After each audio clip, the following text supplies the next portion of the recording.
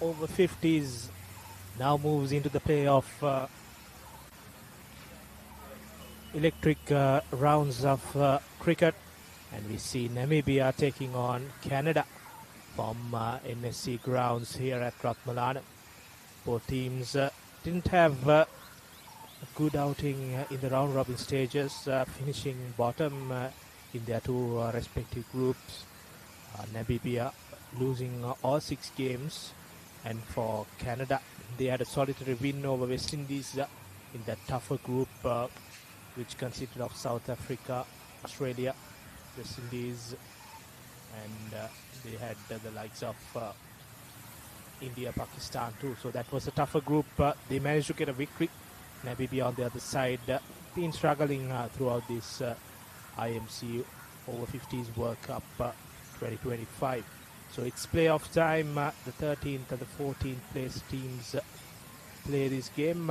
Joining with me in commentary here at Ratmalana, Vibhuda. Good morning and welcome.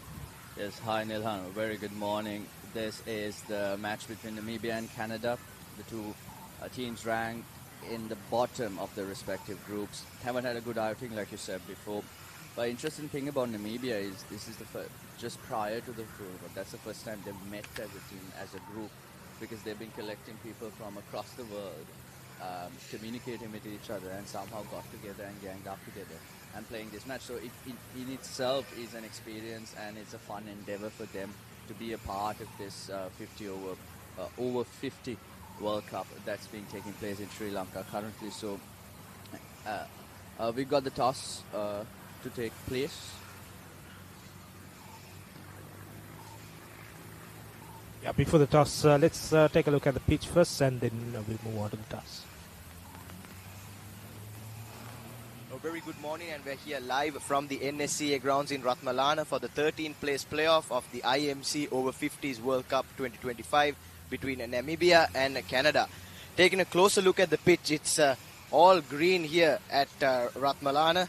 Should be a lot of plenty of assistance for the fast bowlers in the first innings. Bit of moisture retained in the surface as well.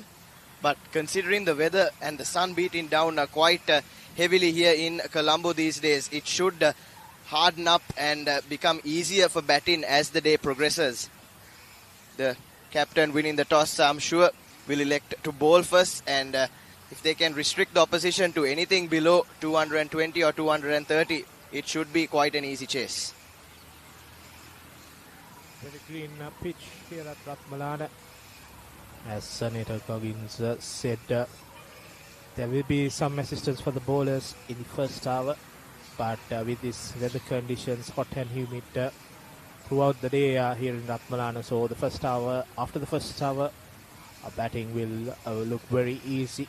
So let's take a look at the toss. We got Ricky Sims with the toss.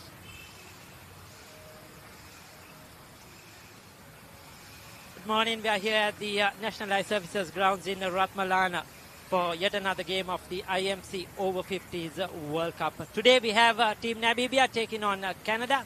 The two captains for Namibia, Davi Hassenberg and Brian Rajadure for Canada. We have the two umpires officiating today, Bob Spets and Martin Wade. And Davi will toss the coin. That is the call. So Davi has won the toss. So you have decided to bowl first. Any special reason behind that, Davi? Don't really know what to expect. Apparently it's a brand new pitch. Nobody's played on it yet. So we'll see if there might be something in the first hour and try and exploit that. It hasn't been the best of tournaments for Namibia, unfortunately, in Group A. Lost all your games, but this is the important one. The two bottom-ranked teams in the two groups going head-to-head. Even Stevens? Yeah, we've still got a lot to learn and a lot to actually carry over into the games. But this is an important one for us, and we at least want to be very competitive. What do you think will be a good total to try and restrict them to? I think anything from 180 upwards will be a game type of score to chase. So good luck, Davi. Good luck to you and Namibia. Thank you. Brian, if you had won the toss, what would you have done?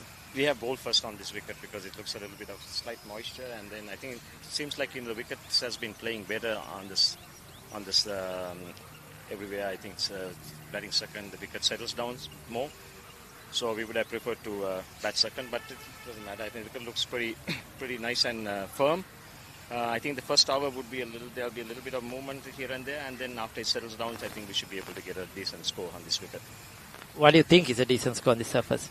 I think anything over 180 would be defendable. Yeah, so I think our target would be about 180. I think for my team, I think it's going to be just to bat the 45. We have not been batting the 45 overs, so I think the idea is if we bat the 45 overs, I think we'll make a decent score so that we'll be able to defend. We have a pretty good bowling attack today, so we should be able to defend, and then hopefully we'll come on top.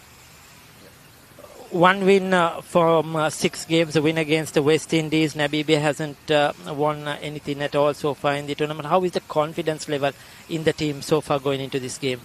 I think the guys have been playing well. It's just I think it's the top 6 has not been clicked so far. So hopefully, with all the experience that we gained in the last 6 games, I think they should make whatever the mistakes that they made, make the same mistakes again, and then play better on this game. I think this is a very important game for us. So hopefully we'll look forward to make amends from the first round. There you go. Good luck, Brian. Good luck to you and Canada. Thank you, Ricky. And that's the news. Namibia have won the toss and elected to field first. As expected, the teams of grass in the pitch being the main reason for Namibia to win the toss and field first. They still are not aware how the pitch will move on, so the better option for them will be bowling first. Looking at these two teams, I think especially Canada, their batting has been good so far, but the bowling has struggled, and for Namibia, both departments have still not clicked together. So what do you expect from these two teams in this game? Yeah, Namibia, obviously they'll be bowling first, having won the toss and elected to field. Having said that, Namibia batting has been very slow, especially the first 10 overs. Ideally, Canada would have loved to have Namibia batting in the first innings. However, having said that, that's the point of a toss. Only one team gets to decide who gets to bat first and bowl first. But if Namibia is to be... And speaking about the teams, there you go, Namibia. We've got Jan Louis Nokia, Isidore Titus, Petri Theron, Fleming, Lestrange, Darby Hudsenberg, Dion Garbs, Willem Rensburg, Julian Fennessy, William Jennings, and Ken Joseph. That makes the lineup. And Brian Rajadurai, Uttar Chelavan, Thurai Raja, Kwaiza, Talati, Ishwaralingam, Vania Singha, Roberts, Punchbaya, Udin, Patel, and Chauhan will make the Canada 11. So those are the two teams that will be taking on each other today. And I was saying about Namibia's batting. Namibia's bowling. That too has to be very clinical as well. Line and length has to be very sound from the start itself. I think they do get a good start. It's just that they don't have those aggressive bowlers to get those wickets when they need it the most. So it'll be an interesting encounter. Fortunes haven't been favouring them so far in this tournament. And Namibia will be dying for a win to finish off, or rather to somehow have some sort of a consolation towards the end of this tournament. Yeah, these two teams will have another game on Saturday, so the winner will play for the 11th and 12th place, and the loser will play for the bottom 2 places. Just going around the park in this IMC World Cup Over-50s. Today we got the big cup semi-finals also happening simultaneously. Pakistan taking on the unbeaten England.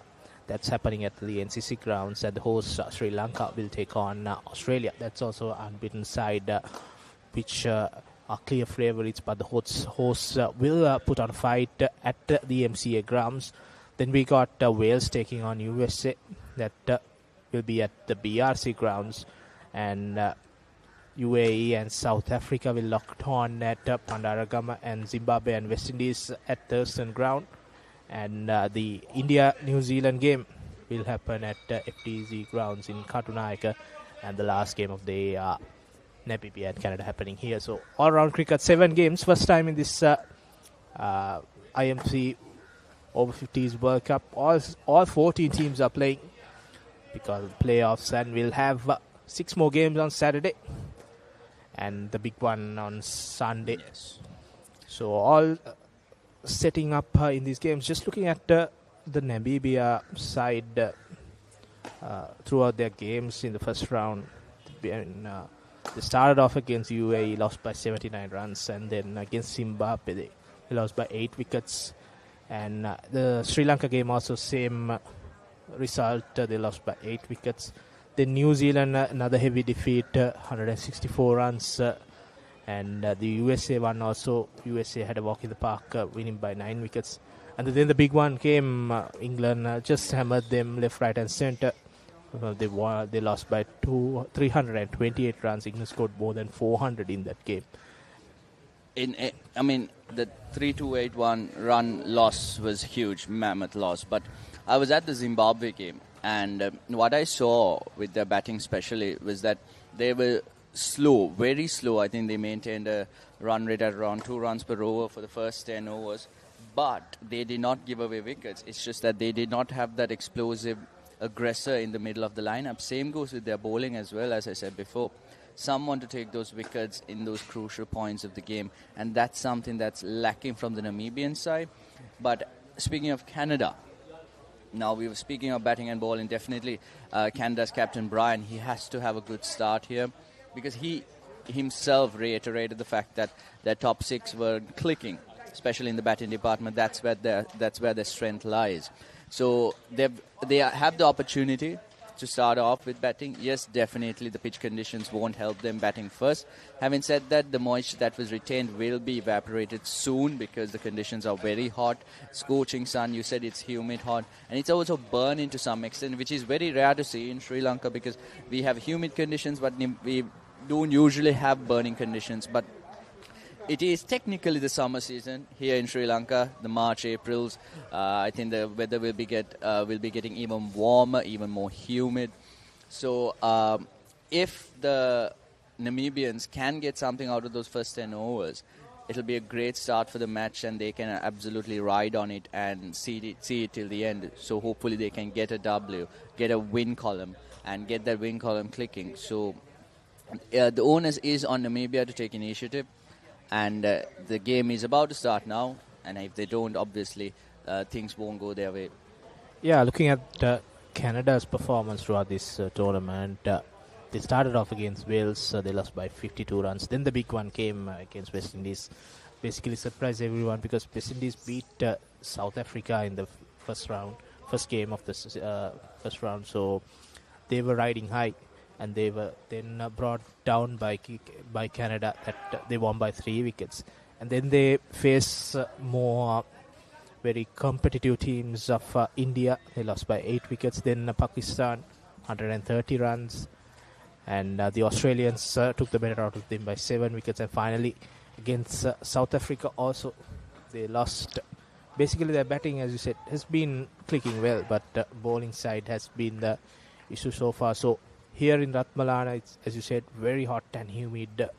This ground is surrounded by residential area, so that will be another problem for the teams with this heavy sun beating down in this ground.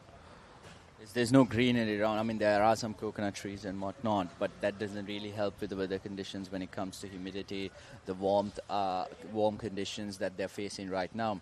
And maybe because by the time it might also work in favor of Canada because they'll be batting first and they'll be going into the afternoon hours when the sun is right on top of them, whilst most of the players are in the dressing room as well, because let's be honest, there are over 50 players, so they really need the rest. They really need the conditioning here. They've been playing consistent, non-stop cricket for the past 1.5 2 weeks, and so they really need the rest. And if they can do a good job here in the batting department, as Brian, the Canadian captain, walks onto the field alongside his batting partner Raja, if they can get a good start, your first 10 overs somewhere around 50 runs, definitely a challenging match. They'll be put into bat, so basically the first 10 overs matters a lot. Just see off the initial 3 or 4 overs, then these two batsmen will look to be more aggressive in these conditions. So Canada skipper wanted something more about 180 to 200 runs. So it's 45 overs game. It's very achievable if they have a good start. Definitely achievable, especially if you maintain like a run rate of around 5 runs per over. That will definitely get them to 180 total. And Namibia is very compact in their line and length, especially in the first 10 overs. So they have to be aware. They can't be going for shots, especially in conditions where the pitch is favouring the bowlers. The first few overs with the new ball might get some skid there, might get the ball to just go to the batter a bit harder, a bit faster. And if they manage to hit the seam faster on the deck as well, that also will give them some sort of an advantage. And those are the advantages Namibia should be taking, especially winning the toss and giving themselves that advantage of bowling first in bowling friendly conditions. And when advantages come your way, you have to exploit them. You have to make sure that you gain the actual advantage instead of making it an advantage on paper or in theory. Because if Brian and Raja goes on to make some good runs in the first few overs, that advantage goes away immediately. Yeah, that would be the plan for Canada on the other side. Just take these first 10 overs and, as you said, if we can go up to about 50 runs, then that advantage is gone. So that will be in mind of Brian and Raja. So we are all set. A little bit slight delay, 5 minutes of official time of 10. 5 minutes past 10 here at Ratmalana. So all set here in Ratmalana. No. 4 teams looking for a good game of cricket. So are we. I believe it's Joseph who will be opening the bowling here for Namibia. There seems to be an issue with the side screen. Side screen, yes. So there's a small issue with the side screen that's holding play up. Few Namibian players also attending that. So slight delay. Looks like it's all good now. Thanks guys, thank you. Let's work hard here, Ken Joseph. Kom, Willem. Was it op die single? Brian looks to be very confident there. The onus is on him, not just as a captain. I think he will be their main batter as well as Joseph start off proceedings.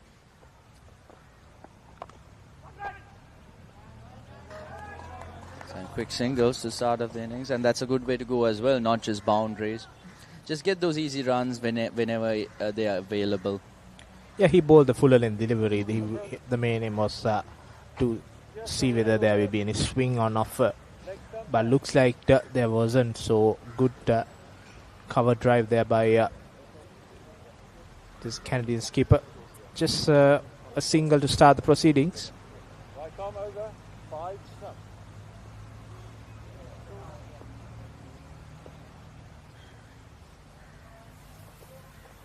Second delivery again, Fuller. This time also drives through, and they gets another single. That's straight in the hands of point fielder. That's interesting. Two quick runs, but the ball travels straight towards the fielder. It seems to be like the fielders are staying a bit further back than they should be. But then again, it seems good running between the wickets as well. A good line there. All three ball deliveries just outside of around the 4th and 5th stump, and not really giving them any opportunity to necessarily relax their arms and just go for those shots. They have to be very conservative here as well. They can't be losing wickets. I think especially Brian's wicket is very important. Another good straight one. Two good deliveries. He's looking for swing still, but there's no swing on offer at the moment, and no slips also there. Yes. They have already identified that there's no swing. So fielders in the ring needs to stop the singles. Wide delivery. But there was some bat on that. It could be a missed opportunity. Drop catch. Interesting. No, you're speaking about the slips. I think that in the last match, was it the England match that they played last? Oh, it was in fact. Yeah, he tried to glance it and it was too fine there, and the wicketkeeper missed out an early opportunity. It's a loose ball, but very lucky that there's no runs on offer on that delivery though. So that concludes the first over for Canada. 3 runs on the board without any wickets. Husa Leisure Private Limited is inviting you to invest for this project for the development of golf course and 120 individual houses, which will be selling outright. Required investment is $30 million, which is the value of 49% of shares, and is available for you to invest. Whatever amount you can invest will yield benefit within less than 5 years.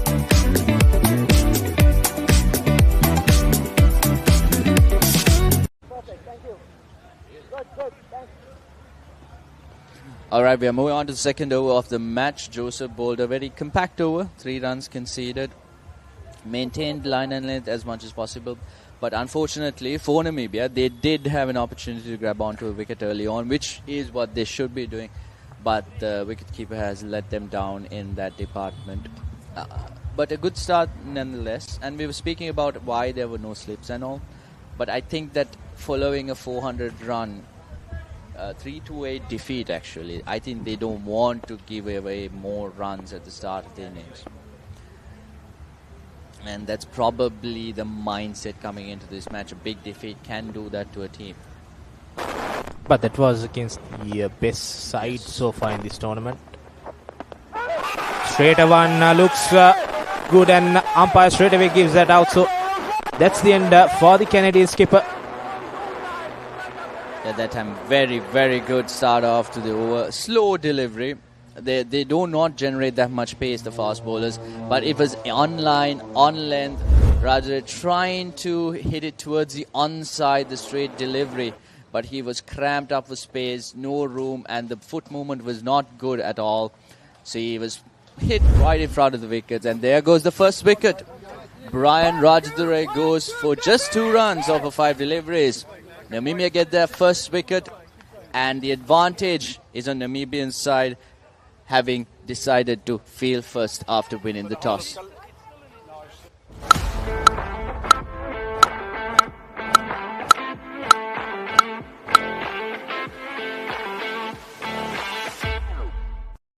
Welcome to the IMC Over-50s World Cup 2025. Experience the unforgettable moments as teams from around the globe compete for glory. 14 nations, 1 champion. IMC Over-50s World Cup 2025. Live on the Papare TV, Dialog ViU App, and ThePapare.com. Early wicket for Namibia. Skipper Brian Rajadure goes, as you see, after Quaiza comes into the crease. And a strange getting in the wicket in the first delivery of his over. Good full delivery, trapped him in front of the stumps, and it was an easy decision for the umpire there. Yeah, they could have had 2 by now, Namibia. The ideal start for them as he takes on the leg stumps as his preferred batting stance, actually, opening up the wicket. But he should be doing that because the ball is very slow, so he shouldn't be getting himself out LBW. Give him some room because the ball will never be beating the bat through pace. So they have plenty of time to get into those deliveries as we've got Strange bowling in.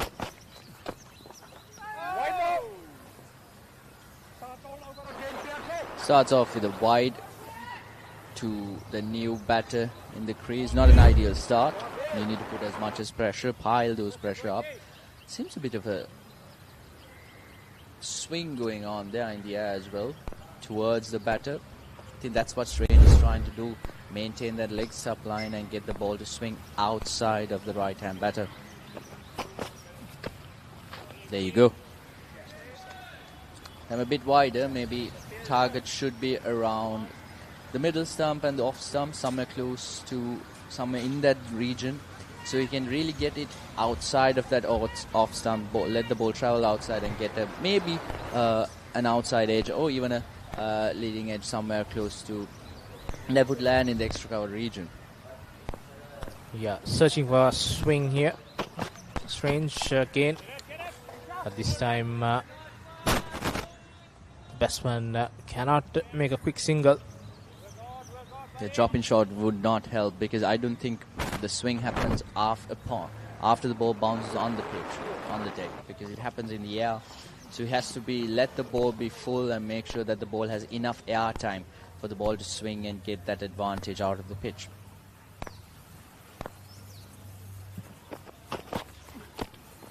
There you go. That's a good line, good length, and a good leave as well by Quasar. Just new to the crease, faced 3 deliveries so far. 2 deliveries actually. And yeah, Canada right now are 4 for the loss of 1 wicket already. We're in the middle of the second over of the innings. Strange will be bowling well. Good lengths, just 1 ball outside, and then as we see, another one. He's searching for that swing starting from the leg stump coming in, and because of that just gave away 2 wides in this over. Another replay of that, no swing at that ball.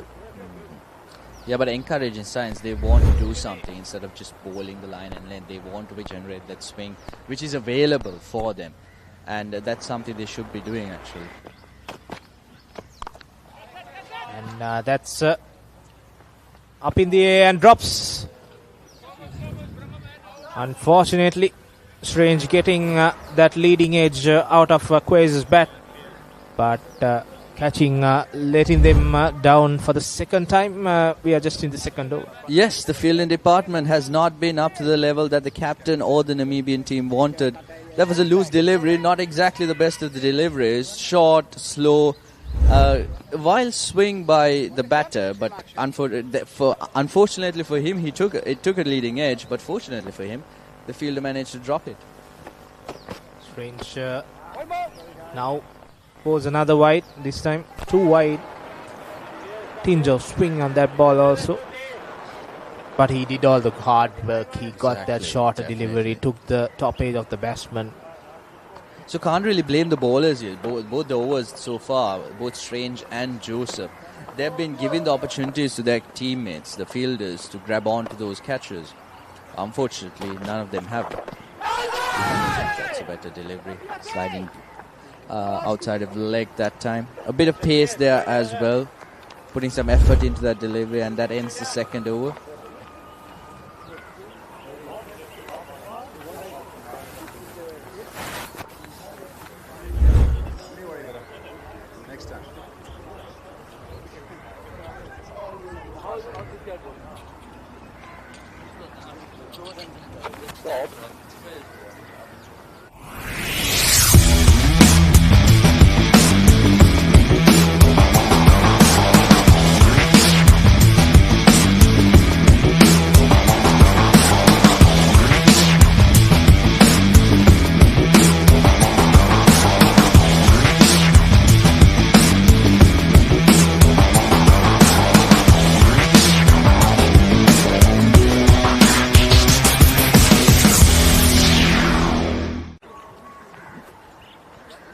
Two overs completed. Canada 7 runs for the loss of 1 wicket. Very lucky to be on 1 wicket down. Missed out on opportunity in the first over, and then another opportunity in the last over, as we see Ken Joseph continuing for Namibia. Short one cuts it through, but straight to that point field. Yeah, instead of 7 for the loss of 1 wickets, the Namibians would have loved to have 3 in that scoreboard next to that 7, because that would have been the best of the best starts they've gotten, not just in this match, but throughout the tournament they've had. Yeah, both batsmen have been dropped in these first 2 overs. Another delivery just outside, so umpire calls it wide. The question is they are searching for runs going outside off. Should have easily left that delivery. They have to have a very conservative start here because so far the batters have not been showing good signs of reaching that total of 180 that their captain wanted. Starting off with the captain himself getting out for an LBW decision in the first over. It's in the second over as Joseph bowls. No. This time straight to that field. At that point, 8 runs have come, but 4 wides in it. So Canada have got some extra runs on the board with the help of the Namibian bowlers. Ken Joseph continues. He is 1 wide only. That came in this over. Straight a delivery, straight into the hands of the bowler. He fumbles it. But no harm done for Namibia. Just no harm done to the score, but some harm to his what is this? Calves? Seems to be so. He's a strong lad there. He must have huge calves. So I don't think Ken Joseph would worry about it that much. You were saying, Neil? Yeah, just he tried to stop it from his yes. neck, so that's what happened there. But he's all good and continuing. Fuller delivery. And drive straight to the fielder. No runs added again. Good over. He's bowling good line and lengths. Just the exception of that wide delivery. It has been a solid start to the second over by Joseph. Especially the line just outside of. That's what he's maintaining. Now he has to surprise the batter. Maybe to get it much straighter. There you go. There you go. Just as I said, a clean bowl Quasar after having an extremely good build-up towards that delivery, bowling outside off in the fourth stump, fifth stump region, and then brings it in, balls it straight, and clean bowls. There goes the second wicket of the Canadian innings. Quasar goes for just That's a one beautiful run, delivery. an absolutely peach of a delivery there. Slight tinge of swing in the last moment and took that off stump. All the good work Ken Joseph did is finally paying dividends here at Ratmalana. After Quasar, who had been struggling, just scoring 1 run out of 9 balls, clean ball by Ken Joseph departs. So Canada loses second wicket to just 8 runs on the Absolutely great start for the Namibians. Joseph, they're not compared to Strange, his other opening bowler. He wasn't swinging it that much. He was just maintaining good line and length. But there you see a bit of a swing. The pitch conditions helping out the bowler. That's what it gives. Just because the pitch is favoring a bowler doesn't mean the pitch will be working for them if they're not consistent in their line and length.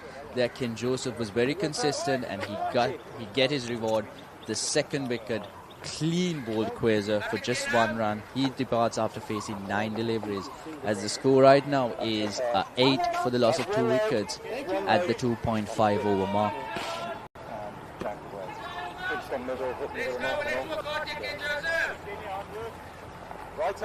New batsman in is Arif Talati for Canada. Winning the toss and bowling first. Looks the good decision now for the Canadian Namibian skipper. And this time delivery straight away. And he cuts it through. And he gets a boundary. That's the first boundary. And good start for Talati. And that concludes the third over. 12 runs for the loss of 2 wickets. You took the wicket. Yes, thank you.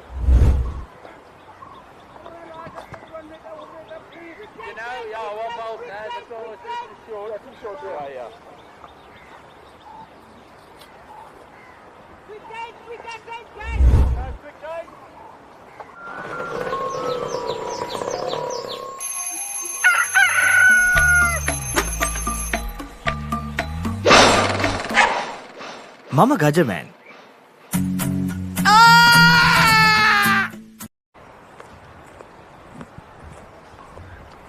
3 overs gone, 12 runs for the loss of 2 wickets for Canada.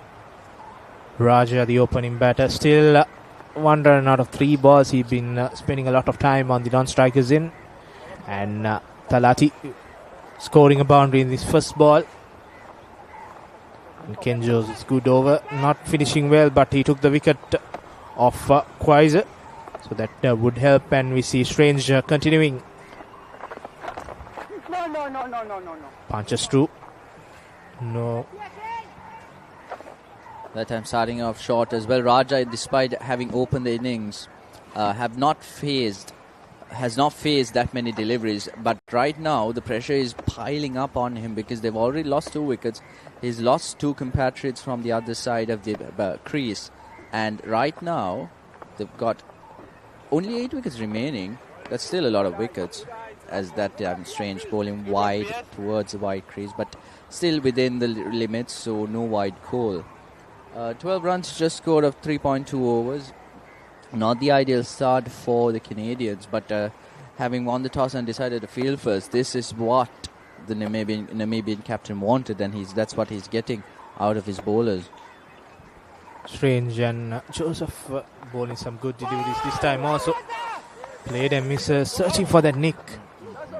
And that's the line he has to bowl, because he's been getting some swing that goes outside or away from the batter. And that's exactly the delivery he has to bowl, a pitch of delivery. They are unfortunate not to get a nick or anything out of that. Just a dot delivery, but the dot deliveries are piling up, so the pressure is also mounting. And that's exactly where you want the Namibian batsman to be, the Canadian batsman, really, if you are, in fact, a Namibian fast bowler. This time comes down the pitch and punches through just a single. There you go, forcing the batter to do something. Takes a few steps, gives him some room. Makes it into a low full toss, but couldn't really maximize on the opportunity there, straight towards the long off region, just for a single. But at least the scoreboard is ticking to some extent. Yeah, they've been bowling that length of the fuller length there, and they have kept a long off in the field now. Same long off and long on are the 2 deep fielders. Straight to delivery, slightly flicks it, and a quick single taken. This quick single started well in the first over, but some good bowling prevented that. And now you see again they've been trying to be very busy in the crease, so that the scoreboard will quickly move. Yes, in cricket, it's about playing for the situation, and right now the situation is that the pressure is on the Canadian batters, so they have to, instead of going for those boundaries, get those singles and keep the scoreboard clicking, because like that, this time the full toss delivery couldn't maximize on it, could have done a bit more, but just a single towards the long off region, and that ends the 4th over. Canada 15 for the loss of 2 wickets.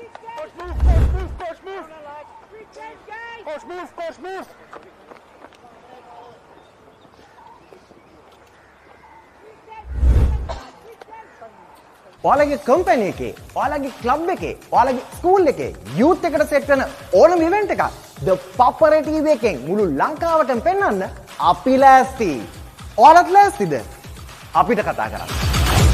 The Papare TV, The Papare TV HD, Dialog Television නාලිකා අංක 63 සහ 126 ඔස්සේ ශ්‍රී ලංකාවේ අංක 1 ක්‍රීඩා නාලිකාව. Back live, 15 for the loss of 2. 4 was Cole, and Ken Joseph continues. Another good delivery. A good delivery to start off the over. Getting some pace there as well, hitting the deck a bit hard, which Ken Joseph is capable of doing. He has to have the surprise delivery like he did before in the second over heat. Yeah, in this over also we see the long off field. I don't see why they are keeping that field on the deep. This time another shot, good fielding there by the Namibian player. They gets a single. Just don't understand how you're putting Canada a lot of pressure. Got 2 wickets. Why do you give that easy singles? Last 2 deliveries of the previous over, they had long off and long on. If they have kept him in the ring, they would have stopped the singles, put them on the pump. Stopped 2 singles actually in the last over. That time it's short, and And there goes the ball towards the boundary. Cut it on the front foot towards the through the actual extra cover region, and that's 4 runs. Welcoming boundary towards the Canadian team. Absolutely whacked it, thumped it towards that region, and that's what you get when you bowl poor deliveries. Yeah, we need that the speed is also slow, and you give width. And Taliti has shown that he's not afraid to play shots. Exactly. They're down 2 wickets. That's not a problem for him. If he sees a loose ball, he'll have a whack at it. Now Ken Joseph, that's a good delivery, good comeback. Yes, definitely a good comeback. And speaking of whacking and thumping those deliveries, he had no risk at all because he went down the ground, not uppish, through those fielders, through the gaps. And see, as soon as the ball went towards the boundary, I think a fielder is the... Is that a fielder? No, that is not a fielder. Seems to be a teammate there, beyond the boundary lines. There you go, another short delivery. This time cuts towards through the covers region. That's 4 more runs, Ken Joseph. That's an expensive over so far. 2 boundaries conceded and a single as well. Yeah, he's bowling that shorter length, and why do you keep the long off? You can take the long off and put a deep extra cover field. That has been the area that Taliti has scored all his boundaries. Just a small change in the field could have stopped them with these boundaries. Definitely. Nilhan with the adjustments, fielding adjustments. Definitely a must here. Because ideally, rightfully so, the long on, especially the long on field, if I'm not mistaken. No deliveries actually. No shots have gone towards that region, and they're not bowling to that field actually. So all the deliveries are outside off. So someone has to take initiative and bring that long off fielder in. Yeah, all the boundaries have scored through the cover and extra cover region. Now, when the over is slightly glance it away, but no runs scored. So that concludes the 5th over. 24 runs for the loss of 2 wickets, Canada. Husna Leisure Private Limited is inviting you to invest for this project for the development of golf course and 120 individual houses, which will be selling outright. Required investment is $30 million, which is the value of 49% of shares, and is available for you to invest. Whatever amount you can invest will yield benefit within less than 5 years.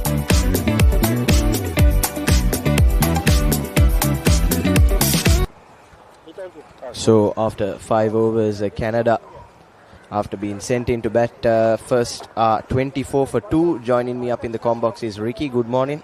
Good morning, Nathan. Good morning to all of our viewers who are joining us on the Papare, watching at home at Dialog TV, or if you're in Canada, it's a very good evening to all those. It's night there. Warm welcome. And I'm sure to all those Namibian family and friends who are watching the game as well, or whichever part of the world you are. A warm welcome to this, playoffs game between Canada and Namibia. Yes, a lot of assistance for the seamers up front, and it's a green surface once again. You see Lastrange nicely angling that back into the pads. But Talati doesn't seem to be concerned about the pitch, Ricky. He's gotten off to a flying start. Yes, he's been the best batter for Canada in this tournament. The other day, unfortunately, was unbeaten on 70-odd. He ran out of partners in a game against South Africa. Was unbeaten on 49, I think, in a game against India as well. Unfortunately, the low order or the other batters haven't really given him that assistance he has been needing to get a bigger score. So he's been the Mr. Consistent. He's scored runs on all the surfaces that has been on offer so far. And I think Canada hopes that he will play a long innings here. Their problem has been, Nathan, that they have been unable to bat the 45 overs. I think you were in there in the very first game against Wales, where Canada went down to Wales. And since then, they beat the West Indies in a close run chase. But against India, they didn't really capitalize. Against Australia, were bowled out in 30-odd overs. Yesterday, day before 40 overs against South Africa. So unfortunately, that has been the Canadian problem. And other than that, in patches, they have played well, but haven't been consistent. Yes, both these teams, I would say, haven't had the tournament that they've been hoping for. Both have been slightly off colour, and hence they find themselves in this 13th place playoff. Namibia, on the other hand, unable to win a single game in this tournament. Highest score by them was just 170 runs across the 6 games that they played, which is quite concerning, Ricky. Yes, they have had a couple of very poor games as well in between. I think losing, you will expect you have to win or lose, but you give a fight. But conceding over 400 runs the other day to England, and I think they were bundled out for 40 odd against USA, and USA got their score in 4 overs. So that has been, they have had some big, huge defeats in those 6 games as well. So it's a lot of pride to play here. Takes a lot of character as well, and this is a much important game for both these teams. Yes, as you said, Namibia failed to put up a fight in any of those games, and those 2 heavy defeats came back to back on Monday and Tuesday, being rolled for 50 runs against the USA, and then rocking up on Tuesday just to concede 415 runs inside 45 overs. 52 extras in that game, if I'm not mistaken. But yes, a lot of pride on the line here, especially for Namibia, considering that they were unable to get off the mark in this tournament so far. Yes, the good thing is they have come out each day, showing a lot of character, a lot of guts, and being energetic off the field as well. And even with those heavy defeats, still enjoying the game, and that is what you want to see from these over 50s. 6 done, 26 for 2.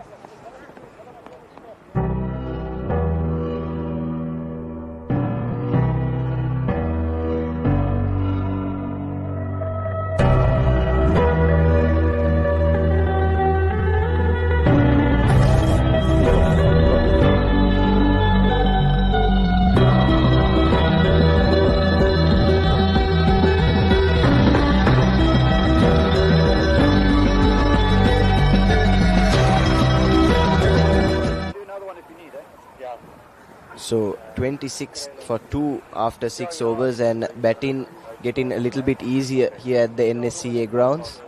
Namibia, after electing to bowl first, have been pretty decent with the new ball, but they'll be ruined those 2 drop chances.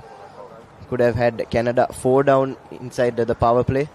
Yes, certainly I think fielding is paramount in these over 50s. The sides that have fielded better, taken their catches, got those half chances are the ones that are on top of their groups and are playing good cricket. You may have all the skill with the bat and ball, but if you're not fit enough and you're not good enough in the field, then it becomes a problem. Doesn't matter how much you score or how well the bowlers are doing if there are drop chances. And even Canada has had a couple of those problems in the field, especially behind the stumps with their wicket keepers. A couple of chances not coming their way. And that has cost them. The other day against India, there was a drop chance when I think one of the Indian batters won 5 and he went on to make 75 not out and win the game. So those important moments have really cost both these teams. Yes, as we see a change in bowling, Kurtz coming into bowl and doesn't start too well. Short and wide, nothing delivery really, and deservingly put away by Raja. He moves on to 9 of 12 deliveries. So Raja is a player that takes his cricket very seriously. If he gets out to a bad shot, he's very sort of angry with himself, and he wants whatever he does to give his 100%.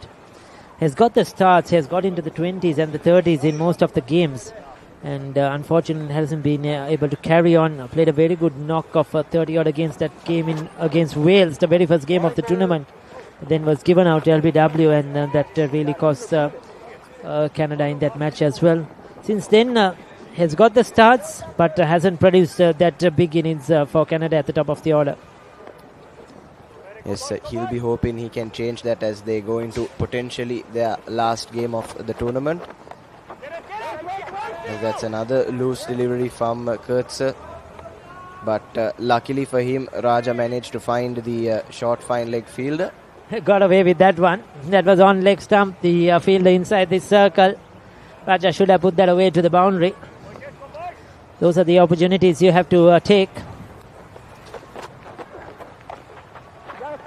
This time though, nicely cut away. Doesn't find the gap on this occasion, but Raja moves into double figures, but batting getting easier, Ricky, and it's quite clear to see.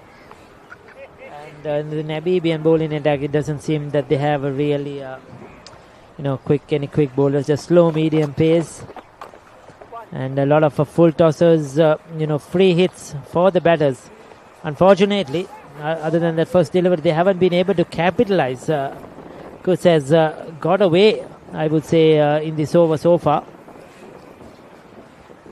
Yes, he's bowled the 4 legal deliveries so far, and as you correctly said, Ricky, they hasn't really produced anything of note. Gets away with another one there. Was on the pads. Raja just gets a leading edge on it. I just feel that Raja is trying to be too careful the way he's batting. I think that is working on their mind, but I said earlier that they have to bat 45 overs, and now they're already 2 down.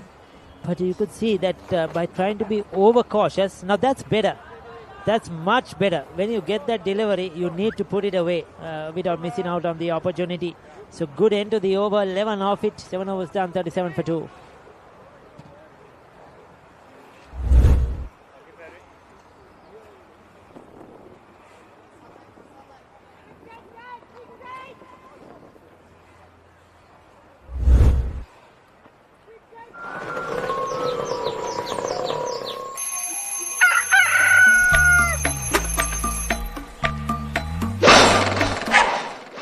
Mama Gajaman.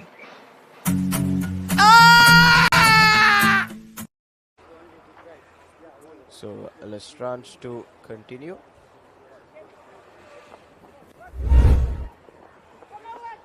Take a look at the last ball of the previous. So you were saying, Ricky, Raja was being a little cautious, but decided to take on the bowling on that occasion. Was quite the loose over from Kurtzer to open up. As if the loose ball is there, you have to hit it. You have to punish the loose ball. And yes, that was loose over. We could call it from Kurtzer. They need to tighten up on Namibia. Yes, especially considering these conditions are helpful for the fast bowlers, as that's put away into the gap nicely by Talati. Sublime timing on that stroke, and beautifully adds 4 runs to the total. Didn't try to hit it too hard. Juicy full toss once again, leg stump, just clipping it away. I thought probably it's just a 1 or 2, but it just sped away down to the boundary. There's been a lot of hard work done on this venue. You could see the outfield has improved tremendously. At one time it was very dry brown patches. The ground was neglected quite a lot over the years. It's quite an old ground, and then it was just used randomly for people to come and play tap rugger and do other various things.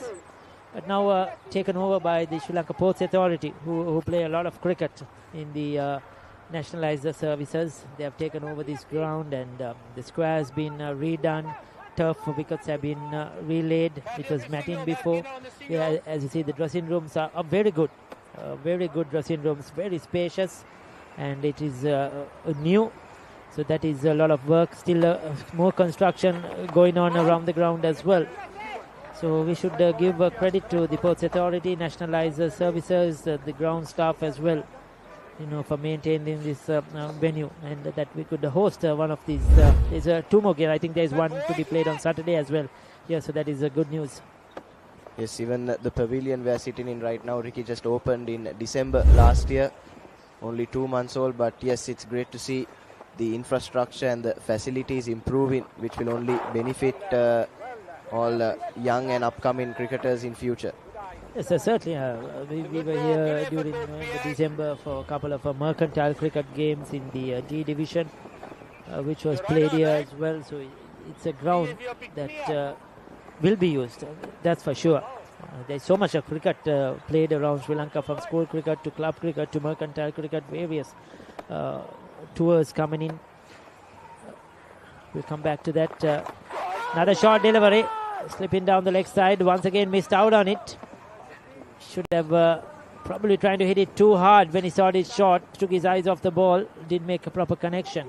Mr. Vijayawardhan, who is in charge of the ground, was telling me even yesterday, I think, they had a England youth team who had come down to play some practice games, who were here. So there's a lot of other cricket. We saw some Australian Masters teams who were here, I think, last month in Sri Lanka, playing a few games. So there are various touring teams that we don't know of, but who use Sri Lanka for practices, warm-up games, etc. And that is good news certainly for cricket and tourism as well. 8 overs done, 43 for 2.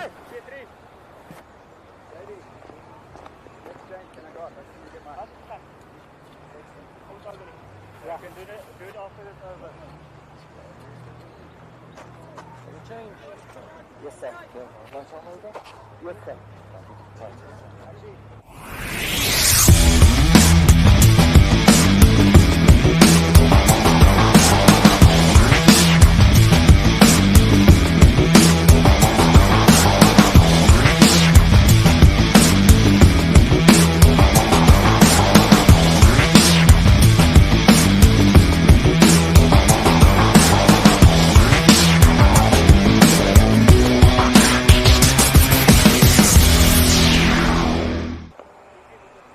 So 43 for 2 after 8 overs, and quite a good partnership now building up between Raja and Talati. So 35 to them so far, and just the 1 over for Kurtz was quite loose in that opening burst, and Titus has been called on to bowl from that end now. Spin into the attack and straight away manages to find the outside edge of Raja.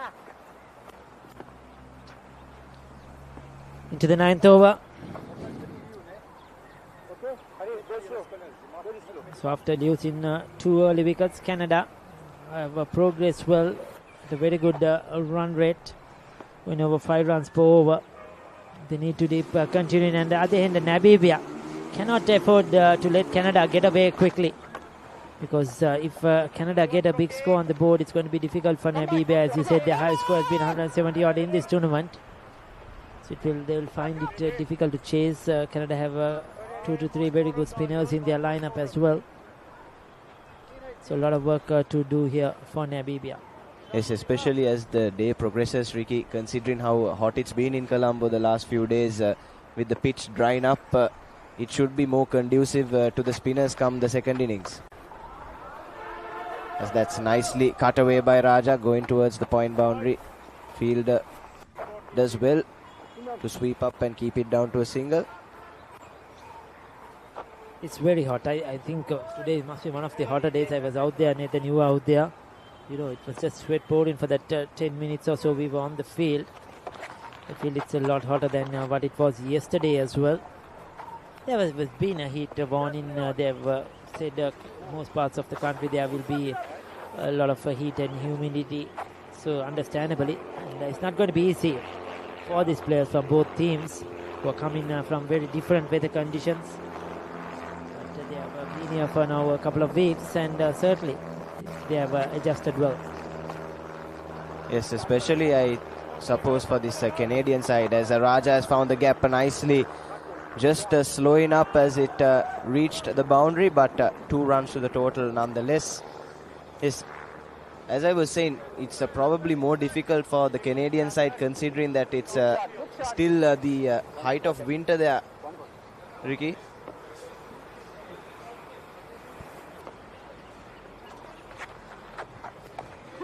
It is a minus something. They keep telling me how they are in Canada and how different it is to what we are here. We'll come back to that. 9 overs done, 49 for 2.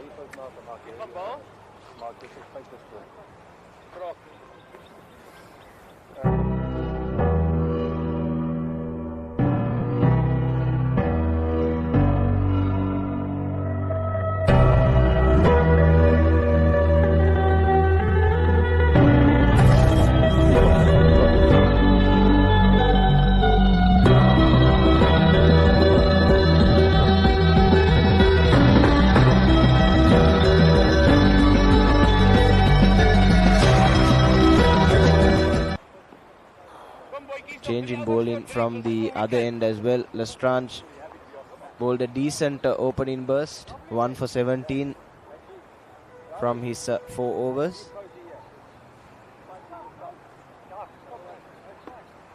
But you'd expect this period now for Canada to be the best for batting, Ricky. So they have to capitalize under these heaty conditions. It's not going to be easy for the Namibians to move around. the morning when I came, the boundary line was very large. It was almost towards this pavilion end where we are. So I got the umpires to, the ground staff to pull the boundary line in, because we are playing on the furthest wicket from this, when you take it from this side. And the boundary line was probably well over 100 meters. So I told them, in these conditions, if you keep such large boundaries, two players of these over-50s will probably collapse. And yeah, they were pulled in the boundary lines, which is much more suited for this level of cricket. Yes, they're on into the side, and now he attacks some right arm seam up deliveries. But yes, as you were saying, it's great that they've decided to shorten the boundaries. If not in this heat, I'm sure even professional cricketers would have found it a bit difficult. Definitely, most certainly.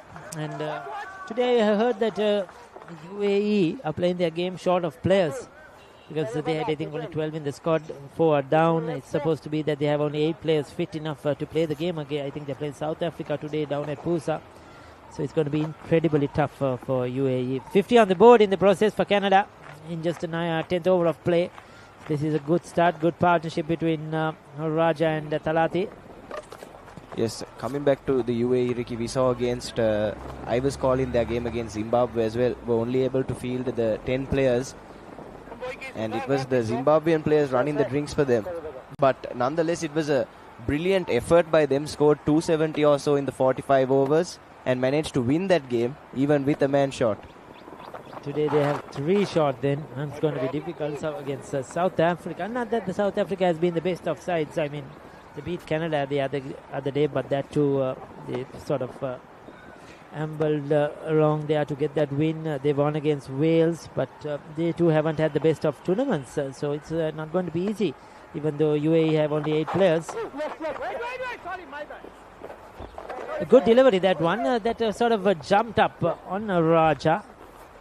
Just short of a length. This has been a pretty decent over by Theron so far. He'll be hoping he can close out these last 2 deliveries. But yes, after starting quite well, Namibia have somewhat faded away as Raja tries to use his feet and completely misses. Tried to throw the kitchen sink at that one. Ricky. Yeah, I think the idea was good, but just that his execution was very poor. Like you said, you see, he was all over. He didn't just really watch the ball closely onto the bat. And coming down the track, it was a wild swing at the end. Yes, and attempting that stroke when long on and long off are both in place is rather questionable. Could have gone to hand had he made sufficient contact. At the end of 10 overs, Canada 51 for 2.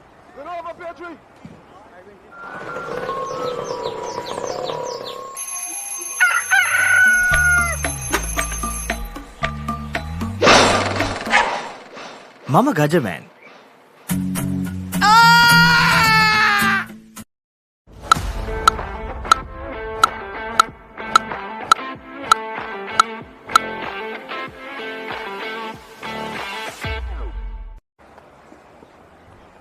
$51 for 2 after 10 overs. Canada putting on a good partnership with Raja and Thalati. Came in when Canada was struggling, and now somehow put on the runs as we expected. They got 50 runs on the board. 10 overs.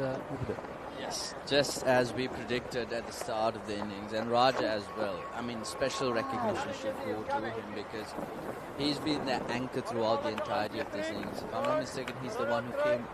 Was it Ray Raj? Yes, it was in fact Ray Raj who was the opening batter. He's been holding his side of the crease, of the pitch actually, his end of the pitch, and making sure that he becomes a foundation that doesn't just give away the wicket, and that actually helps Thalati because he's been the one who's more aggressive, scoring at a rate of over 100. Yes, definitely over 100. So Raja 21 of 28, Thalati 23 of just 21. As we see, Titus has been called into attacks. 8 runs conceded so far of 1.3 deliveries. 45 runs partnership with the single that moves to 46 runs. spot of bother at 8 for 2 Canada. But this partnership, mainly Talati scoring 4 boundaries and Nature Raj also helping himself with 2 boundaries to continue this partnership. Runner ball partnership, they two came in and when they were struggling and then respected the bowling in the initial stages, but then when the changes came in, especially they took the best out of these Namibian bowlers, especially Kotsi bowling only 1 over, went for 11. And especially who is it? Ken Joseph and Strange, they were the ones who actually laid the foundation for this innings. But as soon as the changes happened, it became so expensive for the Namibians. As that ends the 11th over, 54 for the loss of 2 wickets. Catch the excitement real time. Be up to date with it all. Let us capture your milestones. Get it sizzling hot off the turf. Hear the experts break it down. Dig deep into the nitty-gritties. Be inspired by their greatness.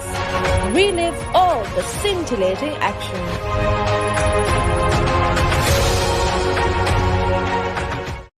Husa Leisure Private Limited is inviting you to invest for this project for the development of Gulf Coast and 120 individual houses, which will be selling outright. Required investment is $30 million, which is the value of 49% of shares, and is available for you to invest. Whatever amount you can invest will yield benefit within less than 5 years.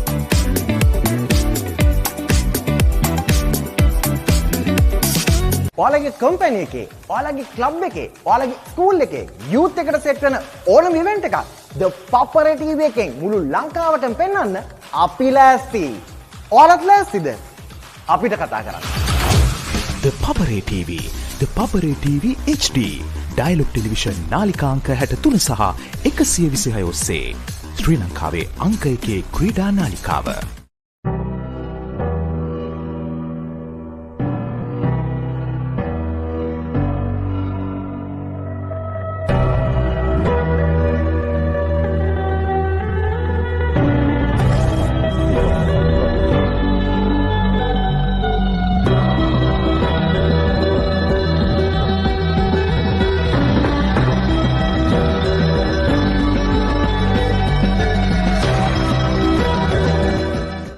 Welcome to the IMC Over-50s World Cup 2025. Experience the unforgettable moments as teams from around the globe compete for glory. 14 nations, 1 champion. IMC Over-50s World Cup 2025. Live on the Papare TV, Dialog ViU App and ThePapare.com. ඔයාලගේ company එකේ, ඔයාලගේ club එකේ, ඔයාලගේ school එකේ youth එකට set වෙන ඕනම event එකක් The Papare TV එකෙන් මුළු ලංකාවටම පෙන්වන්න අපි ලෑස්ති. ඔයාලත් ලෑස්තිද? අපිට කතා කරන්න. ThePapare TV, ThePapare TV HD, Dialog Television නාලිකා අංක 63 සහ 126 ඔස්සේ ශ්‍රී ලංකාවේ අංක 1 ක්‍රීඩා. Catch the excitement real time. Be up to date with it all. Let us capture your milestones. Get it sizzling hot off the turf. Hear the experts break it down. Dig deep into the nitty-gritties. Be inspired by their greatness. Relive all the scintillating action.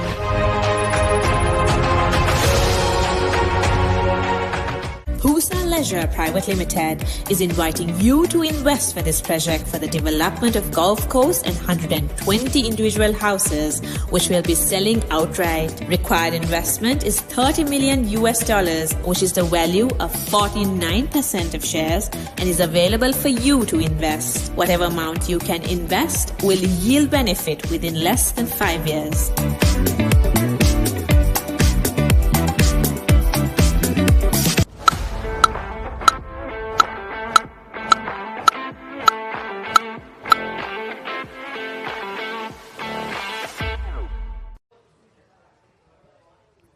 Back live after the drinks break here at Ratmalana.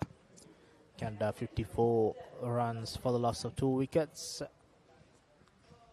Namibia started well, initially got 2 quick wickets, the skipper Brian, and then we saw Quaiser going early on, but this partnership of 46 of 49 balls put them back on track, and now we continue it with the 12th over. Good recovery, Vibhuda, from the Canadians.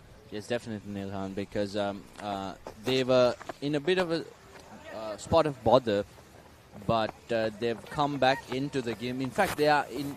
The momentum is with them right now. They've been riding on that momentum good as well. Namibians, they need to find a way to get into this game, and this is what I was questioning at the start of the game as well. Do they have that bowler, whether it be a spinner or a pace bowler, who can actually be aggressive and get that crucial wicket? Because bowling like that time towards the leg, full toss, just easily flicks it towards the square leg region for a boundary, and that brings up the total to 59 after that boundary. Yeah, that's the 50 partnership also for these 2 players, Talati and Thurai Raja. Nicely flicked that boundary. And as you speak, for Canada it was a lot of good bowling by Strange, but he cannot bowl more than 4 overs on a trot. Yes. He's bowling in good pace, and these conditions here, they need a spinner to stand up and stop this run flow. Another shorter delivery, cuts it straight to the fielder, but a fumble will allow them to get a single there. And the fielding aspect, especially from Namibia, has put them down.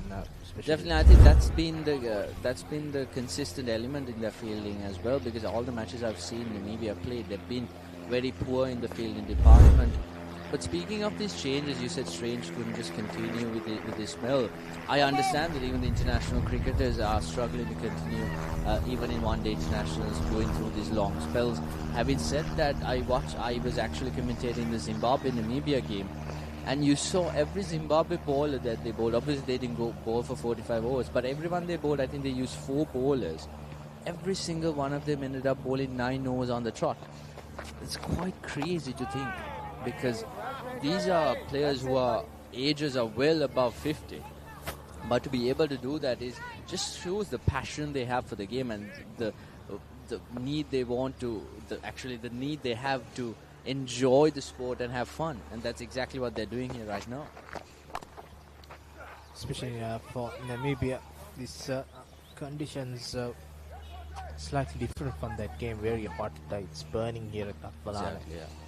So those could have been the difference. And I saw in South Africa also, South African games, their spinners continue to bowl 9 on the trot, but fast bowlers would be a different ball game for them to bowl 9 on the trot. So that concludes the over of their own. Just 7 runs out of it, 61 for 2 after 12. Welcome to the IMC Over-50s World Cup 2025. Experience the unforgettable moments as teams from around the globe compete for glory. 14 nations, 1 champion. IMC Over-50s World Cup 2025. Live on the Papare TV, Dialog ViU App and ThePapare.com. Dialog Television එක reload එකෙන් පවුලටම හිතේ හැටියට TV බලන්න රුපියල් 798කට අලුත්ම superior reload plan එකක්. Activate කිරීම reload සහ My Dialog app මගින්. IMC Over-50s World Cup 2025 here in Sri Lanka. Now moved into the playoff games. You can watch the live action on www.thepapare.com and on Papare TV in Dialog Television, and you can watch these games live on the social media channels of Papare.com as we bring all the live action of all 7 games happening today. And now Titus continuing for Namibia, and Canada leaks another single and increases the tally to 62 runs. Yes, Tite is a valuable piece in this Namibian team because he's a fantastic all-rounder, a very explosive batter that comes down the middle of the order, and a fantastic bowler as well because he maintains lines and lengths. As I said that, he bowls it a bit short, but straight towards the field at coverage. A bit of a fumble, but a brilliant teamwork there, recovery, as the ball travels back towards the bowler. A bit of fumble there. he's staying on the boundary line and collecting it. If Canada can spot this, they could put on some pressure by looking for the second one also. Fighter delivery takes on the full and he punches his two, and that's 4 runs for Talati. And he's always there when the ball is tossed up and it's full. Definitely. Maybe took a few steps forward as well to make sure that the ball he meets the delivery as a low full toss. So he just had to flick it off his pads towards the mid-wicket region. And 4 runs, deserved 4 runs with less and minimal effort, and that's what exactly they have to do, because it's just 12.3 overs. There's lots and lots of overs coming their way. As you can see, Talati, he's confident. You can see with his demeanor as well, and rightfully so. 33 runs off of just 27 deliveries. The partnership 59 off of 58. A brilliant partnership so far. His batting also has helped Thurai Raja also. He's been the anchor around this innings. No pressure for him because Talati is getting the boundaries and taking off the pressure. And a good comeback delivery by Titus. Nicely flighted delivery, bowling straight. And 2 dot balls after conceding that boundary. Yes, and I wanted Namibia or rather Canada to maintain a run rate of 5 runs per over. But this partnership alone is maintaining 6 runs per over run rate. So it's absolutely brilliant. Especially, that time wide had the keeper collected in the first time. He could have had a stumping opportunity there, because I feel like the back foot was a bit in the air. Let's see, look at the replays. No. The back foot was safely and soundly behind the crease. So no real opportunity. Yeah, just waving on the line. Now another shorter delivery. Cuts it through cover regions for a single. Would have been nice to see if they put on some more pressure on that fielder, but that concludes the 13th over, 69 for 2. What is your plan for the next cricket tour? Here is the answer. Pusa Leisure Private Limited, Sri Lanka's only leisure company with its own cricket ground. Engage in sports tourism exclusively for cricket. Contact details. Pujita 077 7421 842. Nishani Gunasekara 076 76 17 249. As the round continues, we'll just have a glance on the 2 semi-finals happening simultaneously. The hosts taking on Australia. Sri Lanka 15 overs, 69 for 2. At the MCA grounds. Another good delivery here by Theron. Just getting the length right, and a good defensive shot by Taliti. Yes, Theron's bowling very well here. 2 dot deliveries to start off the over. And he has to maintain this rhythm as well. The lines and lengths, the rhythms, because the momentum is nowhere near the Namibian camp. So something has to happen. Something out of the hat. Something has to be pulled. Hopefully not a rabbit, but a wicket. And he pulls the wider length again. Short and wide. This time umpire marks it as a wide. It's another replay of that delivery. Just outside the trim line there. And you're putting yourself in trouble as well, because you have to bowl another delivery. That's more effort, that's more tiredness coming in, especially in these conditions, as it is well left by the batter. Negotiating the bowler very well. Despite that, Theron has been very good with the line, especially. Doesn't really allow the batter that much of a room for go to just back at those deliveries. And Talati has been very, very aggressive as well. Yeah, he's bowling good lengths. Another full toss delivery, and he gets the connection, and that goes through a boundary. And these loose deliveries, Talati is taking the maximum out of it. Yeah, very loose delivery there. Talati didn't really meet the ball as well as he expected or wanted to, because I think he wanted to get it upwards. Feels like it's a mixed connection, but still goes towards the boundary, goes through the gaps, and that's exactly what Canada wants. They want runs, and they want those boundaries coming their way, and they're maintaining a very healthy run rate. 74 runs in just 13.3 overs is absolutely brilliant. And absolutely peach of a start here, despite losing 2 wickets in the first 2 to 3 overs. And now I think the conditions are even as well in the pitch-wise, because you see, as that time is short and plays over the fielders, but a few bounces to the boundary line. That's 4 runs. That's 2 fours in this over. Theron's been very expensive, including a wide as well. And as you can see, the batter is using the deliveries that he's given. The short deliveries, poor deliveries are being pulled away, literally pulled away towards the boundary to get some more runs as the runs keep piling over. 78 runs. We are about to end the 14th over, so that's a good total to have at this point of the game. 2 bad deliveries, 1 full toss, and then a slower, shorter one. Again, bit short, but he punches through to that field, so that's another single. Very expensive over coming to an end. 79 for 2 after 14.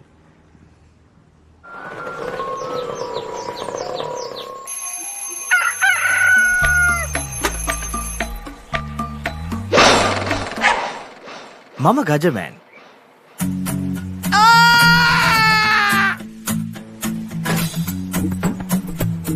මම හැමදේම කරන්නේ බොහොම පිළිවෙල. මං වැඩ කරන්නේ මගෝරිස්තුමාට. එතුමාට නම් මාව නැතුවම බෑ.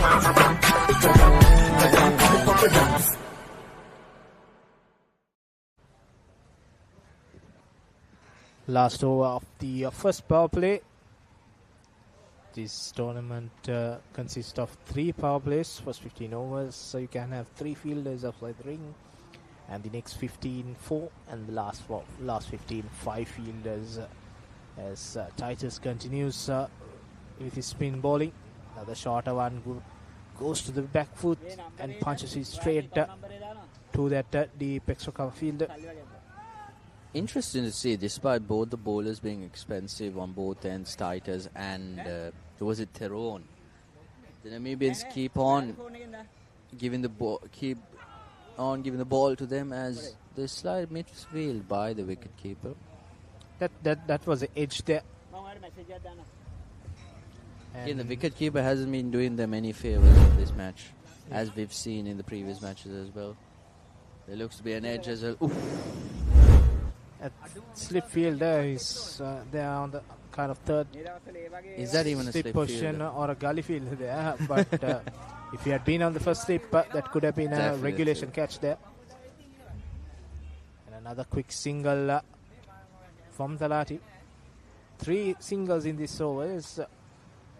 And for Namibia, Theron bowled well the first 2 overs, and that last over took all the credit away. Now there you go, Raja. He hoiks it away, and that's over the fielder, and that's 6 runs. The first 6 of the game comes from the bat of Ture Raja. He saw that flighted delivery, and he went for the big shot.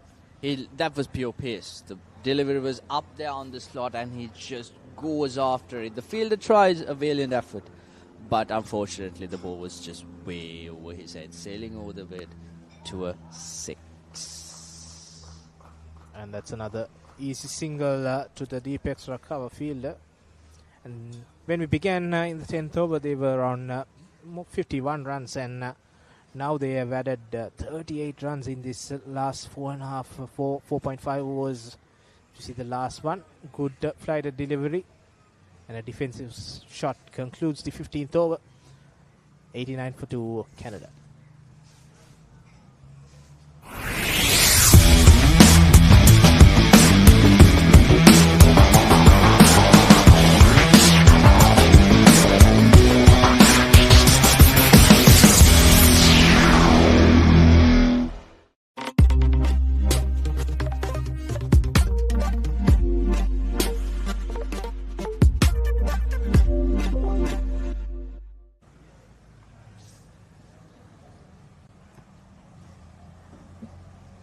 So 89 for 2 after 15 overs, and Canada well and truly on the front foot.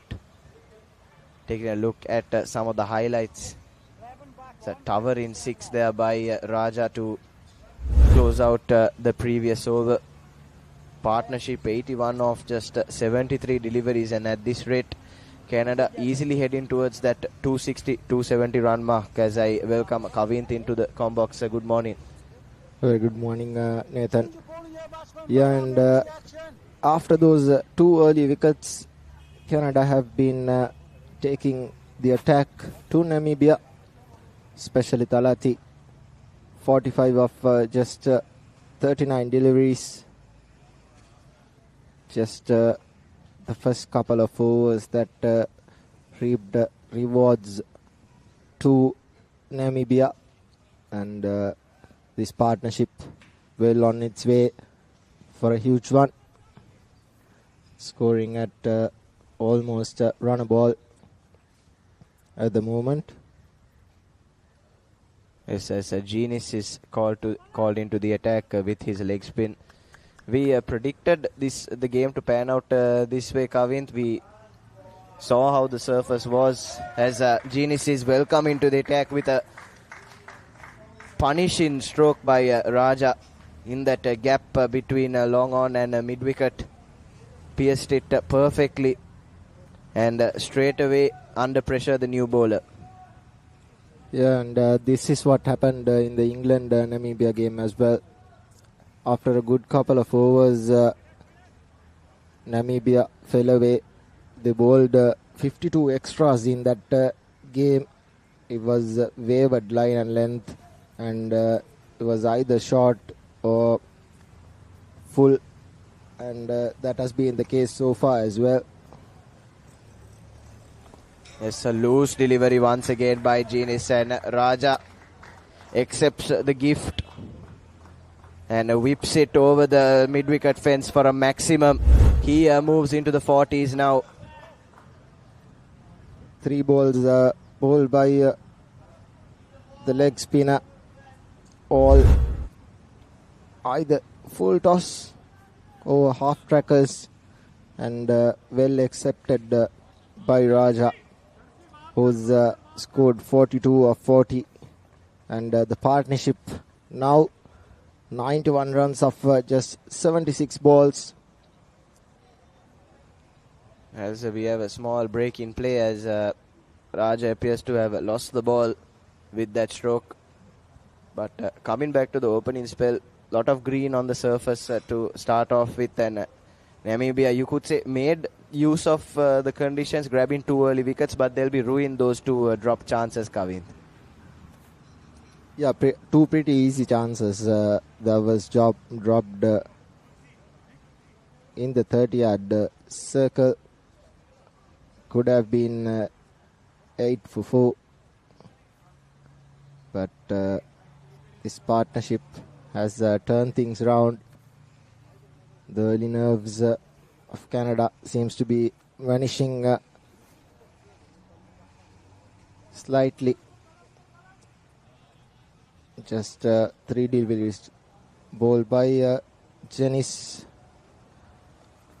And there again, there another full toss and down the leg side, and this probably will be 2 runs, but they only decide to take the one that should have been a boundary as well. It was wavered again down the leg side. Just 1 run. I think it caught the inside edge rather of the bat that went, and here's Janice again. That's that probably is the best ball he's bowled so far in this game. A pretty expensive over, 12 runs of just 5 balls. It's a delivery to come. Raja will be hoping to capitalize on this and close out the over on a high note. Nicely tossed up that time, and Raja can only defend that straight down the wicket. It's 101 for 2 after 16. Pusa Leisure Private Limited is inviting you to invest for this project for the development of golf course and 120 individual houses, which will be selling outright. Required investment is $30 million, which is the value of 49% of shares, and is available for you to invest. Whatever amount you can invest will yield benefit within less than 5 years.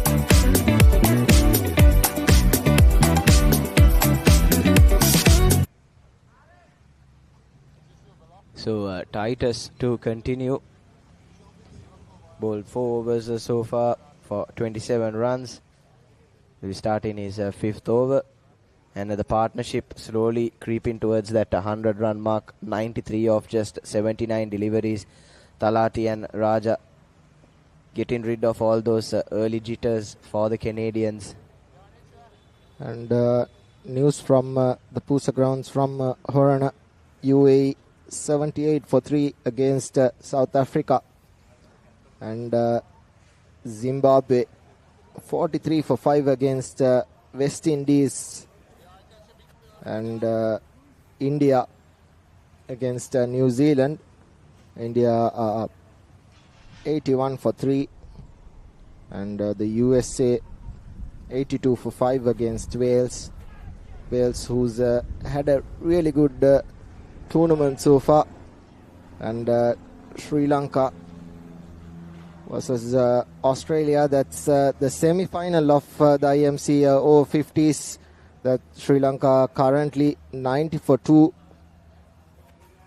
Seems to be going at a pretty good run rate, as well as we see Raja score another single, and Pakistan versus England. Pakistan 70 for 4. That's the second semi-final that's been played. That's the whole 7 matches that's been played today, and the 2 important matches, Sri Lanka versus Australia and Pakistan versus England, are the 2 semi-finals.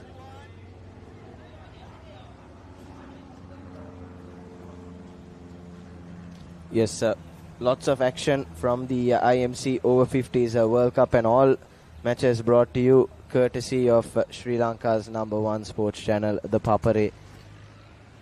There's a pretty quiet over here so far from Titus. Just the 4 singles in 5 deliveries.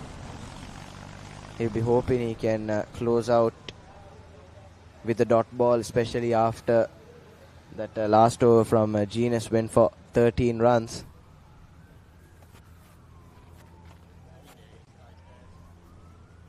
And yes, closes out the over well. Just the 4 runs off it. It's 105 for 2.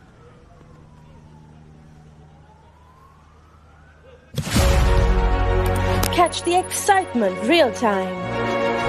Be up to date with it all. Let us capture your milestones. Get it sizzling hot off the turf. Hear the experts break it down. Dig deep into the nitty-gritties. Be inspired by their greatness. Relive all the scintillating action.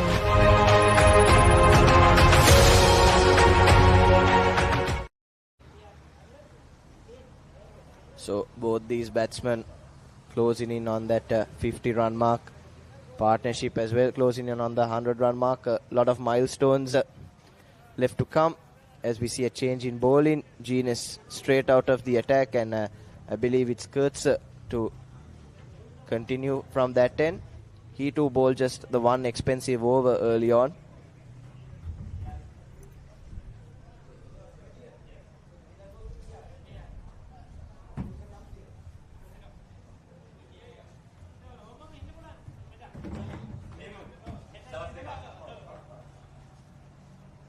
And yes, it is Kurtz come back for his second over. Bowled his previous over from the other end, but went for 11 runs. As I said, hopefully change in ends will bring a change in fortune for him and this Namibian side. 3 runs short of the 100-run partnership between Raja and Talati, who's batted really well They've taken on the attack to this Namibian bowling lineup, as we see the medium pacer. And that's another couple of runs, and Raja moves to 47 of 45 deliveries, and Talati 48 of 44 deliveries, both going at a pretty similar rate. Just 17 overs bowled and 107 for the loss of just 2 wickets. The 2 wickets fell in the first couple of overs. So we see Koitsi down the leg side and hammered away, and that will be another boundary. Down the leg side. This is not really good bowling, as Raja brings up his half century. 51 runs of just 46 deliveries, and brings up a brilliant half century. Yes, loose delivery from Kurtz, and quite nicely put away by Raja. He brings up a well-deserved half century of just 46 deliveries, 4 fours and 2 sixes in that, and that stroke brings up the 100-run partnership as well for this pair. So plenty of milestones now coming in for the Canadian side. Koitsi, this time a better delivery, was on the off stump, bounced a little bit.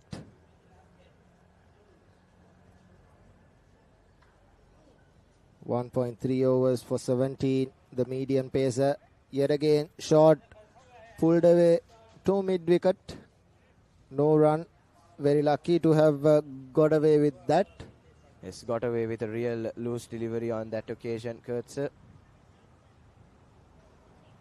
6 runs off the over so far.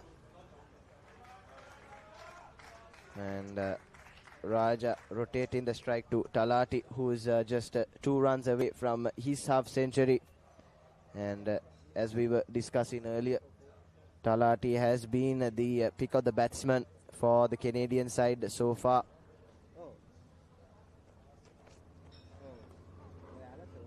Nothing that he can do about that delivery. A good end to the over from Kurtz. It's 112 for 2 after 18.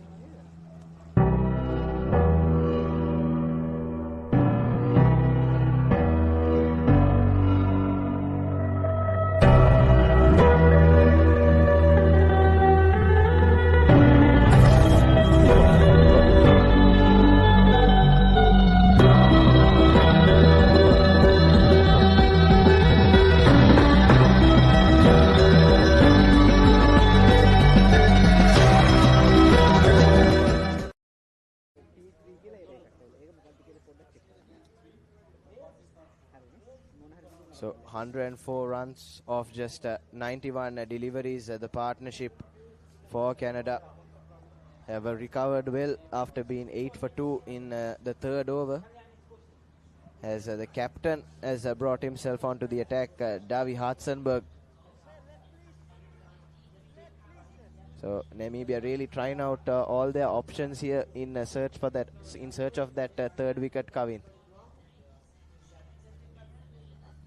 Namibia need to take the third wicket quickly.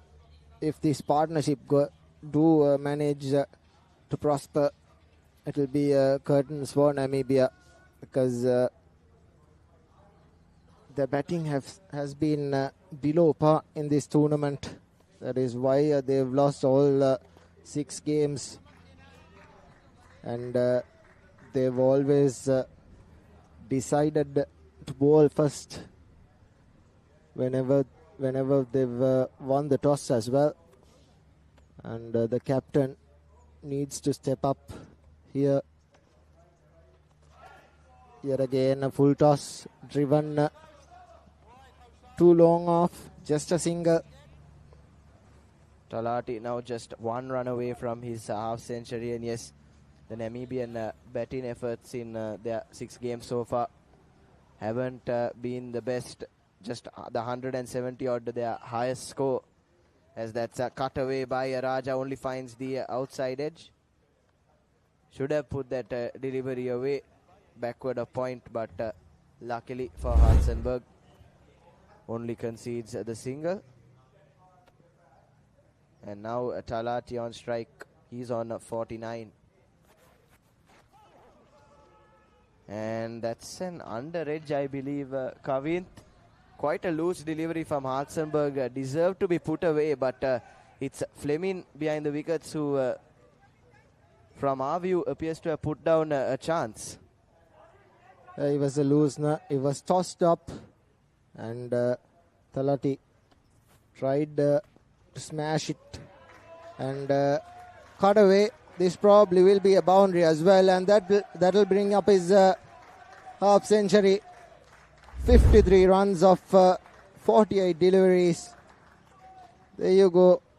Pretty average fielding effort as well at backward point.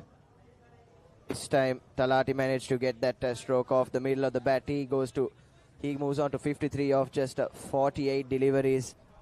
9 fours in this inning so far, and he's showing why he's been in the pick of the batsman for Canada. And the previous delivery saw yet another drop chance from Namibia, albeit a difficult one for Fleming behind the stumps, but a dropped catch nonetheless. It's 119 for 2 after 19. ඔයාලගේ company එකේ, ඔයාලගේ club එකේ, ඔයාලගේ school එකේ youth එකට set වෙන ඕනම event එකක් The Papare TV එකෙන් මුළු ලංකාවටම පෙන්වන්න අපි ලෑස්ති. ඔයාලත් ලෑස්තිද? අපිට කතා කරන්න. ThePapare TV, ThePapare TV HD, Dialog Television නාලිකාංක 63 සහ 126 ඔස්සේ ශ්‍රී ලංකාවේ අංක 1 ක්‍රීඩා නාලිකාව.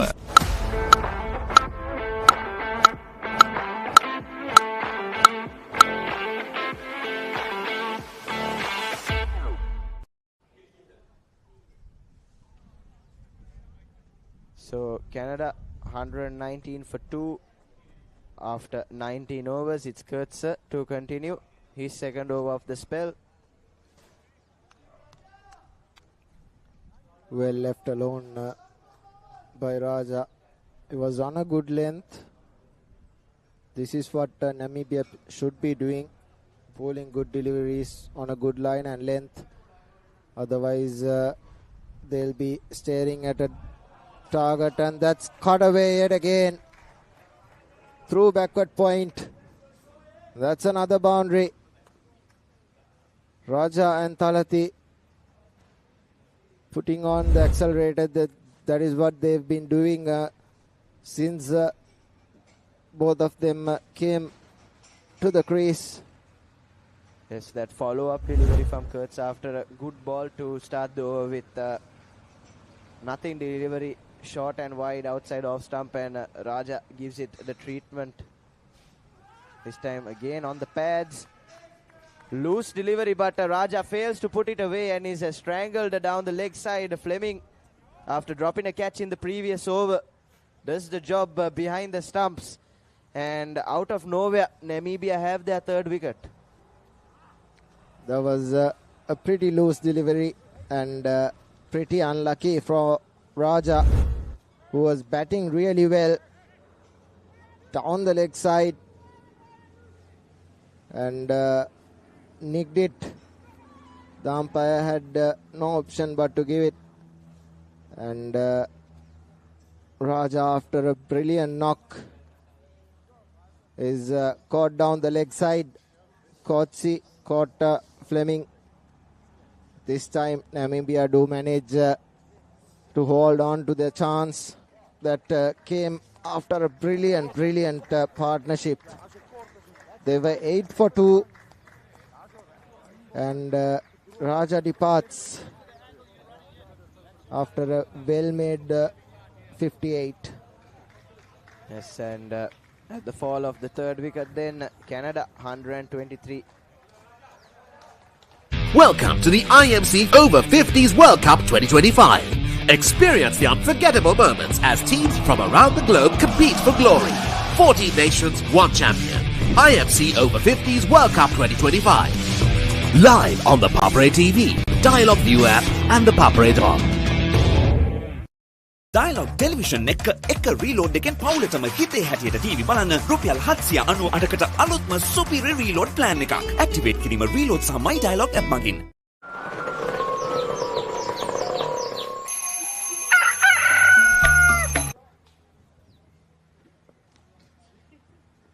So that wicket brings Maddy to the crease. Kurtz starts off on a good length, left alone. Matty Eswaralingam. We've seen him bat up and down the order so far in the tournament. I remember in some of the previous games, batted at 8 or 9. This time, small promotion for him. Yeah, he started scoring down the order, keeping important partnerships intact, and that probably why he's been promoted. He played well against Wales on a losing course, and that's the end of the 20th over. 123 for the loss of 3 wickets.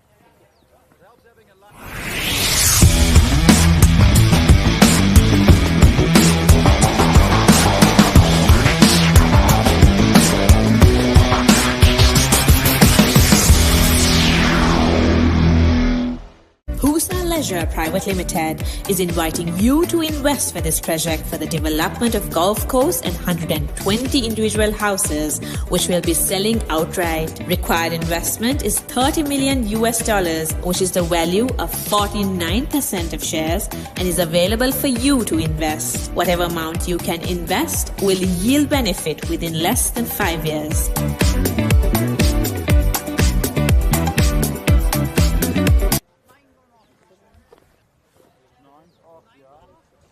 Video was gone, 123 for the loss of 3 wickets Canada. Partnership finally broken by Namibia. And now Talati still continuing 53 out of 49 deliveries, and now we got Matty Iswaralingam joining him in the middle. He's scoring at a run rate of over 6 runs per over as well, as that is shot and pulled away towards the mid-wicket region. 4 runs to start of the over.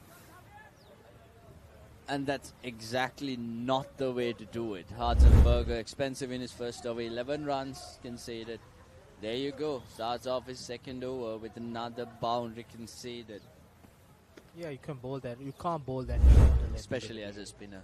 Yeah, especially for Talati, who's been the very aggressive batsman.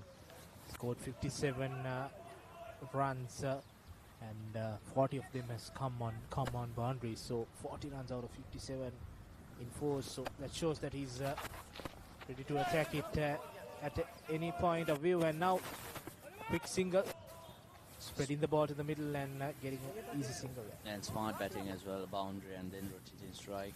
Very important at this stage of the game. No doubt deliveries because the runs are coming, so might as well get some singles as well. The boundaries are coming their way quite easily. Short balls, loose deliveries are also coming their way.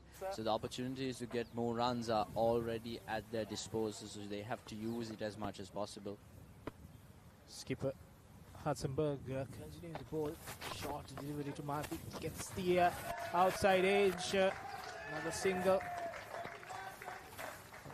Takes him off the mark. Marty Iswaralingam.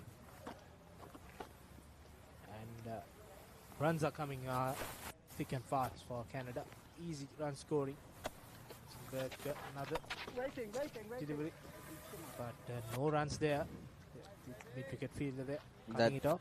And despite it being short, it had a bit of a spin there, so he was cramped up for space there. Talati has been on the crease for a long time, 58 of 52. He's been batting brilliantly as he goes for, flicks it towards the square leg fielder for another single. Easy single there. Putting the pressure on the fielders. And with the arrival of Marty Iswaralingam, the running between the wickets have also taken a notch up as Hartzenberg posts a final delivery, a wider one, so he's rebowled that delivery.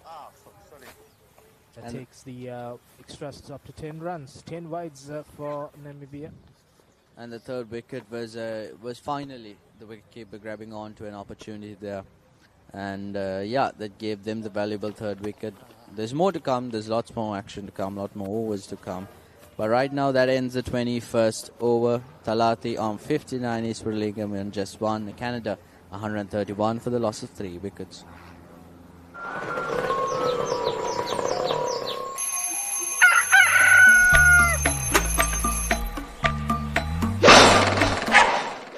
Mama Gajaman.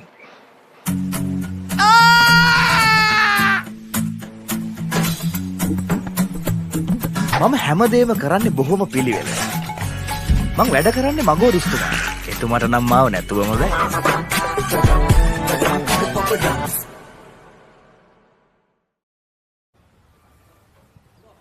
21 overs gone, 131 for the loss of 3. Canada, after losing the wicket of the opener, Thurai Raja scored 58 runs out of 54 balls. Now the first delivery picked up, and that goes to the boundary. Short ball, easily picked up and flicked it away for a boundary. This time there's more pace in the delivery of Coates, and too short, back of the length, and just, going onto his back foot and pulls it over the fielders. And a valuable 4 runs as well. Finally, some pace on the delivery there by the bowler, but the more pace there is, it gets easier for the batter to bat as well, because it comes to the bat very easily.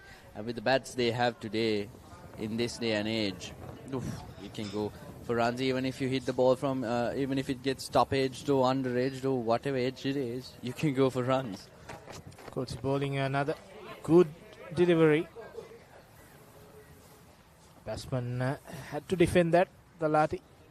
Good comeback delivery after the shorter one.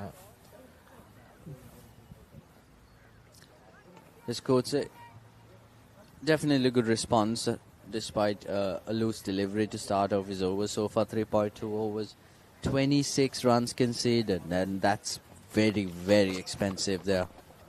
Sam again full, pushes this nicely towards the long off region for a single.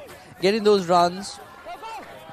Oh, they've crossed for a double as well. Slow fielding by the Namibians, just allowing the Canadian batters to go for 2 runs despite the ball travelling directly towards the fielder. Yeah, just that double came mainly because of Mathi Suralingam. Just before joining this commentary stint, the Canadian bench were talking about that. They wanted to convert these singles into doubles, knowing that these fielders are not attacking to the ball when they're fielding, and they didn't have that communication correctly given to the Thurai Raja and Mahadi, but Talati, but Mathi's inclusion now as he pushes for a quick doubles, and now he goes to the gap, and that's 4 more for Talati. Cuts it away through the cover and cover fielders there. And also Iswarlingam, he brings new energy to the pitch as well, because he's a new batter on the crease. So he has more energy in his tank, and it allows them to go for those more runs. He can take the initiative, especially when it comes to running in between wickets, because Talati can be that explosive force in the batting line, especially amongst this between this pair.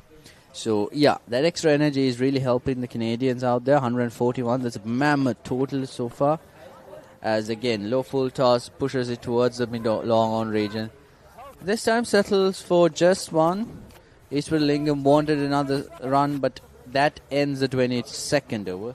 So 142 for the loss of 3 wickets as we move on to drinks.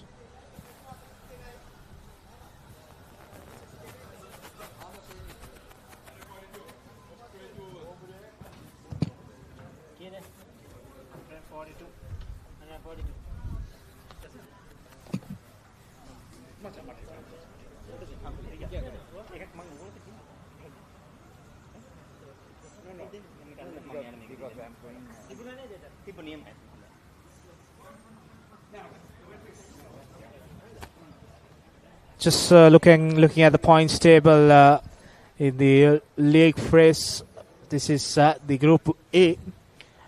England winning all 6 games, collecting 12 points. Sri Lanka just the solitary defeat to England that takes them to 10 points. So those two teams are playing the semi-final. Then we got USA winning 4 games, losing the 2 games to the top 2 teams, collecting 8. New Zealand winning 3 and losing 6 points. And UAE on the other way, winning 2 games and losing 4. They collected 4 points. Zimbabwe with a solitary win over Namibia got that 2 points. And Namibia here playing this game, losing all 6 games in the first round. That was the slightly easier group. This group B had a different outcome, as Australia, easily the best team in this group and this tournament, winning all 6 games, collecting 12 points. Pakistan only losing that game to Australia, collecting 10 points. Then we have India, who lost 3 games and won 3 games, 6 points there. And then we got three teams collecting 4 points each. That's Wales, West Indies and South Africa winning 2 and losing 4. And then you got Canada winning 1 game and losing 5 games. They also collected 2. So the other group, the team who got 2 points were placed 5th, but placed 6th. But here Canada winning a game also, but they had to settle down for the 7th place.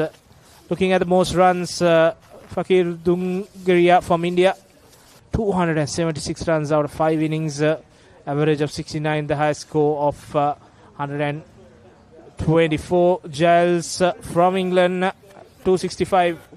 An average of 265 as well. That means he's only gotten out once in those 4 innings. That is where Sri Lanka, the home side, has got Saman Jayanta as the leading run scorer, 265 with an average of 53.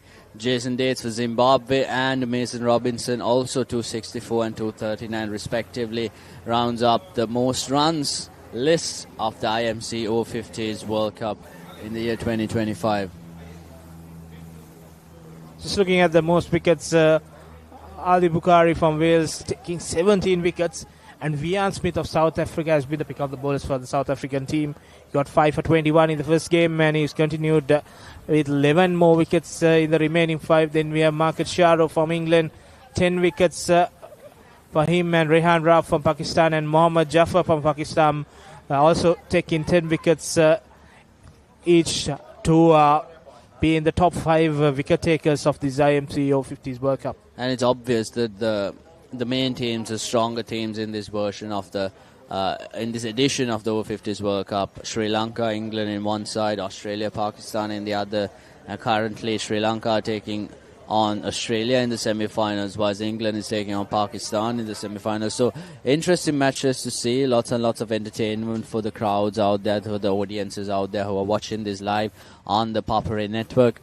As we started proceedings in this match, 22 overs done, 142 for the loss of 3 wickets on the crease. Number 4 batter Talati, who scored 70 off of 59, had a fantastic partnership with the opener Raja. And then, of course, Iswaralingam is also in the crease, having scored just 1 run off of 5 deliveries. Coates has been expensive. He's been brought into the attack. Conceded 33 runs off of 4 overs.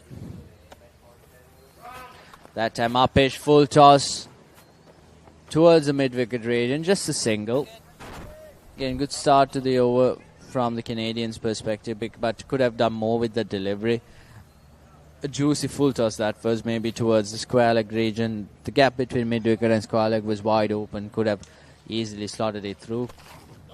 Now Marty tries to play it, and good fielding there by skipper Hudson-Berg, preventing any runs, and Marty has been trying for quick singles. Yes, and that moment there, he's already run halfway down the pitch, but Talati was not even bothered by it. He was not even looking at his partner on the other end.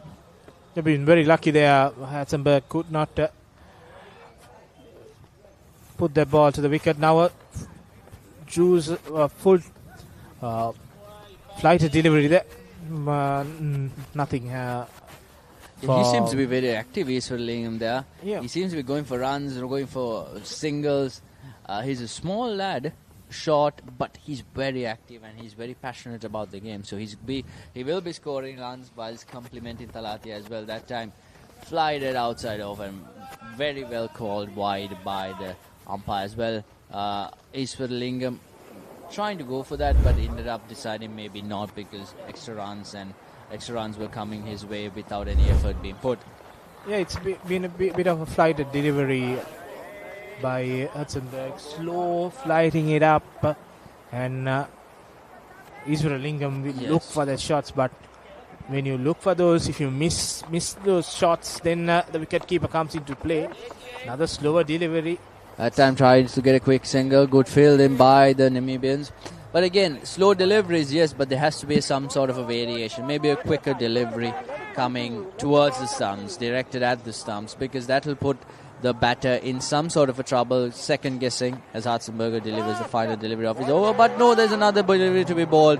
Wide delivery. The keeper didn't give the best of the best efforts, didn't really gather the ball well, and the batters didn't rotate strike.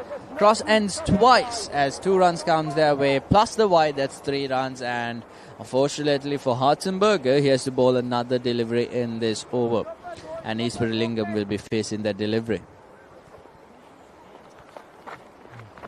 That's the faster delivery this time, again towards leg.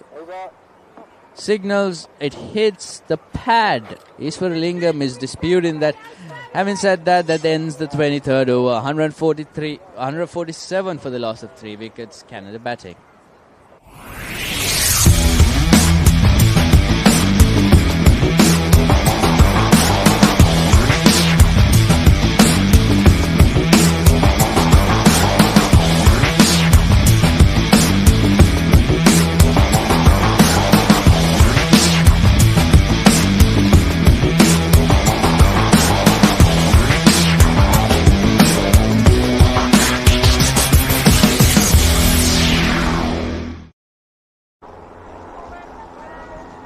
Back live here in Ratmalana.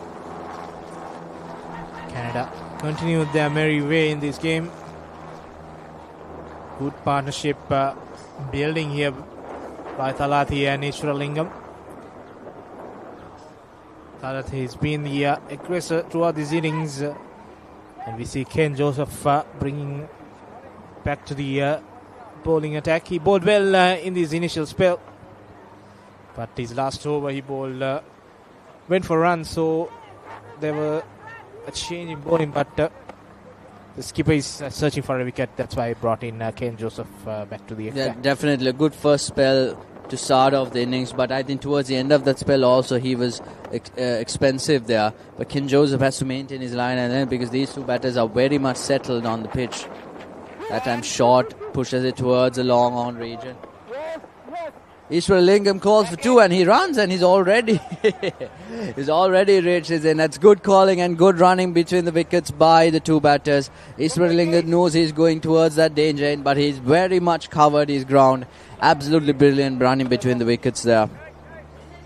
And the Iswaralingam, who's making that BC cricketer, who's always looking for a now. That's short. The long barrier field in position they did absolute best to stop it, but went through the legs as well. So did they cross runs? Yes, they indeed cross. And that's another single coming Canada's way. Runs are flowing.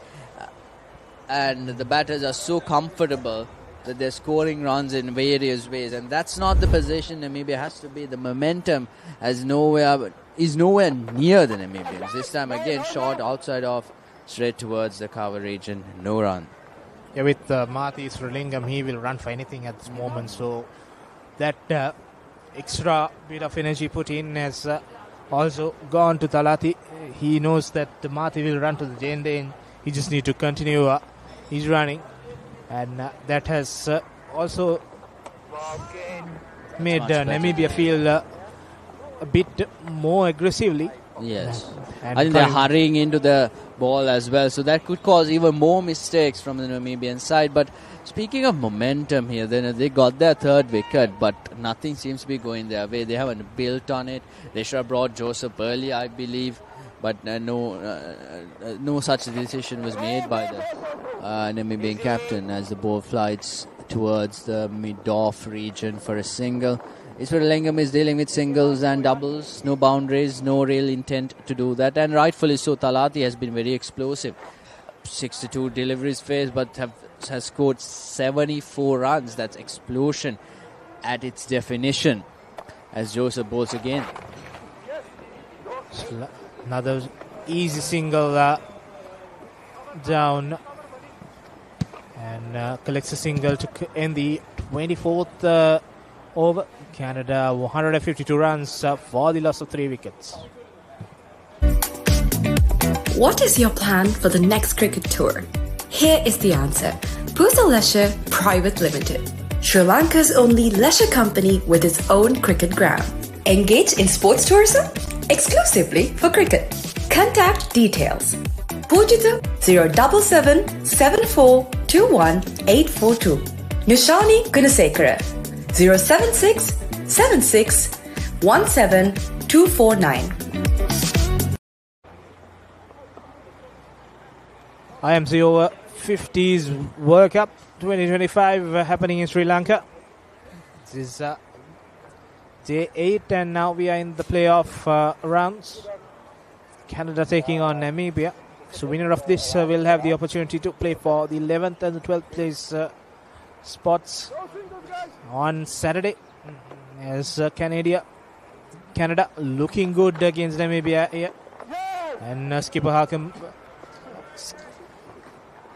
Hatzenberg continues to bowl his slow spin, and his flighted deliveries are becoming an issue for Canada. They still cannot score runs with these flighted slower spinners. And speaking of scoring runs, I think yes, Talat has been explosive, but Iswaralingam has been a real pest to the Namibian side, because he is doing the more annoying stuff, the more stuff that would infuriate the fielding teams. Those is quick runs, turning singles into doubles. Those are things the fielding team do not want to see. They're forcing things out, and that eases the pressure out of Talati, if he even has any amount of pressure right now, because he's very well settled on the crease. Yeah, they're getting easy singles. They had the fine leg and the third man. If you have them, you have to stop the single, but they're giving away the single. And if you find a gap, you get a single. So no pressure. There's another flighter delivery. Tries to play the big shot, and he gets through the gap. And the player pulls the ball back into the field. We just need to look at the replay. A good bit of field in there. Kylian Mbappe style. Scored a hat-trick last night for Real Madrid against Manchester City. This time Kylian Mbappe's full version. Namibian version is right here, doing the fielding with his feet. Oh, that's four. Boundaries. I beg your pardon, Kylian Mbappe. Maybe not. That's the difference when you don't have the luxury of the third umpire. Yes. I think Mati has been the unfortunate player to lose out on 3 runs there. So whilst Canada are 157 for the loss of 3 wickets towards the end of 25 overs, Sri Lanka right now playing the first semi-final against Australia. 151 for the loss of 2 wickets in 25 overs. So 2 fantastic encounters going on. Pakistan also taking on England, 107 for the loss of 5 wickets. Another shot by Mati, and putting the pressure, and coming back for a second, and he completes it very easily. So that concludes the 25 overs. Canada 159 runs for the loss of 3 wickets. ඔයාලගේ company එකේ, ඔයාලගේ club එකේ, ඔයාලගේ school එකේ youth එකට set වෙන ඕනම event එකක් The Papare TV එකෙන් මුළු ලංකාවටම පෙන්වන්න අපි ලෑස්ති. ඔයාලත් ලෑස්තිද? අපිට කතා කරන්න. The Papare TV, The Papare TV HD, Dialog Television නාලිකාංක 63 සහ 126 ඔස්සේ ශ්‍රී ලංකාවේ අංක 1 ක්‍රීඩා නාලිකාව. Dialog Television එක reload එකෙන් පවුලටම හිතේ හැටියට TV බලන්න රුපියල් 798කට අලුත්ම superior reload plan එකක්. Activate කිරීම reload සහ my Dialog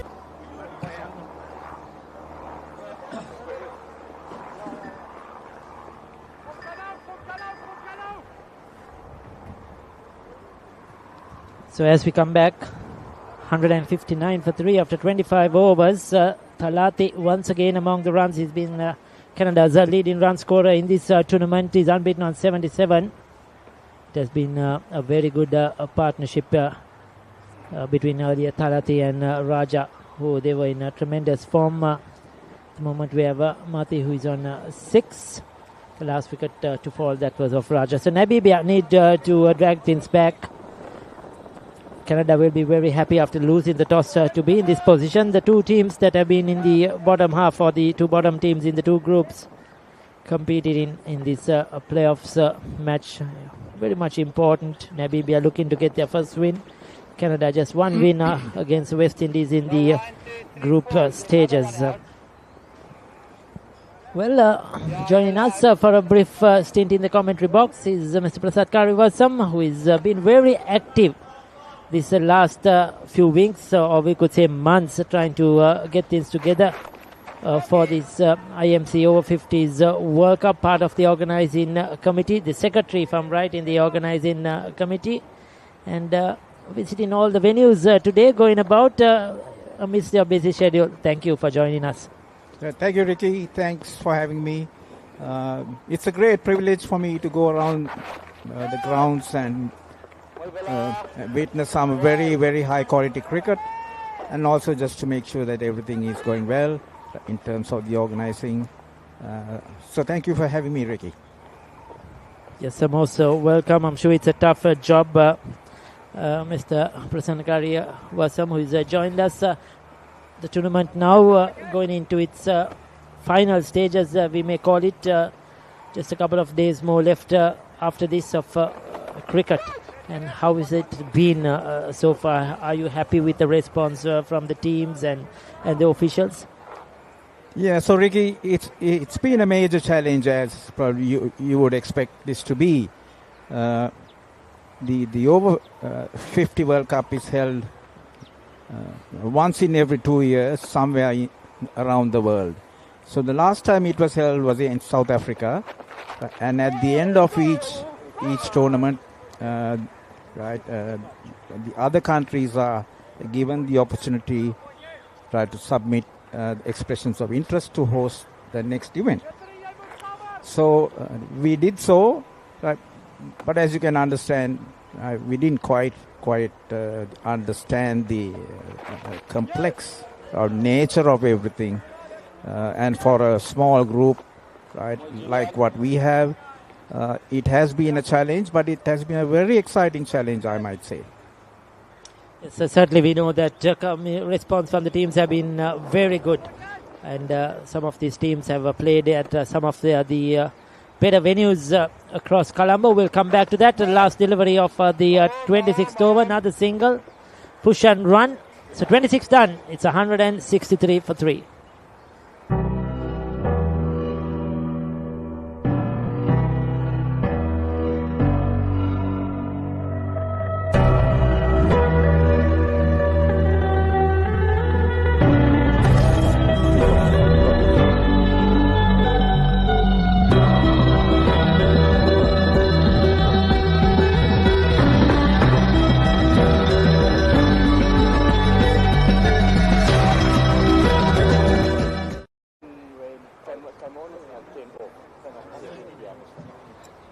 So Thalati has moved up to 79. He's been prolific, got a good 70 odd not out the other day against South Africa, was unbeaten I think of 49 versus India down at Pusa. So he's had some very good innings, and one of the top scorers overall in this tournament, even though Canada have been slightly disappointing, losing 5 games out of their 6, just beating the West Indies. So this is a big one for them. They need a win and try to go on to the next stage. Some of the better grounds in Colombo have been used, Mr. Prasanna, for this tournament. Some of the leading club venues like the NCC, CCC, the AMCA, the Oval as well. And I think the team's response has been really good. Speaking to some of them, they have been really happy with the conditions, the dressing rooms overall, and the entire atmosphere of these matches. That's quite true, actually, Ricky. We expected some difficulties of bringing such a event to Sri Lanka because we know that the facilities here and the availability of the grounds and the traffic to get to the grounds has been a major challenge. But I must say that all the teams have responded very well, because they have had to have breakfast at 7:30 and to be on the road by 8 o'clock. And that's not easy when you play a back-to-back cricket, right? But they have really, really done well for us, right? There have been only, as far as I know, one delay in the start of the game, and that was at Pusa, which is at Bandaragama. Right? And we knew that getting there would be a challenge, but that's the only game that was slightly delayed.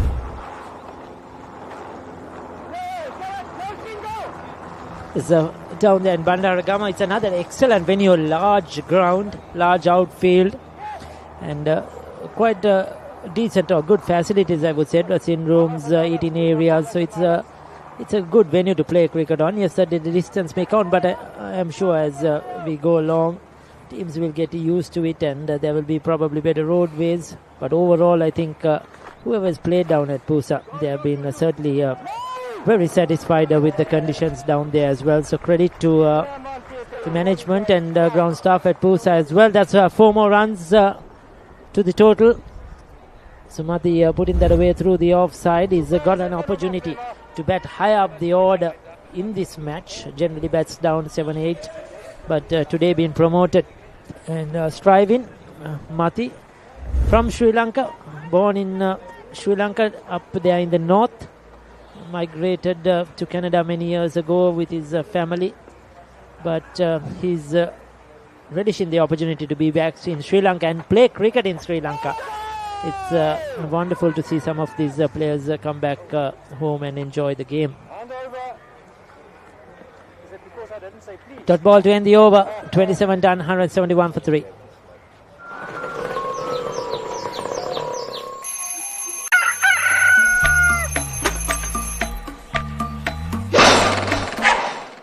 Mama Gajaman.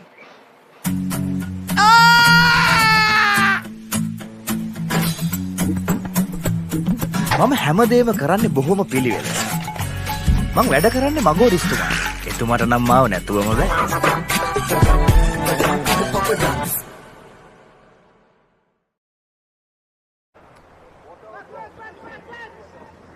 So Namibia need to drag it back. They need a couple of wickets quickly to try and restrict this run flow.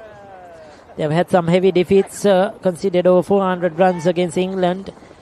Bowled out for 49, if I'm correct, against the USA at the MCA grounds as well. So a couple of bad games for them, but it's great to see them still standing tall, representing their country, giving it their best in each and every game.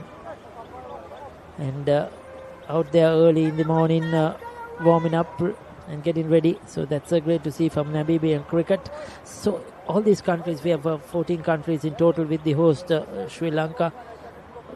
So is there, in each of these countries, is there like a holding body for over 50s, over 60s or whatever cricket? Is there sort of an organization There is, Ricky. The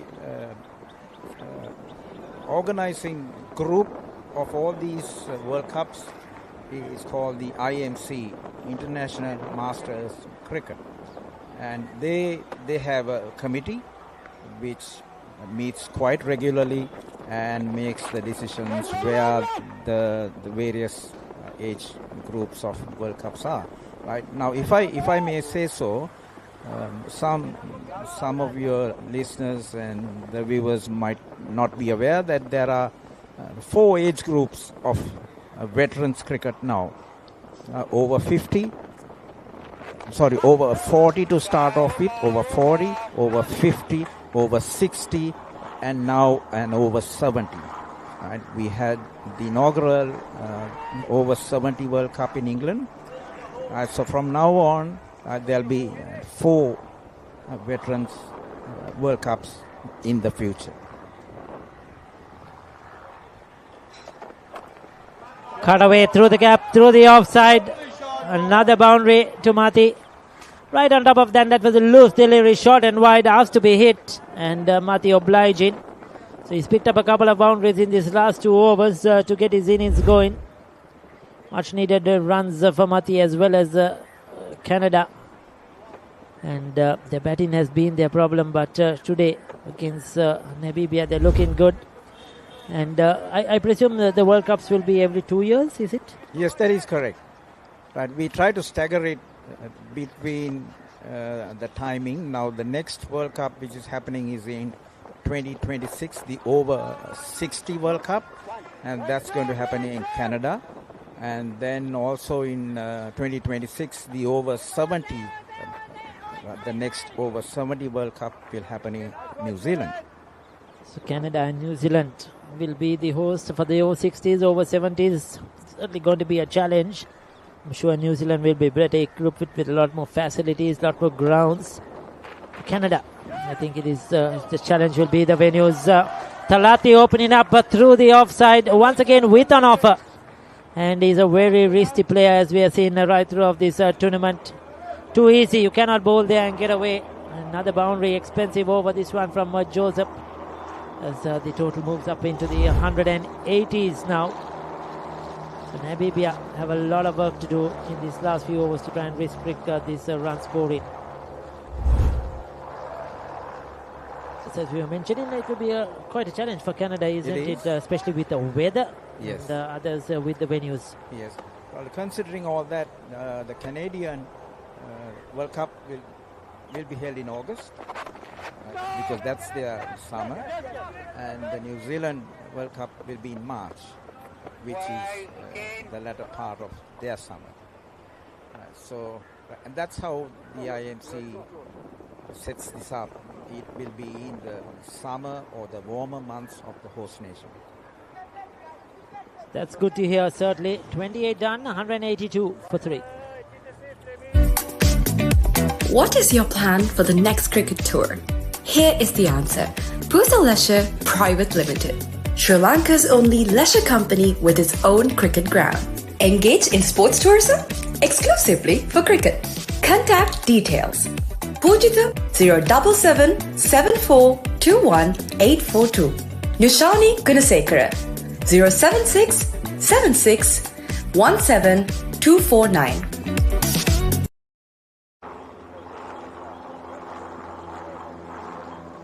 So 182 for 3 after 28, 17 more overs remaining. Canada will certainly be targeting to try to get to that 300 run mark. The winner of this game will go on to play either South Africa or UAE in their next game in this tournament. And the loser of this game will play Zimbabwe or West Indies. So whoever loses that game today will play the loser of this game here at this very venue in 2 days' time. So a lot more cricket to go, certainly.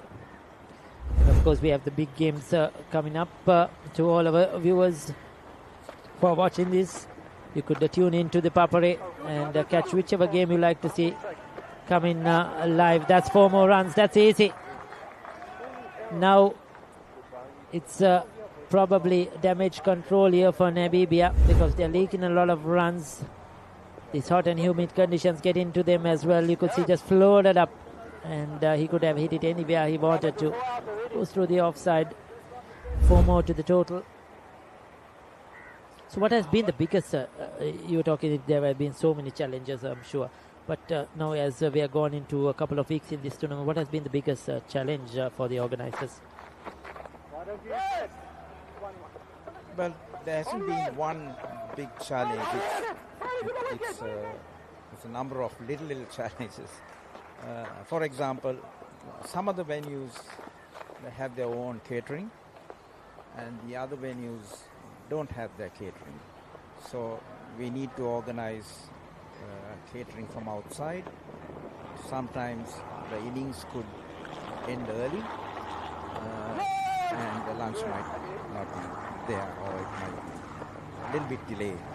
So that's a minor thing, but it is a tricky thing actually, because we can't predict what time an innings is going to finish, and we plan to have the lunch delivered at a particular time, but sometimes it doesn't work. But it's all been good. The teams have been very, very supportive because they fully understand that we are doing a very big task here, and there are going to be slight hiccups here and there, and we understand that, and we are trying our best anyway. So we thank the teams for their support. I think that is normal in any tournament of this nature, whatever sport it is or whatever event it is. There's always a bit of loose ends. There's always a bit of hiccups. Misses out on that, called a wide. He could have once again hit it anywhere he wanted to, but missed out completely on that delivery. So they are all over the place at the moment. The Namibian bowlers just going through the motions, we could call it. I'm sure they have had quite a tiresome tour, and especially when you don't win games in this kind of conditions, hot and humid conditions, it can take the toll on you. Straight to him, he'll pick up a single. But I told my team was in one of the games, if you all get out early without batting the 45 overs, no lunch. Actually, that's a good point. We might try that too, actually, in the remaining games. And the other challenge, not for us though, it is for the players who come from the cooler parts of the world. The heat here is quite unbearable for them. But we have tried to support them in that regard by providing the water and ice. But we really can't manage that either. Some teams require more water, more ice than others, and so on. So the heat has been a challenge for a lot of the teams, but not so much for us because we are in the shade directly. Yes, most certainly. I think it has been challenge. Has been certainly a challenge to these two teams, especially Canada coming from minus and into these hot and humid conditions. Came 4 to 5 days before the official tournament, played a couple of practice games to just get adjusted to the conditions, and they have done quite well in adjusting. Some of them are enjoying, in fact, the weather conditions, which they will not get back there in Canada, and I think they're loving to play cricket. I think that's the opportunity to play on turf wickets. They generally play on AstroTurf down in Canada, play on big grounds, good grounds with super conditions, and they're relishing that opportunity, and I'm sure all these teams have enjoyed this tournament thoroughly, and the facilities have been fantastic, that's for sure. So Joe's up into his 7th over. Expensive. He's been one of their better bowlers on this tour though. Another single, Canada approaching the 200 run mark. A lot of games to play today. Sri Lanka versus Australia at the MCA. England versus Pakistan at NCC. We have New Zealand playing India as well today at Katunayaka. South Africa, UAE at Pusa. Zimbabwe, West Indies down at the Thurston College grounds, and Wales taking on USA, I think, at BRC. Another very important game, and it's good to see some of the lesser teams, like I think in Group B, Wales, won a couple of games, and they have showed how good they are, isn't it, in these over-50s? Some of the teams have surprised us a little bit. We thought some teams might get there, some teams might not. But now we see Pakistan is playing a semi-final today, and we expected India to be in the semi-final, but they're not. And we expected Sri Lanka to be there, and we are happy that we are. But we are playing a very tough game today. We are playing Australia, and I hope we get close to 300 and be able to push Australia and to play in the final on Sunday. Yes, it's lovely to see always the host team to be in the final. And England, of course, playing the other semi-final versus Pakistan. They're one of the stronger sides, England, no doubt about it. They come into this final as favourites. So we'll have to wait and see how the things go. Final delivery in this over. And coming up, we want to... the 30th over, we want to say a very big thank you to Mr. Prasanna Kadivasan for joining us for this 5 overs amidst your busy schedule. I know you have to progress to the other grounds as well. Thank you so much, and good luck to you and the team for the rest of the tournament. Thank you very much. Thank you. And the same to Canada. Hope Canada does well in their remaining games. All the best. Thank you so much. That was a wide. So the final delivery coming up in the 30th over at 195 for 3 Canada now. Talati will be certainly looking to get to those 3 figures mark. That's much well bowled. On the spot, he'll get a couple of runs, running hard. Yes, no call. Decides against it. The right decision at the end. 30 done. It's 196 for 3.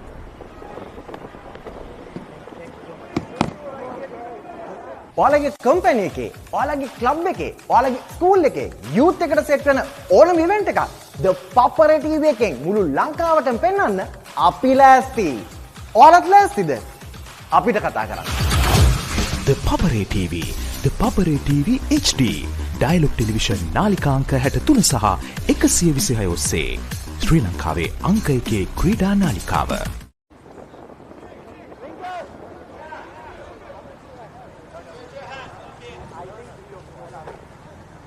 196 for the loss of 3 wickets, 30 overs gone. Talati on 93 out of 82 balls and Mati on 24 out of 30. And now the run scoring is nearly 7.5 runs per over. 30 overs done. 30 overs done with 196 already on the board. That's a massive total already. The Namibian captain, when he decided to bowl first, to field first rather, told Ricky during the toss actually that anything above 180 would be challenging for them to chase. And rightfully so, and 180 seems to be a long lost course because they've gone way past that, and now I think 300 is also on the cards here because it could be easily achieved based on the projected scores. Look, at the current run rate, 294 is the projected score, so that's basically 300. And I think it could get even more. Talati is batting brilliant, 93 off of 82 deliveries. Eastwoodlingam 24 off of 30.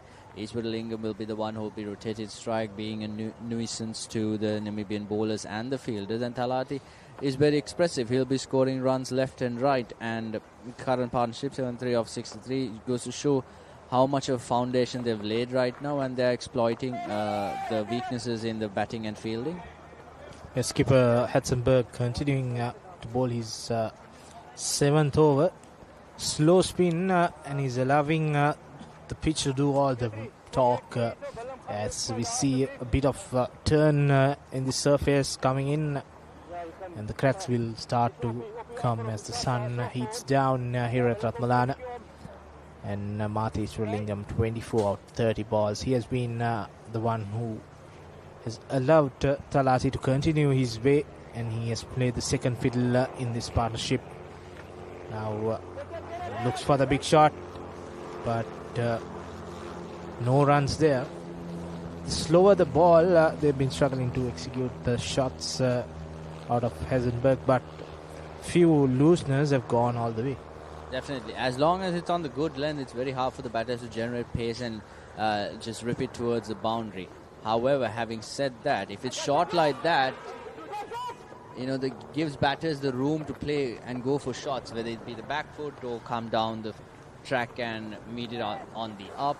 Either way, he has to make sure that the ball is pitched on length and also have the variation in him in the middle of the over, whether it be the third or fourth delivery, maybe a bit of pace into that delivery. Surprise the batter. There, that's much better, but that's too full. And that's gone. Talati goes for a booming drive, but Apeshan. That's unfortunate. 94. He falls for just 6 runs short of his century. And he deserved that century, the way he batted throughout the entirety of the innings. Never really was under pressure. Scoring freely. 83 deliveries faced. Scores 94 and a valiant effort. An absolutely brilliant innings comes to an end by Talati. And there goes the 4th wicket. Canada right now. Yeah, he went for took the outside edge and straight away into the hands of the point fielder there.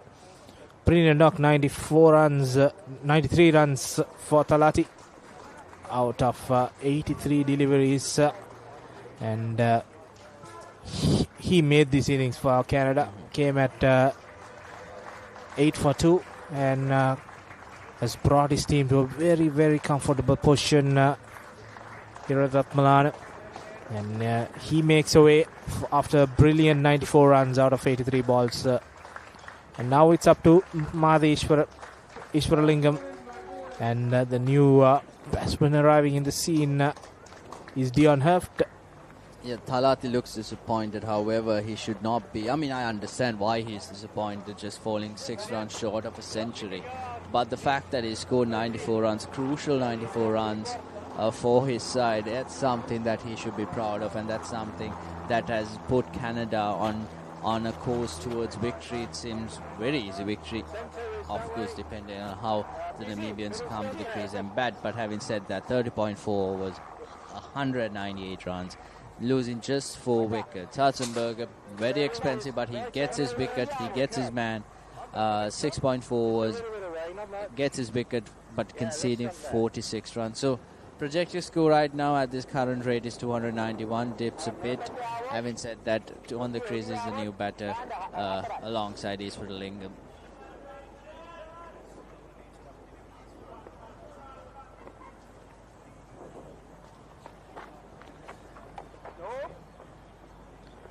I think that's what he did in the previous delivery as well. It was slightly quicker than what we are used to seeing from Hartzenberg, because he used to flight it up so much. And the difference, the change in pace, the variations can actually cause problems, and that's what happened. As we see the end of the 31st over, 198 for the loss of 4 wickets.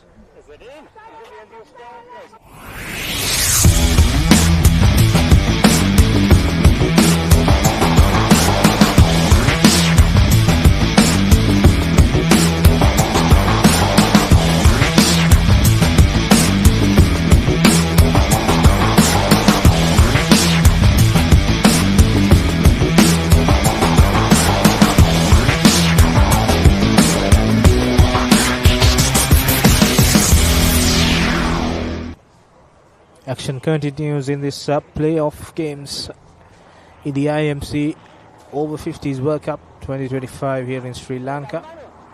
Canada 198 for the loss of 4 wickets, 31 overs gone. Madhi Ishwaralingam 25 or 32 has to continue his good form. He's been busy throughout these innings, and he played the second fiddle to Thalati, but now he's the senior partner in this partnership, and he's joined by Dion Heft. Played 2 deliveries, good deliveries by Hartzenberg.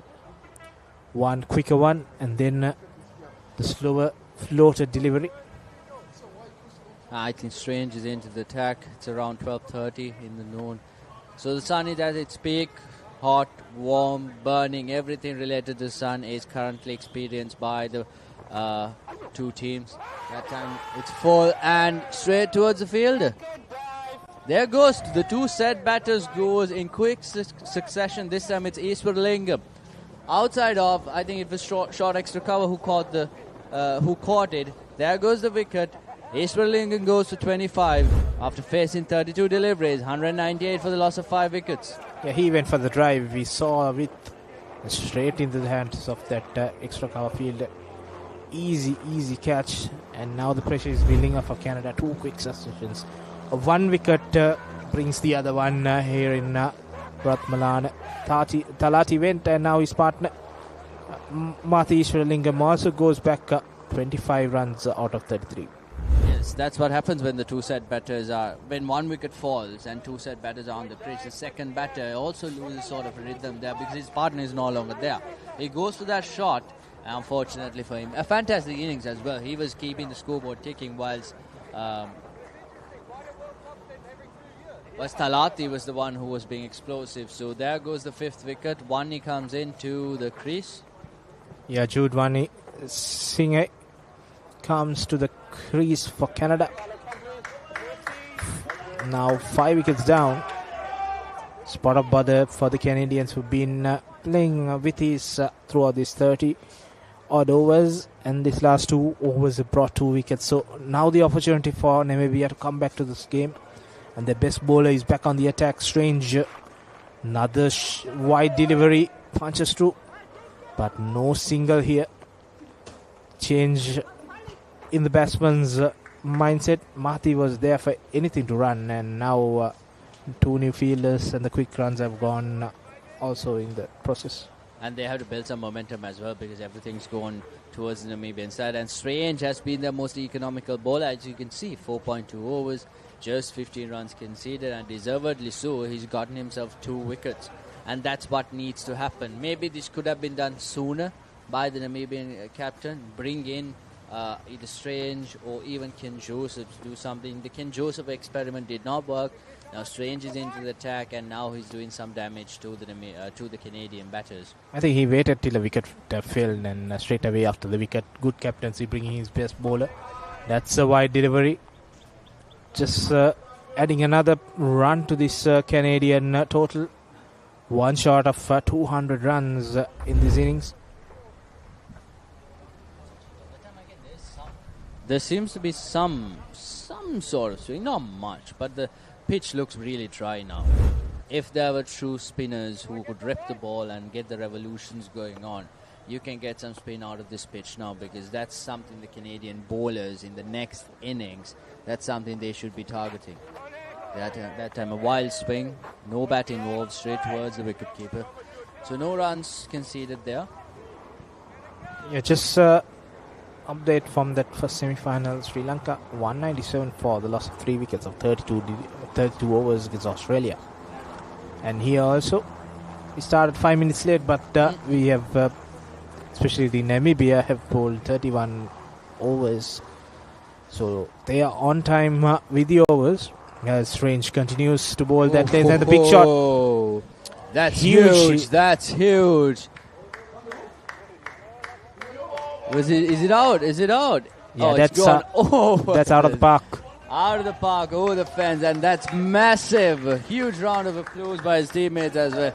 That was humongous. Jude this time on the crease, and he absolutely thumps it over the grounds.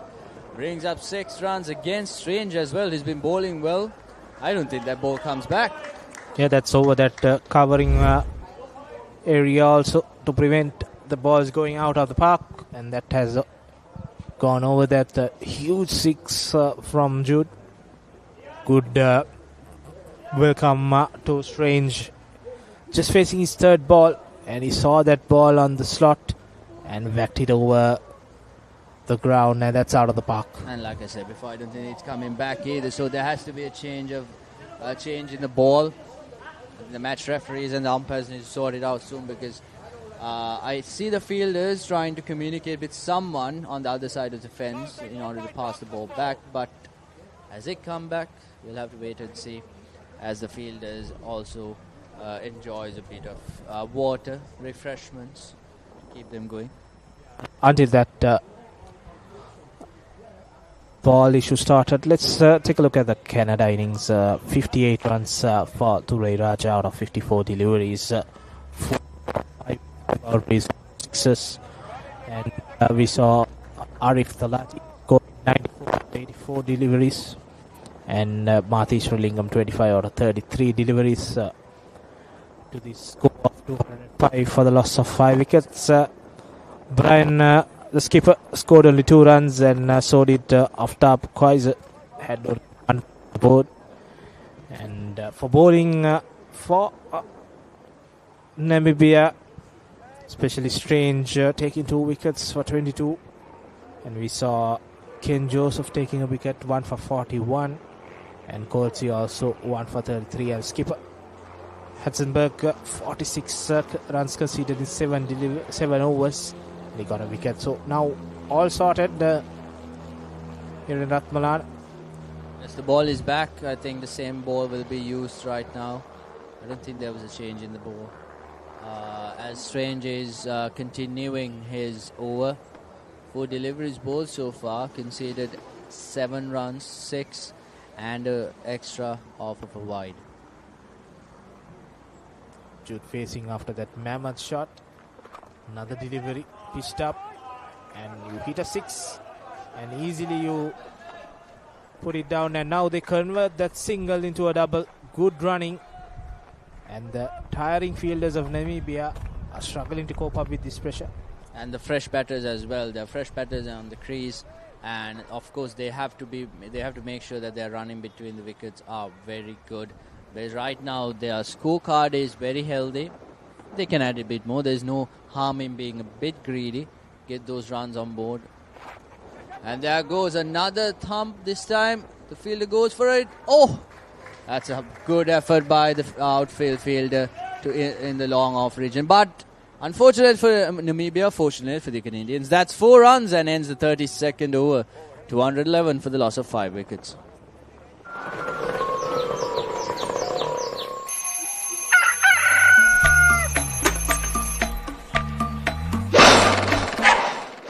Mama Gajaman. Dialog Television එක reload එකෙන් පවුලටම හිතේ හැටියට TV බලන්න රුපියල් 798කට අලුත්ම සුපිරි reload plan එකක්. Activate කිරීම reload සහ My Dialog app මගින්.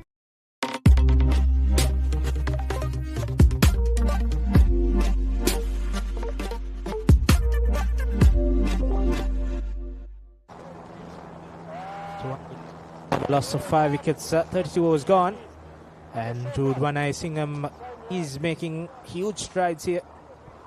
He's flexing his muscle. 4 and a 6 and 2 runs in the last 3 deliveries, taking his tally up to 12. And he's enjoying some good golf swings here. Absolutely. Brilliant batting there. I think he's connecting the ball well right in the middle. So the ball is traveling to far lengths, and that's what you want to see, because right now it's the middle overs and the middle order batters are on the crease, so they are the more aggressors. They're the ones who will finish an innings. They're the ones who have to score runs off of boundaries, because at this point in time, I think it's Hartzenberg, isn't it? Yeah, Hartzenberg continuing, and another delivery goes through the mid-wicket region, gets a single, and Dion Hurft gets his tally opened now, and Jude Wanaisingham is facing, and with Hartzenberg bowling slower ones, looping it, we could see another few more hits if Jude can connect them. Goes to the back foot, punches to the strength, and good fielding, brilliant fielding there. Absolutely brilliant effort there. Superb dive there to stop a definite 4 runs. And I think he only considered 2 runs there. So stop 2 runs there by the fielder. Consider 1 run, so stops 3 runs. So that's brilliant fielding. Brilliant. Absolutely brilliant. Now this time sweeps away. That's 4 more. This time Dion Hurft also getting into the party. Slower one slightly to his leg side. And he comes up with the sweep to add another 4 runs, and these two are up in the ante. You see, slider one, wider delivery to his leg stump, and he sweeps it away officially, and he gets 4 more runs. And they're picking up from where Thalati and Iswaralingam left off. That was a brilliant partnership, over 100 runs if I'm not mistaken. Yeah, they were accumulators, and these guys are flexing their muscle here. Absolutely, destructors here. And rightfully so, no risk factor at all this time. Again, short and slow. Pushes it towards a single. No Yeah, that's a good delivery there. He slowed down, bowling wicket to wicket, and expecting that. Exactly. Good deliveries. And when it's on the good length, it's hard to read, because you either have to go to back foot or you have to go to the take a few steps. Otherwise, it's hard to generate that pace. That time, a quick single, a good throw, but easily changing ends by Jude and Hurft. Yeah, that can't happen. You had the mid-wicket fielder there, and you can't just score towards him and cross over for a single. He's there to cut off that single, and they are very deep in the circle. Now they can have 5 fielders outside, so they have kept all 5 outside. And Hartzenberg, last delivery of his 8th over, full toss, tried to sweep it, but no runs there, so that concludes the 33rd over. Canada 218 for 5, and we'll have a drinks break.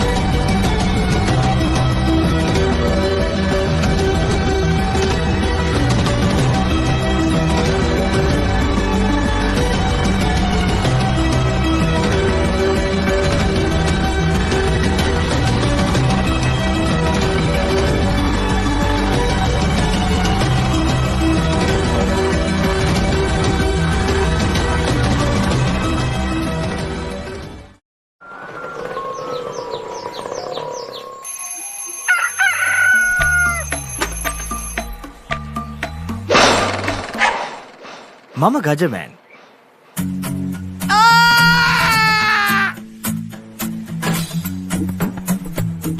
මම හැමදේම කරන්නේ බොහොම පිළිවෙල. මං වැඩ කරන්නේ මගෝරිස්තුමා. එතුමාට නම් මාව නැතුවම බෑ.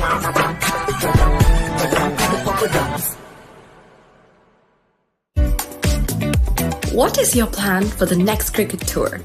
Here is the answer. Pusal Leisure Private Limited, Sri Lanka's only leisure company with its own cricket ground. Engage in sports tourism exclusively for cricket. Contact details.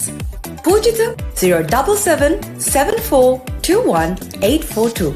Nishani Gunasekara 076 76 17249. ඔයාලගේ කම්පැනි එකේ, ඔයාලගේ ක්ලබ් එකේ, ඔයාලගේ school එකේ youth එකට set වෙන ඕනම event එකක් The Papare TV එකෙන් මුළු ලංකාවටම පෙන්වන්න අපි ලෑස්ති. ඔයාලත් ලෑස්තිද? අපිට කතා කරන්න. The Papare TV, The Papare TV HD, Dialog Television නාලිකාංක 63 සහ 126 ඔස්සේ ශ්‍රී ලංකාවේ අංක 1 ක්‍රීඩා නාලිකාව.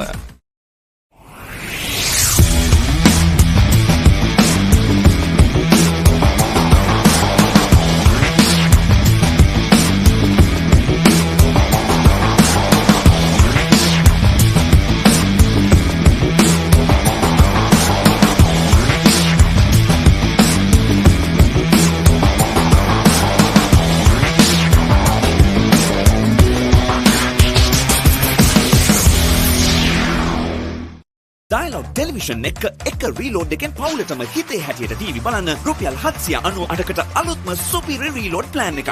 ඇක්ටිවේට් කිරීම රීලෝඩ් සහ My Dialog app මගින්.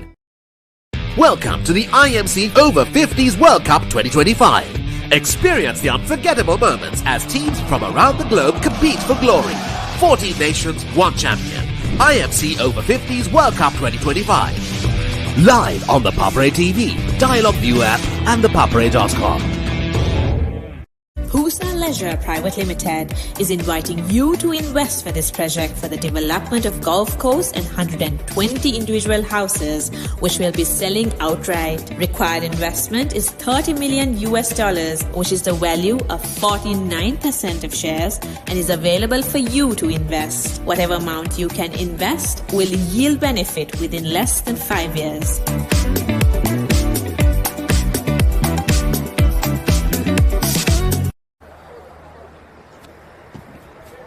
Well, welcome back to the live coverage brought to you by the Papare of the IMC Over-50s World Cup that's happening in Sri Lanka. Right now, the live coverage is from the Ratmalana grounds, NSCA grounds in Ratmalana, Namibia taking on Canada. Right now, Namibia winning the toss and electing to bowl first has been their own undoing. Canada currently batting first. Have scored 218 for the loss of 5 wickets at the end of 33 overs. On the crease, it's Hurft, who scored 6, and Jude, who's been explosive, swinging the bat with some incredible golf swings. He's got 13 off of 7 deliveries. Hartzenberger, very expensive, 53 off of 8 overs, despite getting the 1 wicket.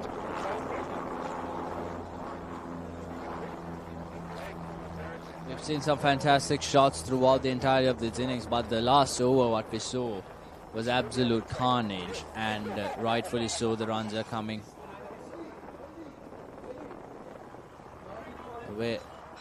As umpires and the fielders set themselves up after the end of the drinks break, we are about to commence the 34th over of the match.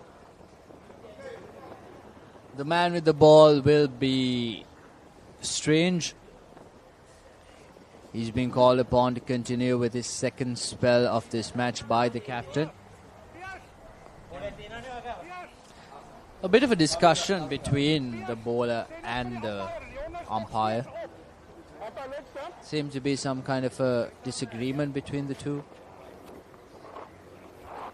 Maybe the field setting, I think. Yeah, so it seems as if there are some fielders outside the circle more than the allowed limit. And in this tournament, you can have only 5 fielders on the leg side. And so you can't have a 6-3 split. So that also will be monitored by the umpires. I think the captain Hartsberg has also walked up to the umpire.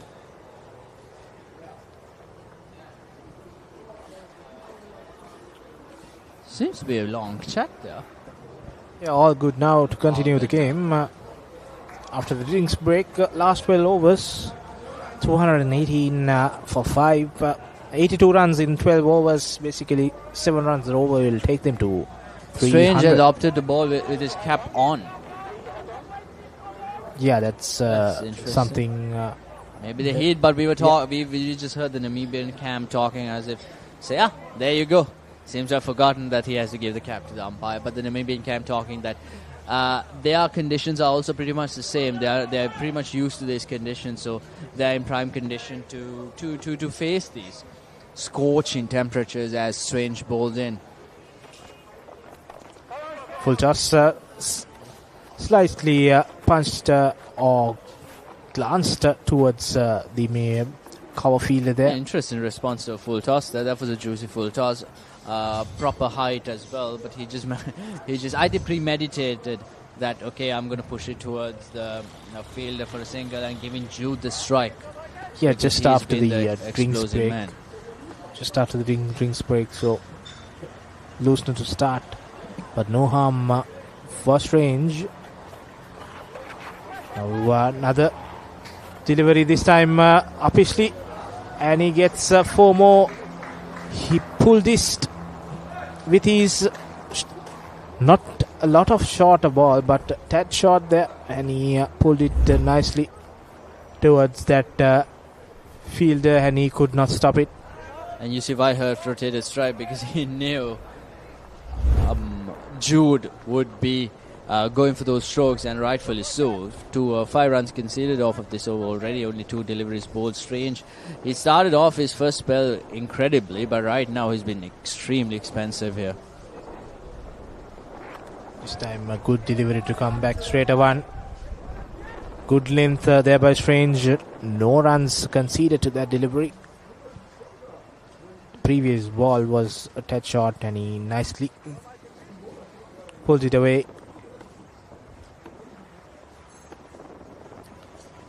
Towards that deep square leg area for a boundary. Now Strange continuing a fuller delivery this time. Again. And he punches through, and that long on field, they cannot stop it. That shows the power of that shot. Yeah, he's swinging those deliveries, especially over the bowler's head. That's his region. I feel like that's the straight, the V, but uppishly or with power. That's his region, and that's how he's going for those runs. And I feel like the long on field is too wide there. Maybe a bit straighter, but having said that, long on fielder would not have been able to start that anyways. Again punches it towards the long off fielder this time. Oh, a misfielder, that's 4. That's consecutive boundaries to Jude as he is upping the ante, like Anilhan said, and scoring runs freely and joyfully, as the total racks up to 231 for the loss of 5 wickets.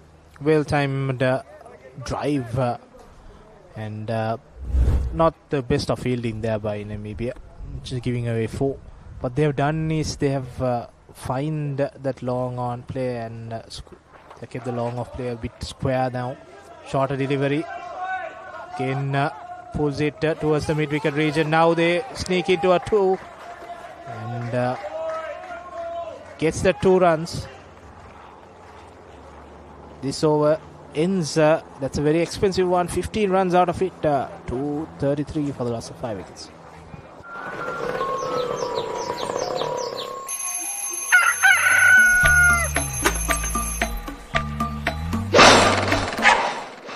Mama Gajaman.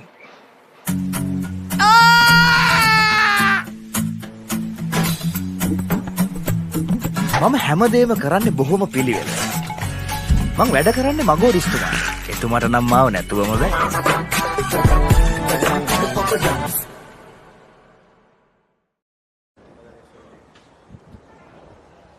34 was gone. 233 runs for the loss of 5 wickets. Current partnership 35 runs out of 17 balls, especially due to Jude Singh. scoring 27 out of just 12 balls, 4 boundaries and a 6. And he's been supported well by Dion Herft, 7 runs out of 7, including 1 boundary. And now Namibia, 11 overs remaining, 300 looks very, very reachable now. And they will look for something more than 300 if these two can hang around for some more time. Yeah, definitely. 11 overs left, 233 runs. I think to get 300, you need 67 runs more off of 11 overs at this current rate. Definitely possible. Yes, skipper Hatzenberg continuing for his last over. 53 runs, 1 wicket. 20 dot balls in his spell. Now another flight, a slower one. Tries for a quick run and close one. And we await for the decision, and that looks like curtains for One Icing.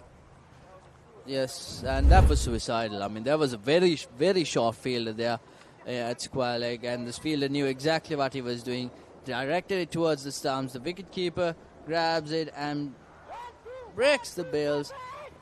Bit of a late appeal there, but the wicketkeeper does a good job, as well as Strange in that short fielding position. And there goes the 6th wicket. Jude Wanyasinghe, an explosive 27 off of 12 deliveries, and the total right now is 233 for the loss of 6 wickets. Yeah. Catch the excitement real time. Be up to date with it all. Let us capture your milestones. Get it sizzling hot off the turf. Hear the experts break it down. Dig deep into the nitty-gritties. Be inspired by their greatness. Relive all the scintillating action.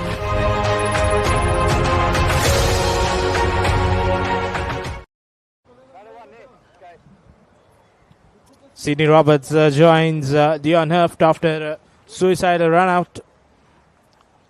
The hard-hitting Jude Wanyasinghe gets run out.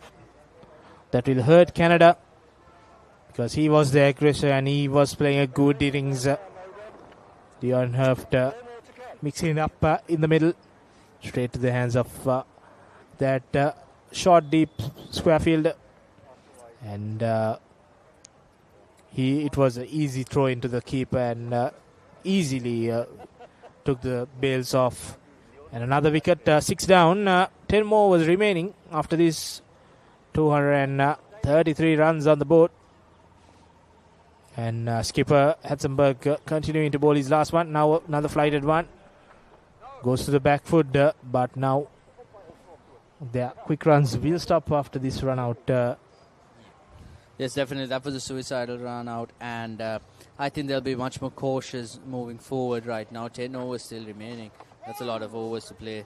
And this time good call there by Herft. This time much better communication and understanding in between wickets whilst they run for runs. So, 4 deliveries bowled in this over. Very economical. Just 1 run considered the last over. Hatzenberg. There's some flight it up. Swings it. The long on fielder is waiting for it and drops it. There you go. The Namibian fielding was continued to pile up. That time a wild swing by Herft. And the long on fielder was positioned extremely well to grab onto that catch. But unfortunately, there goes another drop catch. Yeah, that would have been very crucial. 7 down, 10 overs to go. And unfortunately dropping it off. You see another replay of that.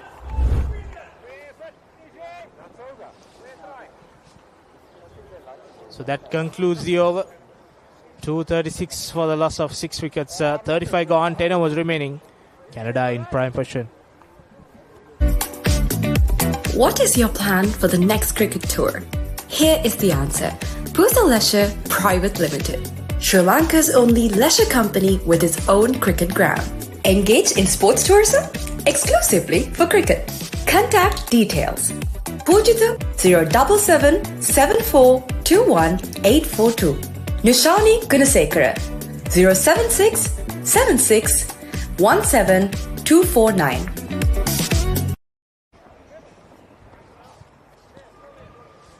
So at the end of the 35th over, Canada 236 for 6. Skipper for Namibia closing out a decent spell of 1 for 56 off his quota, and we've seen a bit of a fight back from the Namibian side here, Kavint. Yeah, the two set batsmen got out, Thalati and Mati at the same time, and after that they tried to up the scoring rate as well, and that probably is why the fall of the wickets have come to a place, and one wicket for 56, and he's bowled the 9 overs. Hudson-Berg, the captain, and this is Strange. He's bowled 6.1 overs for 45, and he's picked up 2 wickets.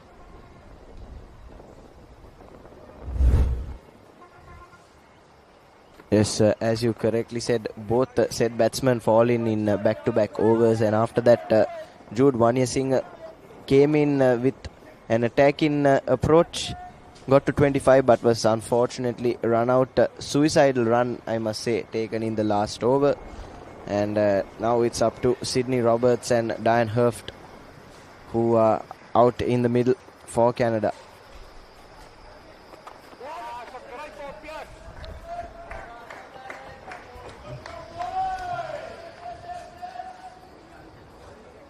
But still, Kavint, even with the 6 wickets down, if they maintain this scoring rate, they'll get right around that 300 mark, which is pretty good going and should be a winning total on this surface.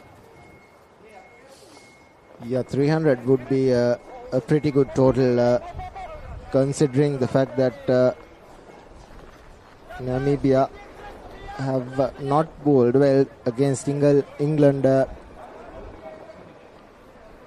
They were 415 was the target Namibia got at the end of the 45 overs, and compared to that, this total probably would be a sigh of relief, as another shot to the boundary. Yes, wonderful timing there by Roberts on that occasion. Just whipped away off the back foot, and that raced away to the square leg boundary. He seems to be in good touch. There was no sweeper there, and right in the middle of the bat, Roberts, 9 of 7 deliveries, both of them trying to up the scoring rate, and run a ball will definitely get them to a 290, and that is called a wide. So not a good over here from Lestrange. 9 runs so far and 1 delivery left as well. Roberts will be hoping for another boundary.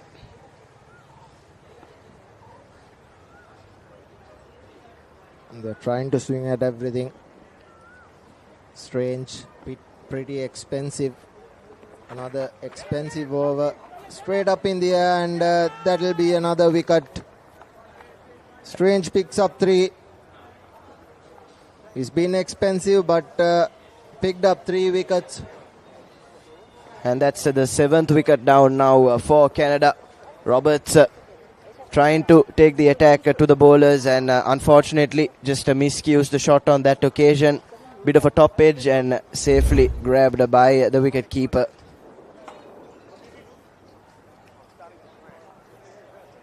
He got a boundary in the over of the same shot, but this time execution not up to the mark, and ends up losing his wicket in the process, and Sydney Roberts walks back for 9.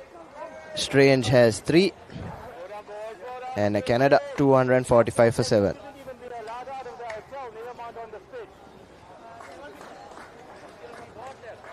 ඔයාලගේ company එකේ, ඔයාලගේ club එකේ, ඔයාලගේ school එකේ youth එකට set වෙන ඕනම event එකක් The Papare TV එකෙන් මුළු ලංකාවටම පෙන්වන්න අපි ලෑස්ති. ඔයාලත් ලෑස්තිද? අපිට කතා කරන්න. The Papare TV, The Papare TV HD, Dialog Television නාලිකාංක 63 සහ 126 ඔස්සේ ශ්‍රී ලංකාවේ අංක 1 ක්‍රීඩා නාලිකාව. So then, good. The fight back continues from the Namibians. Kavinth, 7th wicket down now, and they are into the Canadian bowlers. If Namibia could wrap the innings up, pick up 3 quick wickets, they'll probably consider themselves happy at the end of the innings, because it's already 2:45 for 7, and it's a 45 over game. As Ahmed Panchabaya makes his way out into the middle. He's known to be able to strike a few lusty blows, Kavinth. We've seen that in the tournament so far. But yes, on this surface, it's batting has gotten easier. And I said at the pitch report, 230 to 240 is around a pass score. And if Namibia can snap up this remaining 3 wickets before Canada reaches the 260, 270 mark, we could have an interesting game on our hands here at Ratmalana as Ginis returns for his second over. Yeah, Namibia need to bat out of their skins, probably get the best. And here's another shot down the leg side. If he had left it alone, would have definitely been a wide, but connected, that went straight up in the air, but there was no one nearby to collect the catch. As we see Janis with his leg breaks. The first over was pretty expensive and pretty wavered. And yet another full toss flicked away. This probably would be a single to mid-wicket. And Panchabaya is off the mark straight away. Some loose bowling from Ginis. Is lucky to be getting away with this. Another tossed up delivery on leg stump. The shot attempted was correct, especially with square leg and a short fine in the circle, but Herft unfortunately can't find the middle of the bat on that occasion. 2 deliveries left to go in the over. And once again, you could say that he's missed out on a scoring opportunity.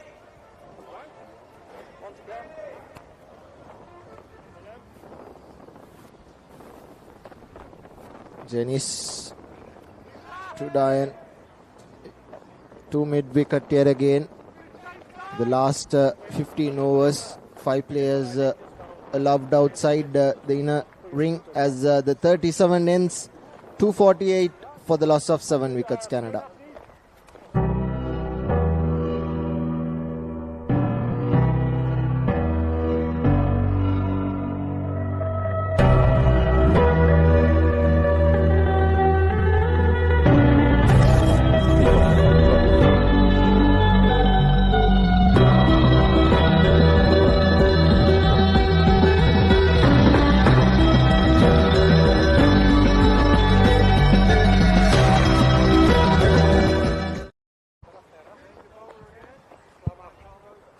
Yes, quiet over last over, just the 3 runs coming from it, and Namibia looking to enforce themselves now, calling on Ken Joseph to bowl out his remaining overs.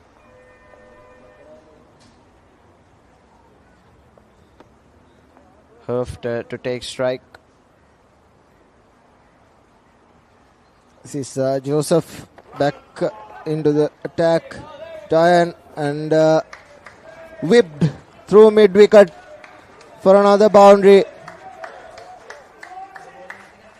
Yes, so that was just too short from Ken Joseph on that occasion, and Herft has gleefully accepted the gift and pulls it nicely. One bounce over the mid-wicket boundary, and that stroke brings up the 250 for Canada. 252. Current partnership of 7 runs of just 7 deliveries, as Joseph has been expensive as well. And 2 more. Just the single. It was an outside edge that went too short. Third man wasn't fielded cleanly, but did manage to sneak the single. The second run was on, but they did not manage to take it. Yes, opportunity for a second run there, but these two batters choosing not to do so. Once again, short ball from Joseph, cut away towards the sweeper cover fence, and some quick field in there has restricted the batsman to just the single. Now that Canada have crossed that 250 run mark, you could say anything that they get from here is a bonus. Yeah, they're going at 6.77 runs per over. If they go at this rate, they'll surely cross the 300 mark, and that will help. Another wide. Interesting to see how many extras Namibia have bowled this time around. It was 52 extras against England. There was another extra that came their way, 6.8 the run rate, and whipped away. This time good fielding, and 2 is the call from the dugout, but it was lucky they did not go for the second run. Yes, could have had another run out on our hands here, and Canada wouldn't want that, especially after losing that flurry of wickets.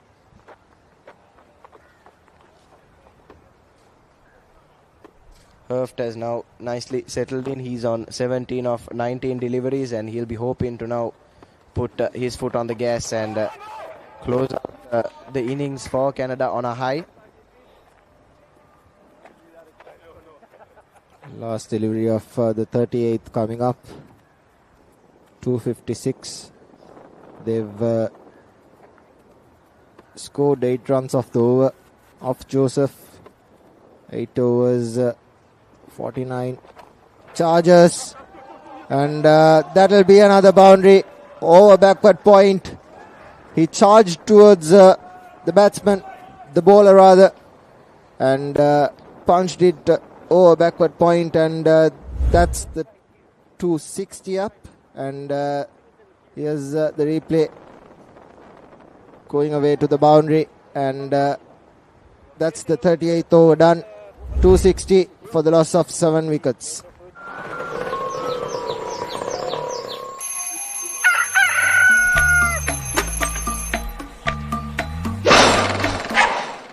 Mama Gajaman.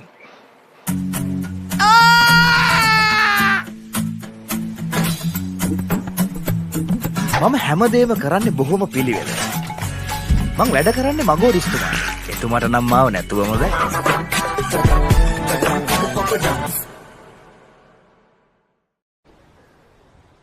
So 260 for 7 then after 38 overs. The Gene is to continue. He's been pretty decent on his comeback. Has challenged that outside edge of both these right-handed batsmen. If we take a look at the other games that we have going on across Colombo, UAE versus South Africa at the PUSA grounds is heading towards a close. Kavin, the UAE just 154 for 7 in their 45 overs. South Africa 80 for 1, looking strong in the chase, and India set in New Zealand challenge in total. They are 231 for 4. Zimbabwe have been bowled out by the West Indies for just the 110 runs at the Thurston College grounds in Colombo.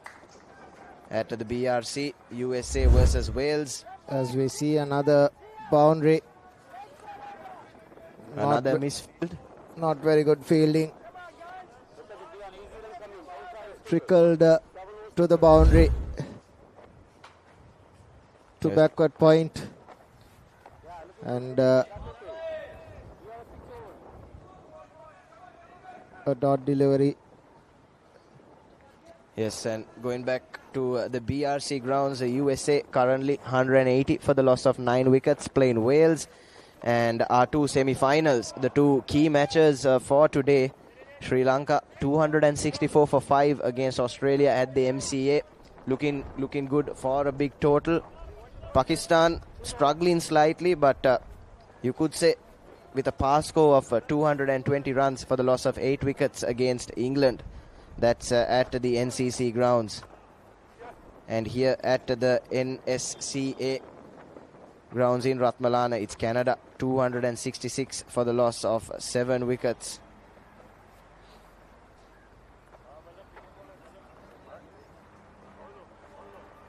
As there's been 22 extras so far today by Namibia. An improvement on their 52 against England, but still you wouldn't want to be conceding more than 10-15 extras in a one-day encounter, Kavinth. Yeah, massive improvement from the England game, as we see the end of the 39th over.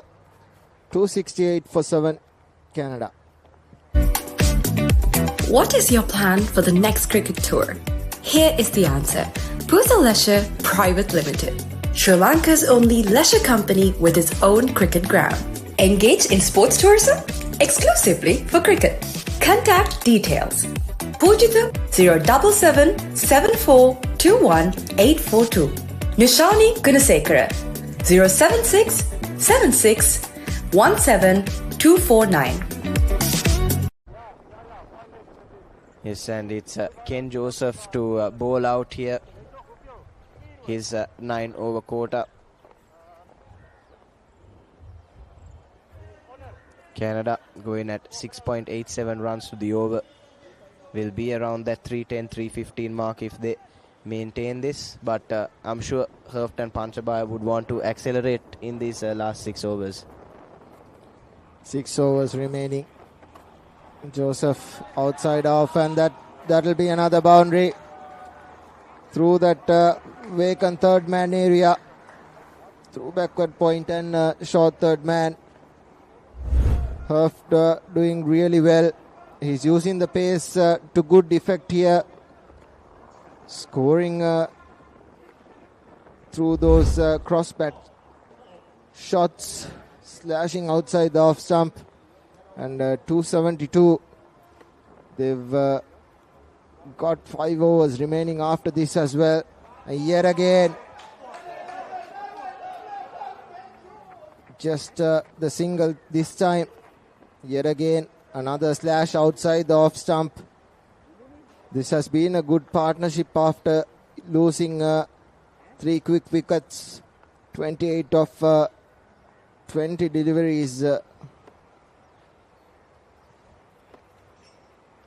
Yes, these two batsmen, as that's cut away hard at the extra cover field. Did well to get a hand to that slight mix-up in the middle, but no damage done.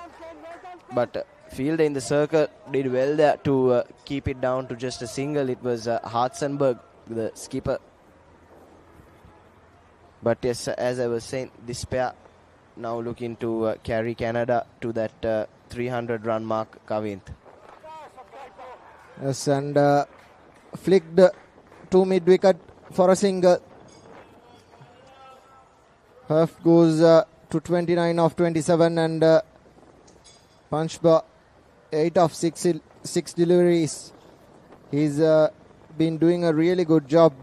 He's taken the single whenever it's on offer, and given Herf the opportunity to slash at everything he gets. Yes, using the feet on that occasion, punches it into the sweeper cover region. And 8 runs so far off Joseph's last over. He's gone for 61. Slightly on the expensive side. He started well with the new ball, but at the death it's been It's been a bit loose from him as umpire signals a wide. This is last over.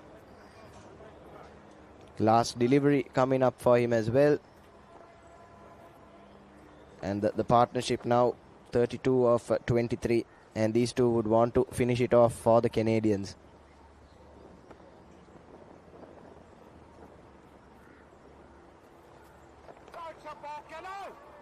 It's on the pads and nicely flicked away by Hurft to the long on region. He moves on to 30. Canada after 40 overs, 278 for the loss of 7 wickets. Dialog television එක reload එකෙන් පවුලටම හිතේ හැටියට TV බලන්න රුපියල් 798කට අලුත්ම සුපිරි reload plan එකක්. Activate කිරීම reload සහ My Dialog app මගින්. Welcome to the IMC Over-50s World Cup 2025. Experience the unforgettable moments as teams from around the globe compete for glory. 14 nations, 1 champion. IMC Over-50s World Cup 2025. Live on the Papare TV, Dialog ViU App and ThePapare.com. 40 overs completed, 278 for the loss of 7 wickets. Last 5 overs remaining for Canada. And Dion Hurft, 30 runs of 28. And Panjaba, 9 runs out of 7. 300 looks very, very easy for me around it.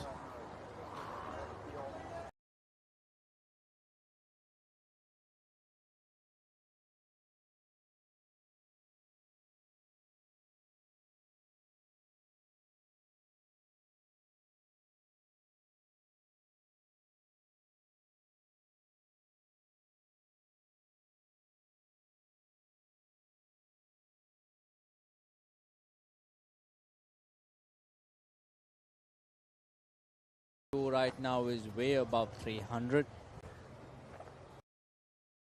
Janice again, this time short. That's 4 runs off of the bat of Hurft. And the runs keep flowing. Well, the 300 total really is, well, within his hands reach. Yeah, William Jeans sliding up and going to the back foot. And then punching it straight, shows his power. And he gets 4 more runs. At this rate, 5 overs remaining. Let's assume 330, 10 runs per over. 330 would be very nice, but the Canadians are looking at 300 first. And another flighted slower delivery spins away, but they manage to sneak through another single to increase the tally to 284. Well, you see the ball is spinning, so when the Canadians come to ball, they'll get some good grip and spin off of the pitch. So that is also advantageous based on the bowlers they have as Janice bowls again. They have a much better delivery. But too short, wide towards the power region just for a single. Yeah, they are slowing the pace off, not having any speed. And that will be a problem for Canada. They have to make their own pace out of the deliveries. And Williams again. Slower delivery, straight one, bowled him. That's the end of Dion Hurft. That shows that the slower deliveries are very hard to go, and he's been bowled. And that's it's a change of pace as well. It was slow, but a bit quicker through the air compared to the previous deliveries. And he gets that wicket. There you go, Hurft. An explosive innings by Hurft as well. 35 off of 30. Got those quick singles. Went for those shots. Got those boundaries as well this time.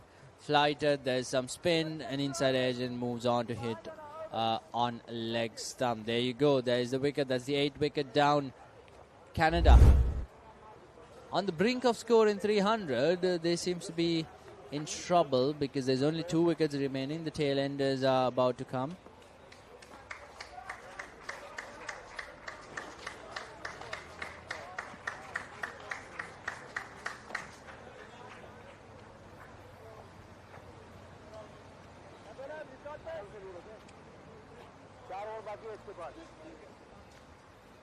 New batsman in is Noor for Canada.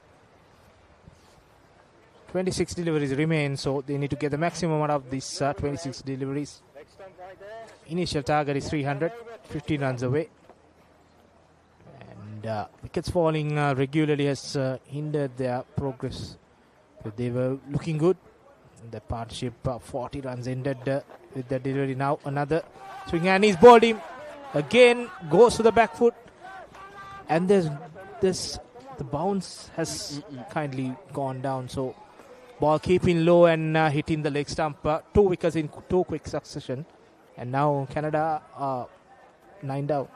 Yes, from what seems to be fast bowler friendly conditions, now it's completely turned it around into spin friendly pitch, and there you go. The ball stays low, goes for the shot, opens up, but again hits the leg stump. He seems to favor the leg stump here, but a good ball in there towards the end of the innings. Really putting Canada in trouble, because 300 was right there on the palm of their hands, but it seems to be slipping from it. So there goes the 9th wicket. Canada at 285 for the loss of 9 wickets after 40.5 overs.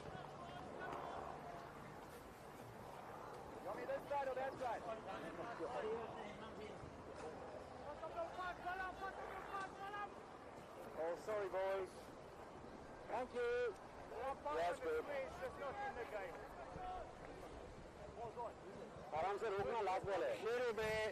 Last man comes in for Canada. Looks promised to score 330, but 2 quick succession wickets have brought them back. Another spin delivery, spinning it away. Pressure on for the Canadians, and that concludes the 41st over. 285 for the loss of 9 wickets.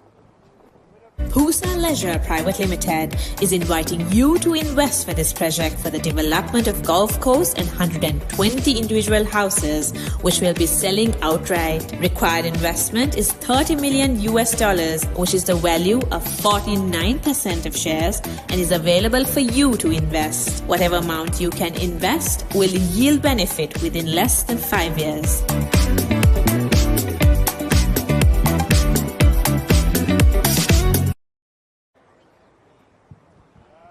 For remaining 9 wickets down, just 1 more wicket as Panchaba has been on the non-strikers in during the last over, and Rakesh has joined him. Just 24 deliveries. Now first time would be to bat these 24 deliveries. And Namibia coming strong after getting a hammering in the early overs now. Apish but falls into no man's land, and no runs scored also. The batter had no idea where the ball went, trying to go for a cross shot, but couldn't get the contact he desired. So no runs considered. Titus is in the attack, 5.1 overs to the ball, 31 runs conceded without getting a wicket. And dances down the page, a low full toss over the fielder's head, and that's 6. That's another massive hit. Yeah. It's out of the park again. Waited to the ball and timed it perfectly. Let's have a look at that. It's not a full toss. He hits it on the up, but that's the use of gets the maximum use of dancing down the pitch there, because the ball is slow. They have to meet it on the up to generate some pace. Otherwise, it would be hard to go into the back foot and generate some pace in delivery like that. So that is the perfect execution of a shot that is needed to be played when it comes to deliveries like that. And it goes to show maximum use of it. 6 runs. He came down the track and took away the spin because when the ball pitched, he was there to hit it. It's a welcoming 6, 291, just 9 runs away of 300. Now, another good delivery this time. Slices it to the fielder, but no runs.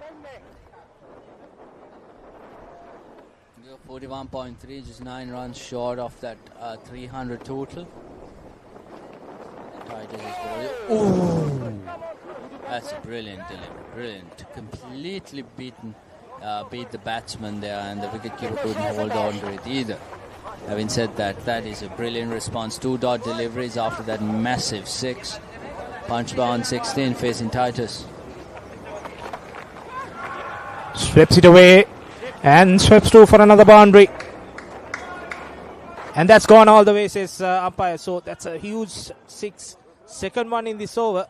And Panchaba is dealing in 6s for Canada. Just a flick of his wrist there, and that's going for 6. That's absolutely amazing to see that much power there. Because we're talking about the over-50s here, and they're scoring runs for fun, and they're getting boundaries whenever they want as well. That's a flat one. Now last delivery of the over. Wanted and Titus tried for that run out. And maybe the aim was a bit off there. Not the batter. Should have been the wickets. Yeah, they get the single that they wanted. So that's 298 for 9. 42 overs gone. ඔයාලගේ company එකේ, ඔයාලගේ club එකේ, ඔයාලගේ school එකේ youth එකට set වෙන ඕනම event එකක් The Papare TV එකෙන් මුළු ලංකාවටම පෙන්වන්න අපි ලෑස්ති. ඔයාලත් ලෑස්තිද? අපිට කතා කරන්න. The Papare TV, The Papare TV HD, Dialog Television නාලිකාංක 63 සහ 126 ඔස්සේ ශ්‍රී ලංකාවේ අංක 1 ක්‍රීඩා නාලිකාව. Dialog Television එක රීලෝඩ් එකෙන් පවුලටම හිට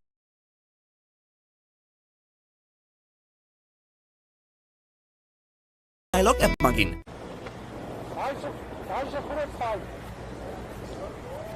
So the last ball of the previous over was a no ball, so they will have one more delivery. And a free hit, so that takes the total to 299. Not yet finished the 42nd over.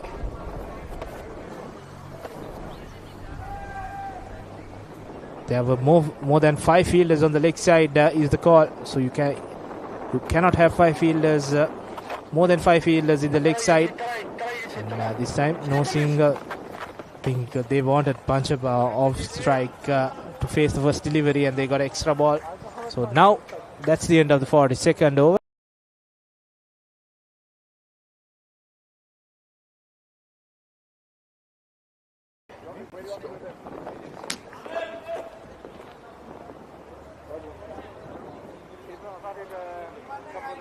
He might just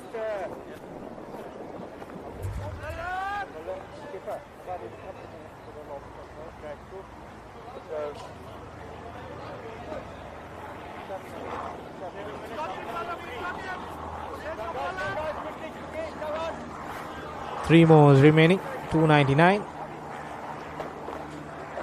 Panchapa defends it well. He knows that he has to have all the strike in these last 3 overs. First target is 300, just 1 run away.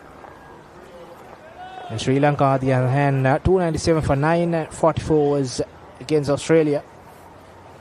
So a lot of run scoring happening throughout this day.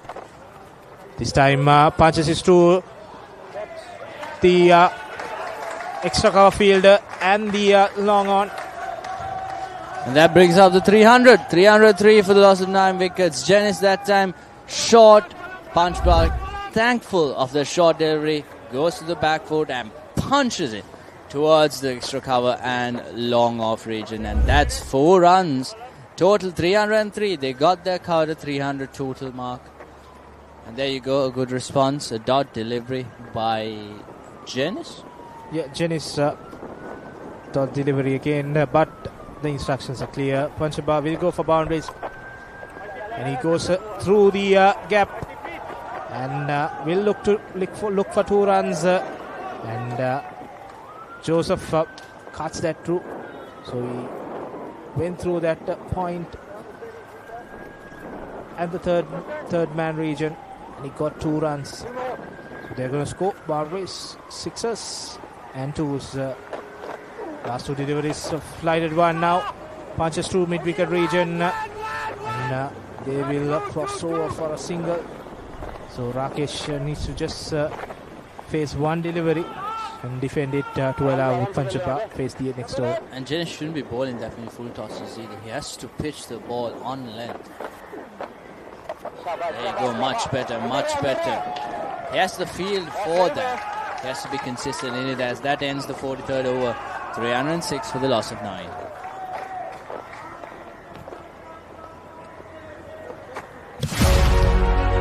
Catch the excitement real time.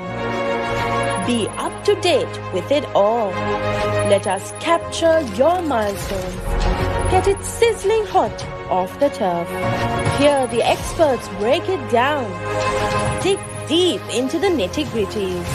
Be inspired by their greatness. Relive all the scintillating action.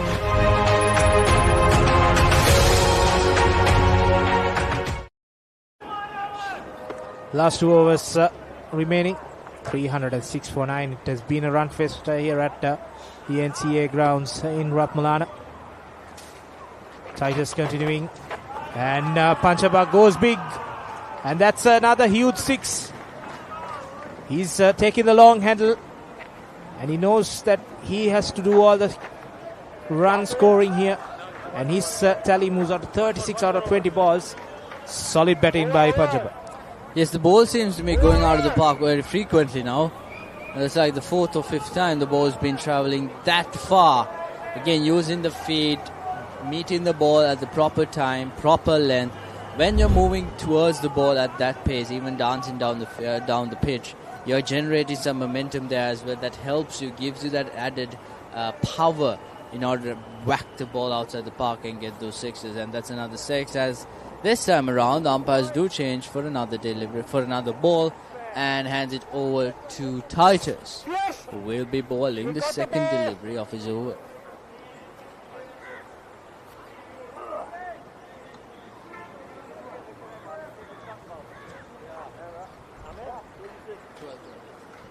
So 312 for 9. 11 balls remaining. Panchaba 14 away from a well-deserved half-century. It's been a lot of power hitting by Panchaba. Now the shorter ball, he pulls it, but not taking the single there. Couldn't come back for 2, so he wants all the strike in these last 10 balls. And he should, because he's been hitting some glorious shots across the field, especially over the top of the bowler's head. And right now he wants to face as much as deliveries as possible, so that he knows that he can put more runs on the scoreboard and put more pressure on the Namibians once they come to bat. That's a wide delivery there. Another additional run for Canada. Titus has been very expensive. Another one flicked it away. And they went for a one. Now they're going for the second. And the Namibian fielders are put under pressure and they panic at the moment, which allows them to cross over for the second run. And I think the batters are also aware of the fielding weaknesses, where exactly are those fielders are, and getting maximum use. This time dancing down the pitch again, straight over the ball is set, but this time towards the long off fielder. But no, another missed field. The ball travels through his legs. 4 runs. That brings up the total to 319. That's another powerful shot, and that concludes the day for Namibia. Their fielding has been well below par, and that goes through the legs, so that's another 4 runs. Tally continues to rally around 319. 2 more deliveries, another wide delivery by Titus. There's a dummy there trying to warn the bowler, okay, I'm dancing down the trick, forcing the bowler to change his length, and Titus indeed changed his length by giving more extra runs that time. Pushed it towards the long on region, a single, rotating strike finally in this over, giving Rakesh just 1 delivery to face, negotiated well, just defended. It gives 6 more deliveries to Panchba in the next over, the final over of the innings. Last ball for Titus in this game, a wider delivery, and Rakesh allows it to go, so that's another single to the tally. The score moves to 322 for 9. Last delivery. Just need to defend this, and he defends it well, so they are not going to try to run any more runs, so that Panchaba will be on strike. So 1 over remaining, 322 for the last of 9 wickets. What is your plan for the next cricket tour? Here is the answer. Pusal Leisure Private Limited, Sri Lanka's only leisure company with its own cricket ground. Engage in sports tourism exclusively for cricket. Contact details. Pujita 077 74 21 842. Nushani Gunasekara 076 76 17 249. Last over remaining in this encounter between Canada and Namibia, and now pull pulls it away through the extra cover region for a huge 6. Goes to the back foot. And that's 50 runs for Panchba. Deservedly so. Or are these a 49? Yeah, he's a 49. He was 43. But the batsman seems to have mistaken as how many runs he scored. He did lift his bat, but he has more deliveries faced, so he is currently 49 off of 25. That's a very fast 49 runs. There you go, tries to sweep it. But no runs, a good pickup by the wicketkeeper. Made sure that his foot was on the ground and foot was behind the batting crease. That's a first delivery. He went to the back foot. Punched it through extra cover for a 6. And that brought all the spectators here. And now he comes down the track and edges it. But no run scored.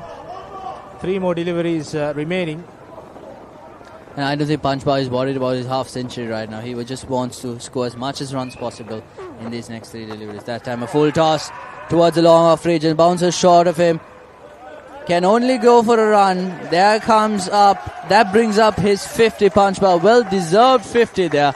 Off of just 28 deliveries. Couldn't go for a 4 there. And he has to change ends, which means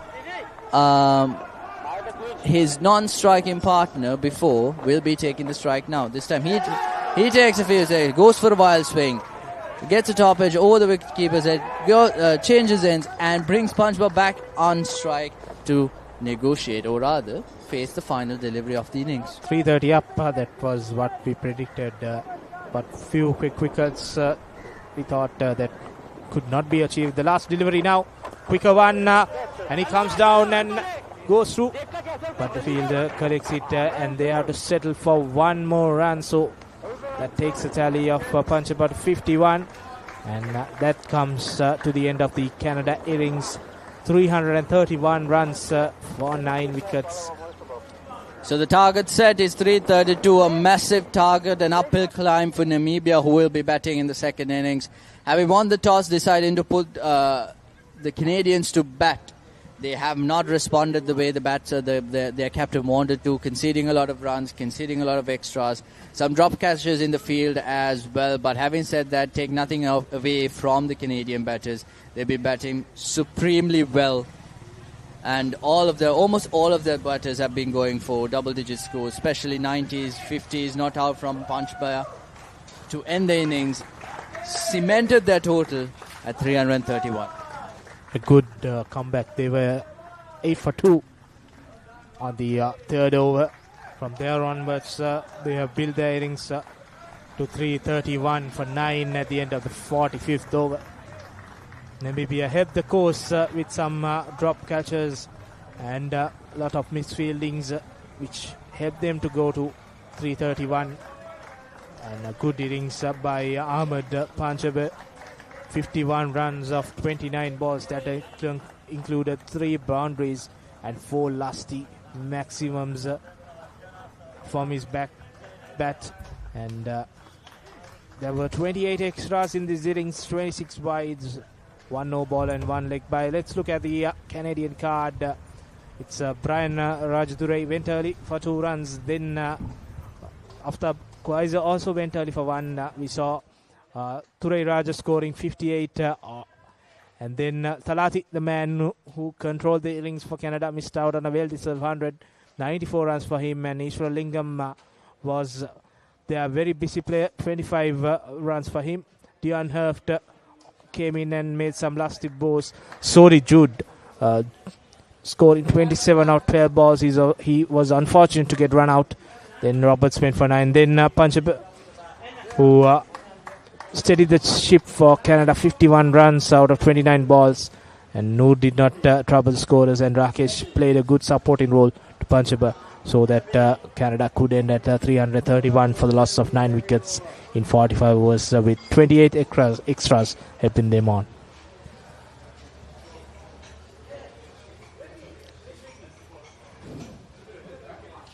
All right, the pick of the bowlers were, Strange, who picked up 3 wickets. His first spell was economical, but beyond that, everybody seems to be giving and leaking runs. Joseph, economy of 7, but managed to grab a wicket. Coates also grabbed a wicket. Jen is also grabbing 2 wickets. Hardenberg 1 wicket.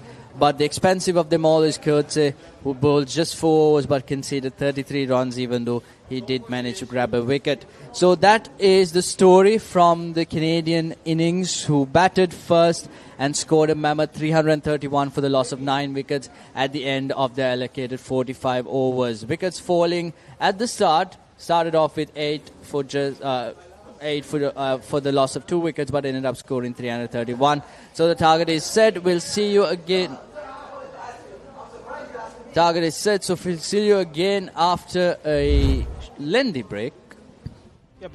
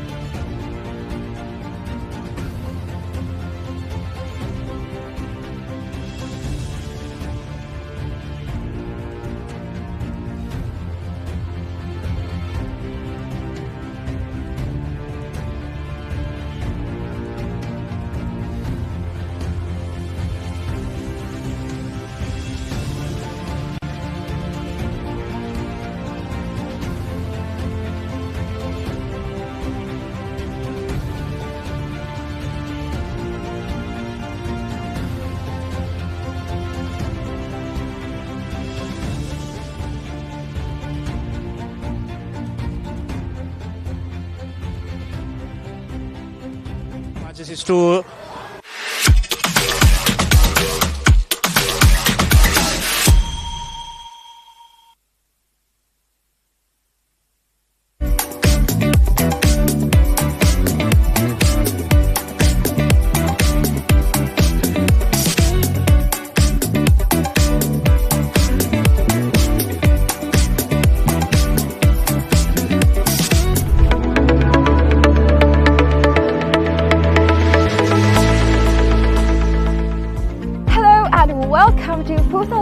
Private Limited, Sri Lanka's premier destination for cricket enthusiasts and sports tourism.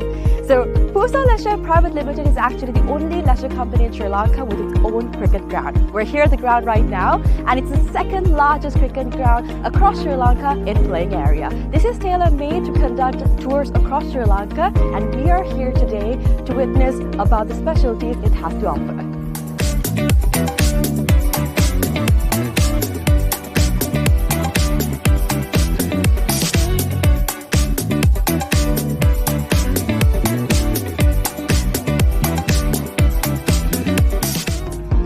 Natural for you to ask, what's so special about this ground? Well, let me list out a few reasons as to why it's special to cricket, right? So this is situated in a 30-acre land, meaning you have plenty of space to walk about, have a look, and relax yourself. Second of all, this land is situated by so much of vegetation that the amount of wind that comes into this land is quite limited. So as you see, whenever we watch a cricket match, we've seen plenty of occasions where certain calls on cricket are interfered because of the wind. Now that is issue will be limited in this ground due to the vegetation that surrounds this place, which is beneficial for anybody who comes to play cricket. Third of all, the lighting is just perfect, right? So it's well lit throughout the day, and the amount of sunlight that you get into this land is much more compared to any other cricket ground around, again because of the location it's situated in. And another specialty about this cricket ground is its grass, right? So usually whenever you go to any other cricket ground, the grass is quite smaller compared to the grass that you would be seeing in this special cricket ground when you come here. It's because we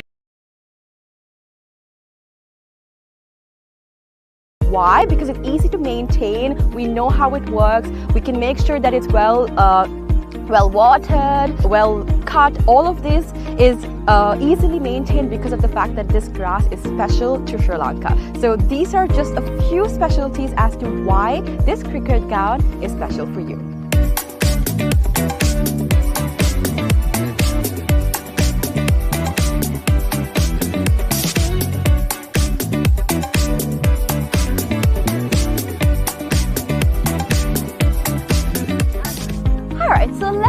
About the pitch a little, right? So I'm here right now, and from the pitch to the ground we have about 80 meters of a radius, right? And something special about the pitch is that it's elevated, meaning that anybody from anywhere on the ground can see the pitch properly because of its elevation. So even if you stay in that corner of the ground, the pitch very clearly because of the elevation that it has.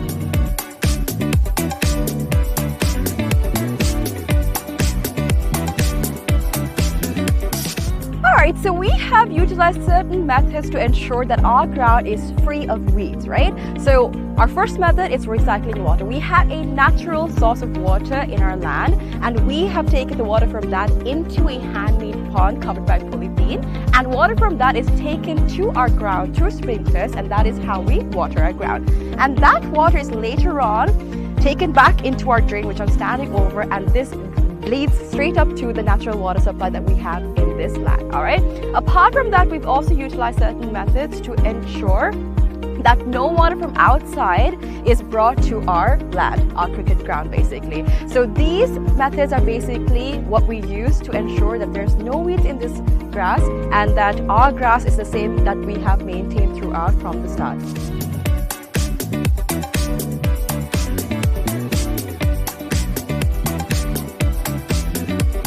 Alrighty, so another specialty about this ground and how we're connected with nature, right? A fun fact. So if you hit a century in this ground, one of these surrounding trees will be named after you. So if you can see, this entire ground is surrounded by vegetation and plenty of trees. So whoever hits a century in this ground will get one of those trees named after them. So this is actually something quite unique. It's not done everywhere, and it's actually a nice opportunity for you to get a tree named after you. So this is something special that's happening here at the ground, and so far only 8 cricketers have actually hit a century and gotten a tree named after them. So if you want to come here and hit a century and get a tree named after you, this is the place for you.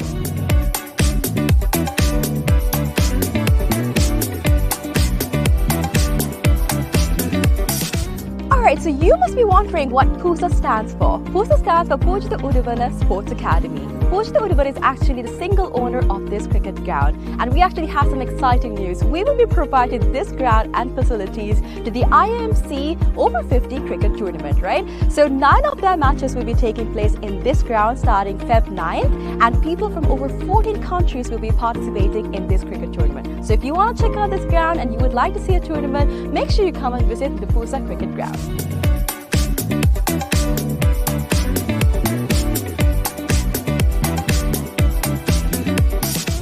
Alright, I know this looks digital, but it's not, alright? We operate this scoreboard manually. How? We've used door hinges, and we've painted one side and we have not painted the other side. So using this method, we are able to make the numbers appear on the scoreboard. Usually it takes about 4 people to operate a scoreboard, but using this method, we just need 1 person to do all of the work. So it's a different way, it's environmentally friendly, and you can witness this when you basically visit the PUSA cricket ground.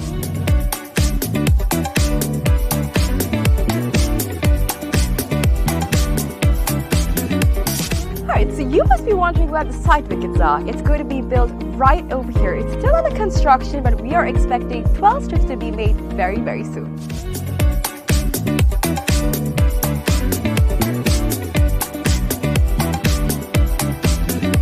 Alright, so now we're about to walk into where our hotel is going to be built. So we've chosen this specific location.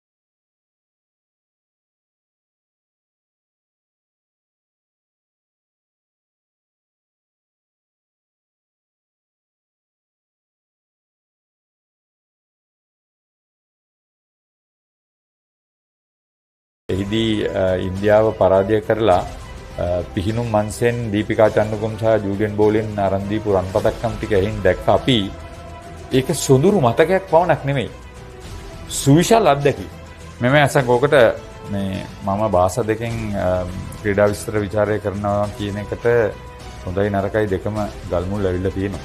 ඉතින් මමත් තෝරගත්තා. ඉතින් සමහර ක්‍රීඩාවන් මොකද අපේ හැපිනවන්න පුළුවන් අපේ තරුණ කාලේ. තමන්නාතාව ගහtti බස් ටිකට් එකේ ලියාගෙන ඉන්නේ. සියලුම විස්තර ලස්සනයි කියන්නේ මොඩල් කියන්නේ ලස්සන විතරක් නෙවෙයිනේ. කැරිස්මා එක තියෙනවා. නමුත් අපි කතා කරන්නේ සජිත් ප්‍රනාන්දුට ඒ අවස්ථාව හිමි වුණේ ඇයි කියලා. ආවරණය සඳහා තියෙන පොරය හරහා මට පේනවා තත්ත්ව මට්ටමේ අඩුව.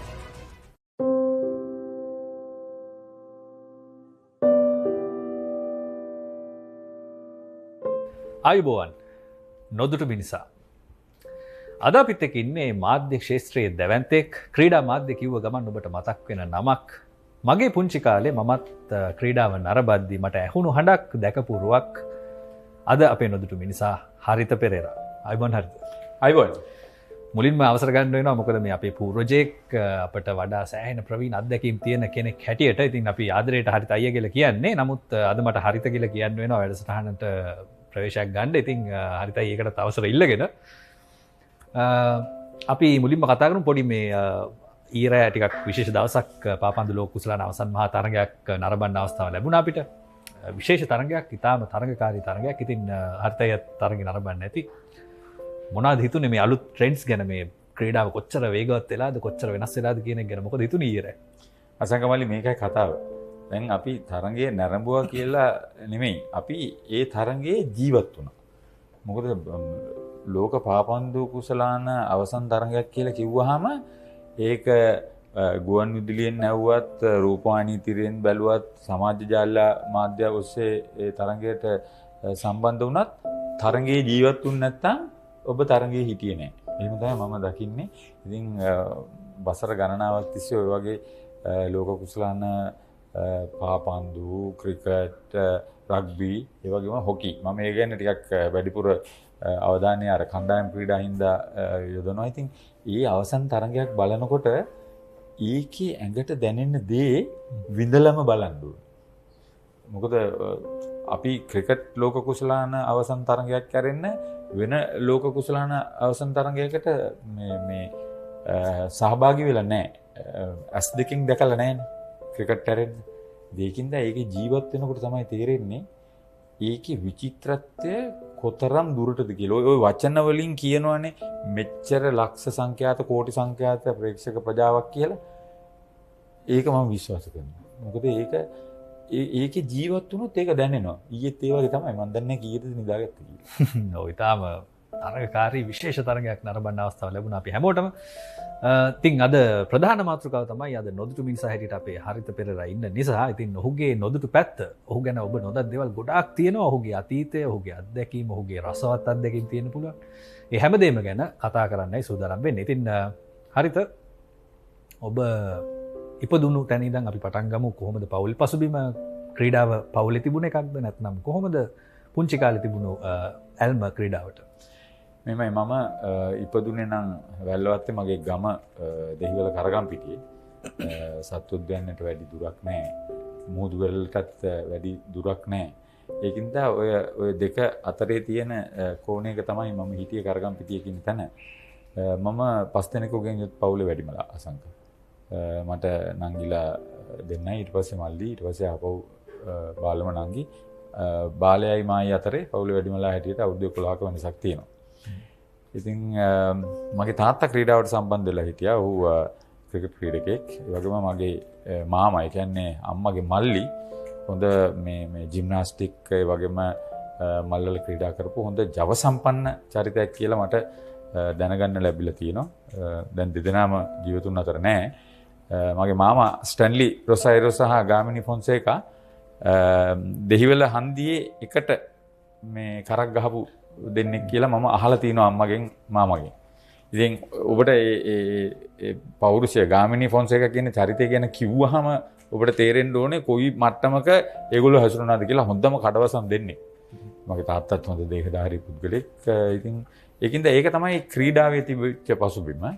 හැබැයි ඉතින් මම ක්‍රීඩාවට යමුනේ පාසල් කාලය හරහා ඇවිල්ලා අපි හොඳට සැහැල්ලු පන්දු ක්‍රීඩා කරපු කට්ටියක්නේ. ඒක මේ ටිකක් වැදගත් හරිතයි. මම ඒක ගැන වැඩිපුර අහන්න හිතෙනවා. මොකද මේ ගොඩක් දෙනෙක් දන්නේ නැති දෙයක්. ඔබ සැහැල්ලු පන්දු ක්‍රීඩකයෙක්. සැහැල්ලු පන්දු ඒ වෙනකොටත් ශ්‍රී ලංකාවේ සැහැණ ජනප්‍රියලා තිබුණා. මේ වෙනකොටත් දැන් ඔබ දකිනවා ඒ කියන්නේ සජීව දර්ශන බලන්න, සජීව තරඟ අත්දැකීම් ලැබෙන තරමට සැහැල්ලු පන්දු ක්‍රිකට් ඉදිරියට ඇවිල්ලා තිනවා. ඒ කාලේ තිබුණු තත්ත්වය කොහොමද සැහැල්ලු පන්දු? ඒ කාලෙත් මේ වගේමයි. මොකද දැන් මම කරගම්පිටියේ හිටියා කිව්වහම සරණංකර පාරේ ඉතාමත් ඉහළ මට්ටමකින් ඔය සැහැල්ලු පන්දු ක්‍රීඩාව සිදු වුණා. සරණංකර පොඩි ග්‍රවුන්ඩ් එකේ. මොකද කට්ටිය පොලිමේ ඉන්නවනේ.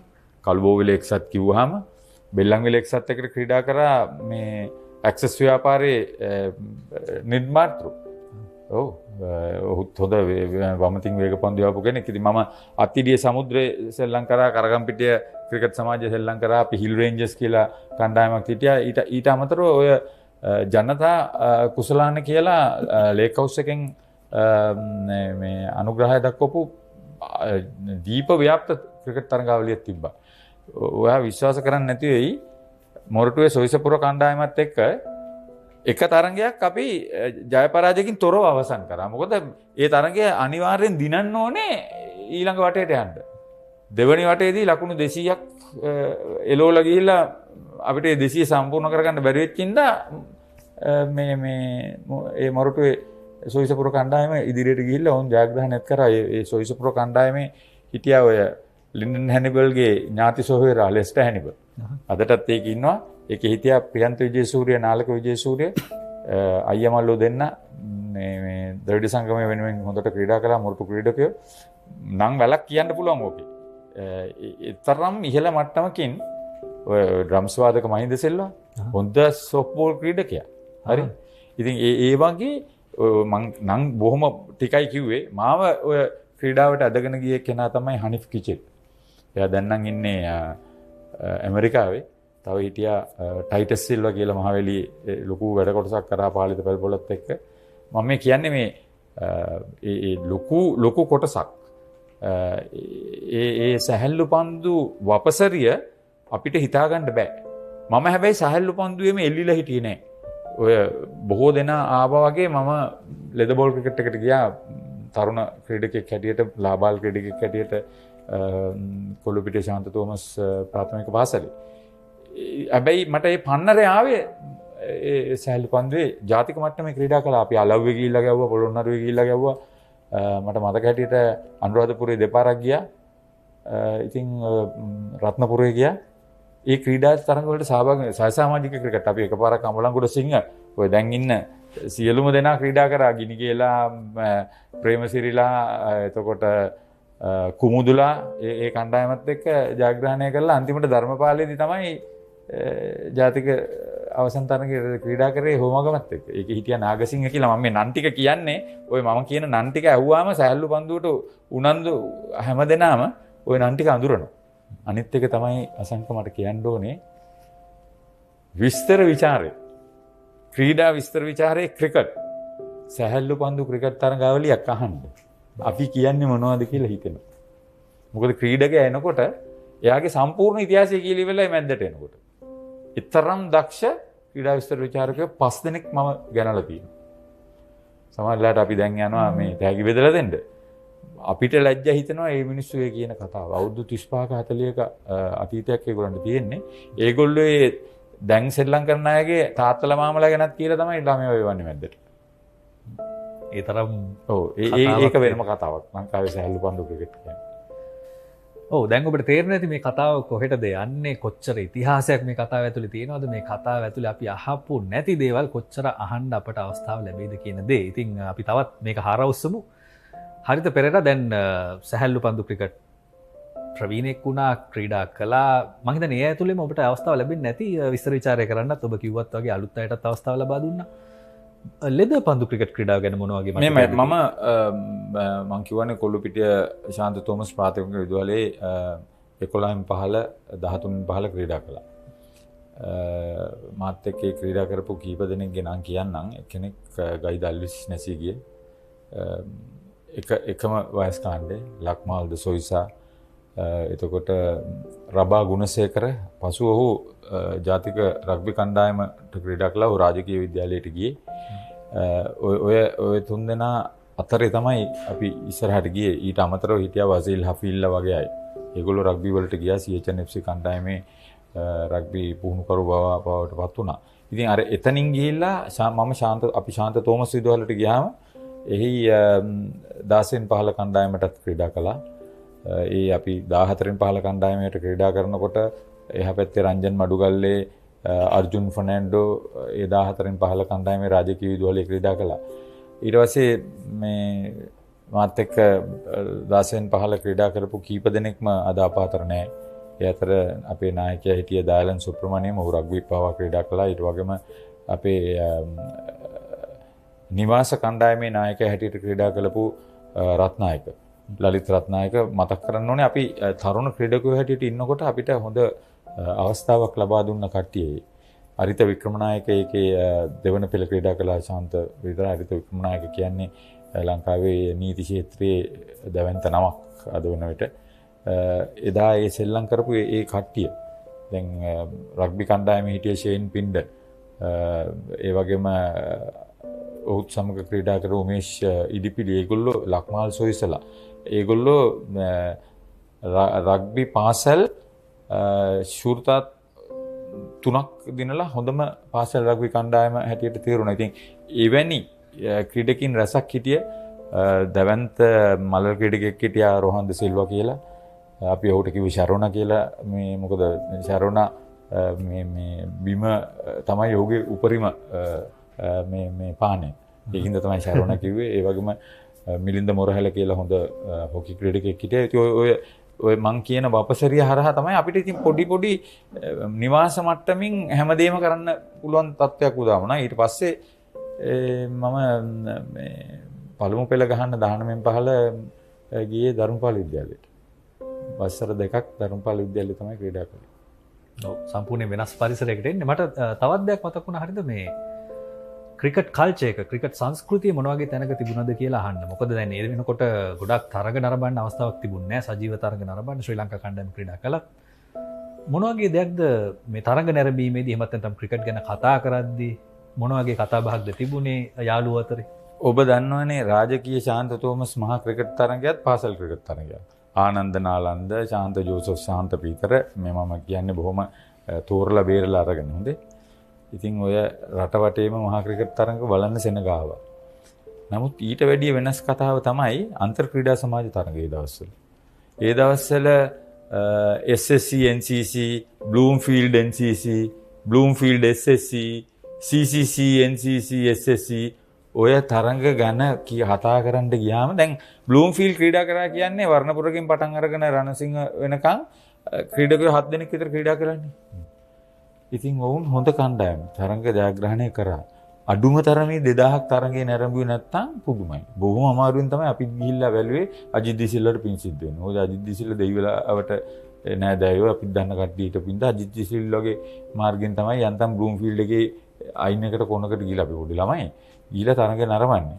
ඉතින් එනේන ඔක්කොම කසකාරයෝනේ හිටියේ. ඉතින් වර්ණපුරගෙන් සුනිල් ජයසේකරගෙන් පටන් ගත්තාම ලෙස්ලි නාරංගොඩලා මේ ලලිත් කලු පෙරුමලා ශබ්බි රස්කරාලිලා තුන්සියක් ගෙවුවා මේ කෙලොණු. ඒ වගේ ඉතින් ඒගොල්ලෝ පිටිකරුවන් හැටියට දස්කම් දක්වන්නෙත් ශ්‍රී ලංකා පන්දුවවන්න හමුවේ.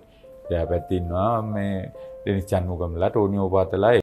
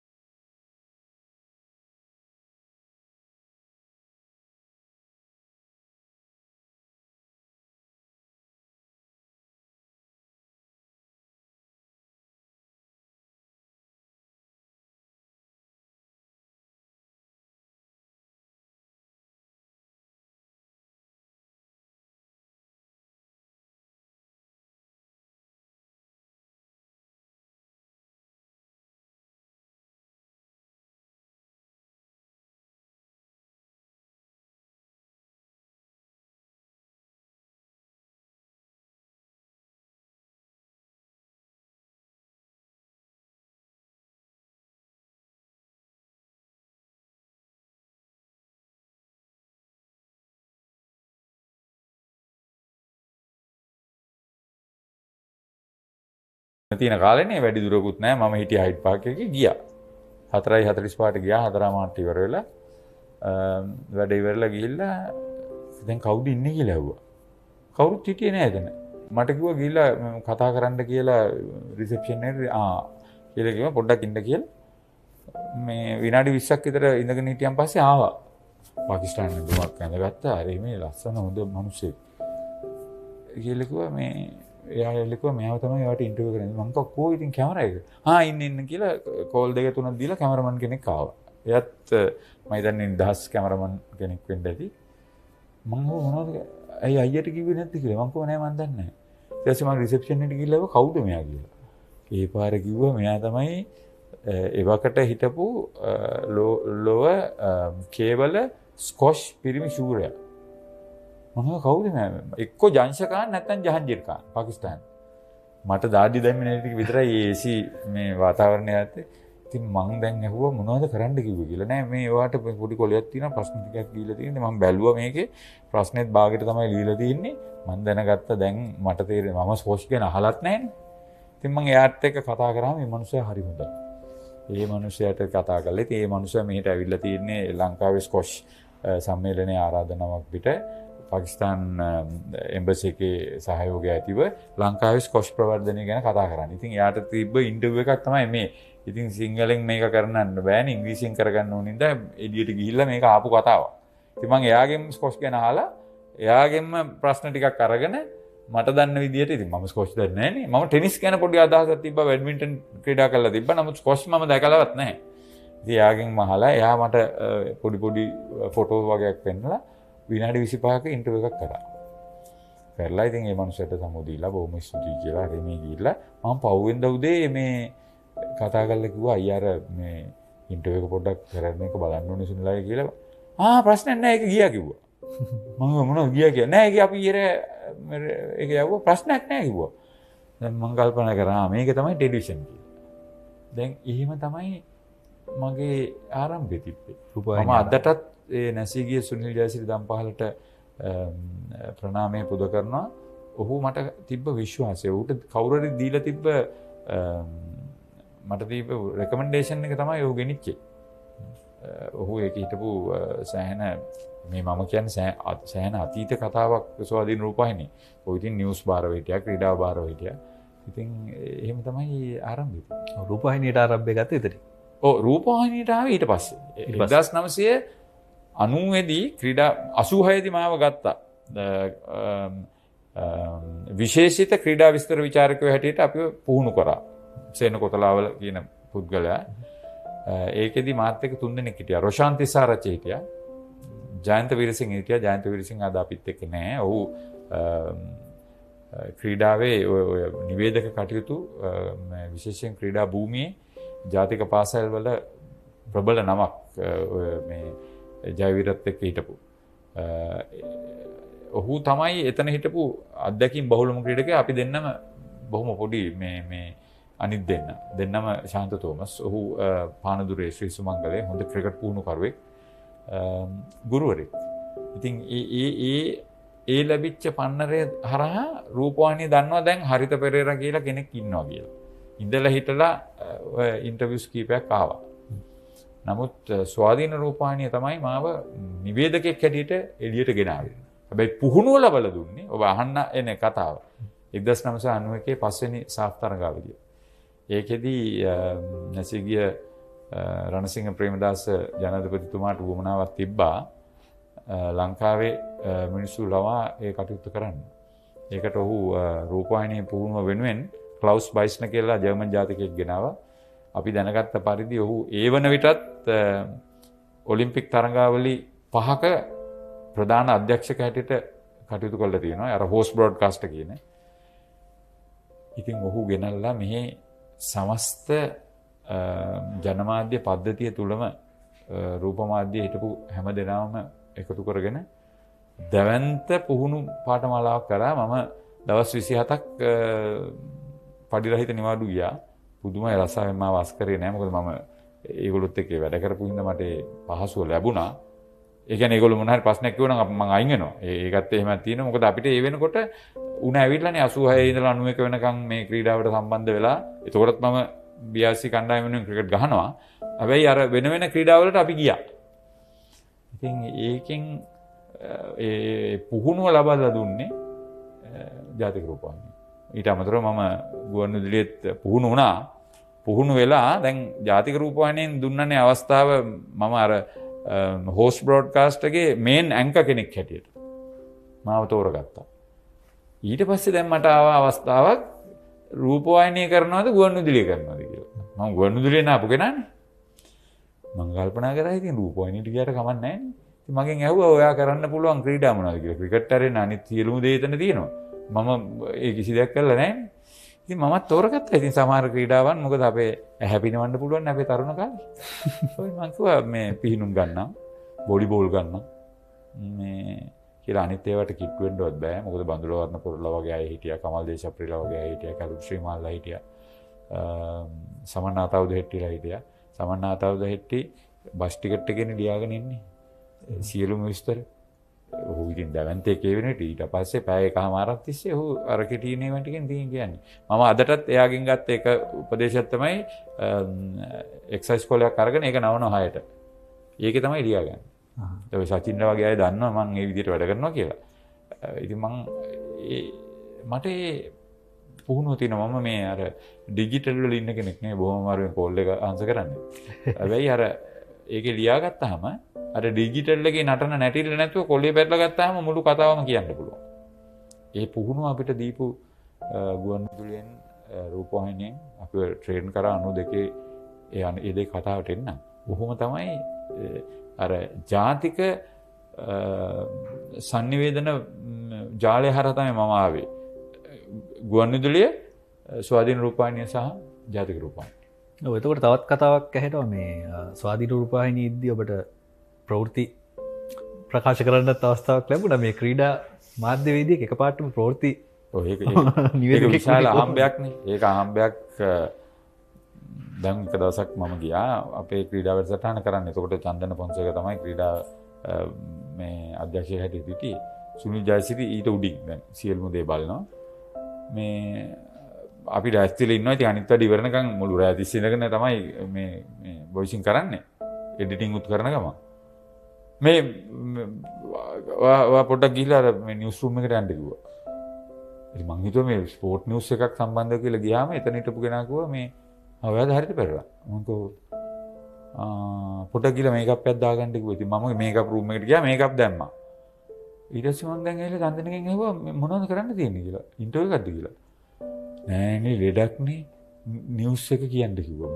මං නිවුස් කියන්නේ නෑ නිවුස් කියන්න කිව්වා කියලා. දැන් ඒක එතකොට සජීවි. දැන් මට ගිහිල්ලා කොළ දුන්නා මම දන්නේ 50ක් විතර කොළ දුන්නා වාඩි කෙරෙව්වා මේම තියනවා කිව්වා අරම තියනවා කිව්වා මේම තියනවා කිව්වා ප්‍රොඩියුසර්ස්ලා දෙන්නෙක් හිටියා. ඉතින් කිව්වයි කියන්නකෝ 20ක් විතර වැරදි කර කර කිව්වා කියලා ඒක ඉවර කළා අර කරලා වවුවෙන්ද උදේ 3ට විතර ගියා ගෙදර. 8:00ට කෝල් එකක් එනවා මේ සුනිල් ජයසිරි දම්පාලගෙන් මට ගෙදරින් කිව්වා අන්න මේ කෝල් එකක් තියෙනවා ITN එකෙන් කියලා. ඉතින් මං හිතුවා කරපු දේ විකාරයක් වෙලා ඇති කියලා. ඉතින් විකාරයක් තමයිනේ 20ක් විතර වැඩි කරාම. අද ඉඳලා දවස් 6ක් එක දිගටම නිවුස් කියනවා කිව්වා. මං ගායි මොකද හේතුව? නෑ මේ සාමාන්‍යයෙන් මේක කියන්න හිටපු කෙනා රට ගිහිල්ලා එන්නේ නැහැ කියලා තියෙනවා කියන ඒක අලුතෝடு දවස් වගේ. ඉතින් ස්ක්‍රීන් ටෙස්ට් උත් නෑ, වොයිස් ටෙස්ට් උත් නෑ. දවස් 7ක් එක දිගට කිව්වා. ඊට පස්සේ මං හිතන්නේ මට මතක හැටියට අවුරුදු 5මාරක් මම නිවුස් කිව්වා. සජීවී විස්තර සජීවී ප්‍රවෘත්ති ඉදිරිපත් කරන්නේ කැඩියට ඊට පස්සේ ඒක අර ලයිව් ටු ටේප් ගියා. එහෙම ගියන් පස්සේ ඉතින් එච්චර ලොකු ඉල්ලුමක් නෑ මට කොහොමත් නිවුස් රීඩර් කෙනෙක් වෙන්න උවමනාකම තිබ්බේ නෑ. මම ක්‍රීඩාවේ තමයි ඉන්න ඕනකම තිබ්බේ. ඉතින් එහෙම එකකුත් වුණා. ඉතින් හැබැයි ඒකෙන් ලොකු අත්දැකීමක් ගත්තා. මොකද වටපිටාව පිළිබඳ ලොකු අධ්‍යයනයක් කරන්නේ ටෙලිප්‍රොම්ප්ටර් එක දිහා බලලා වැඩ කරනවා කියන එක මට හුරු වුණේ ඒකෙන්. ඔව් ඉතින් ඔන්න ඔහමයි හරිත පෙරේරා ප්‍රවෘත්ති නිවේදකයෙක් හැටියටත් Tamanගේ දස්කම් පෙන්වුව අවස්ථාවන් ආයෙත් මට යන්න හිතන අර පුහුණුවෙන් පස්සේ ඔබ ආපු ගමනට දැන් අර ඔබ කිව්වා සාෆ් තරගාවලිය 1991 ශ්‍රී ලංකාවේ පැවැත්ුණේ ශ්‍රී ලංකා ක්‍රීඩකයෝ ඉතාම හොඳින් දස්කම් දක්වපු තරගාවලියක්. ඒ වගේම ඔබ කිව්වත් වගේ ජුලියන් බෝලින්, දීපිකා ෂණ්මුගරාජ, ඒ වගේම මතක විදිහට ශ්‍රී ලංකා කාන්තා වොලිබෝල් කණ්ඩායම ඉන්දියානු කණ්ඩායම පරාජය කළා. ඒකෙත් තියෙන හොඳ කතාවක්. දැන් මම මේ මල්ල ක්‍රීඩාවේ ජවන කොටස නෙමෙයි පිටියේ කොටස.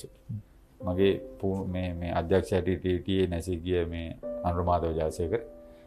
ඊට ඉස්සෙල්ලා කියන්න ඕනේ හේමනලින් කරුණාරත්න පිහිනුම් බාරව හිටියේ.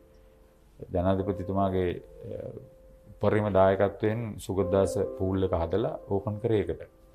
ඒකේ විවෘත කිරීම කරේ මම තමයි ඉදිරිපත් කිරීම කරේ. සාෆ් ක්‍රීඩාව පටන් ගන්න දවසට ඉස්සෙල්ලා දවසේ. ඒක රූපවාහිනියෙන් ප්‍රචාරය කරන්න ගියාම ප්‍රශ්නයක් ආවා මෙයා අපේ ඇනවුන්සර් කෙනෙක් නෙමෙයි කියලා. හේමනලින් කරුණාරත්න එදා කිව්වා මේක එයාගෙන් කරන්නේ නැත්නම් වෙන කාගෙන්වත් කරන්නේ නැහැ කියලා. එහෙම දෙයක් මට කරලා දුන්නා හේමනලින් කරුණා.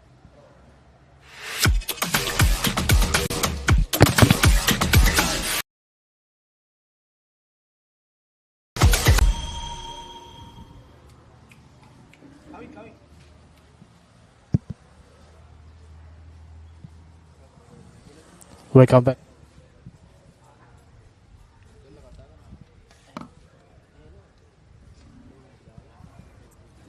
Welcome back to Ratmalana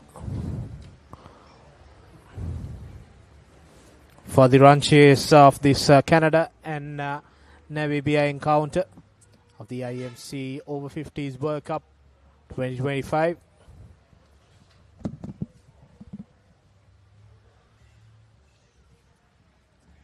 Canada batting first, scored a mammoth 331 runs for the loss of 9 wickets in the allotted 45 overs. And Namibia are chasing 332 runs for their first victory of this tournament. And this chase looks a mammoth one. And we are all set for the second innings. Yes, 331 total is definitely a tough ask.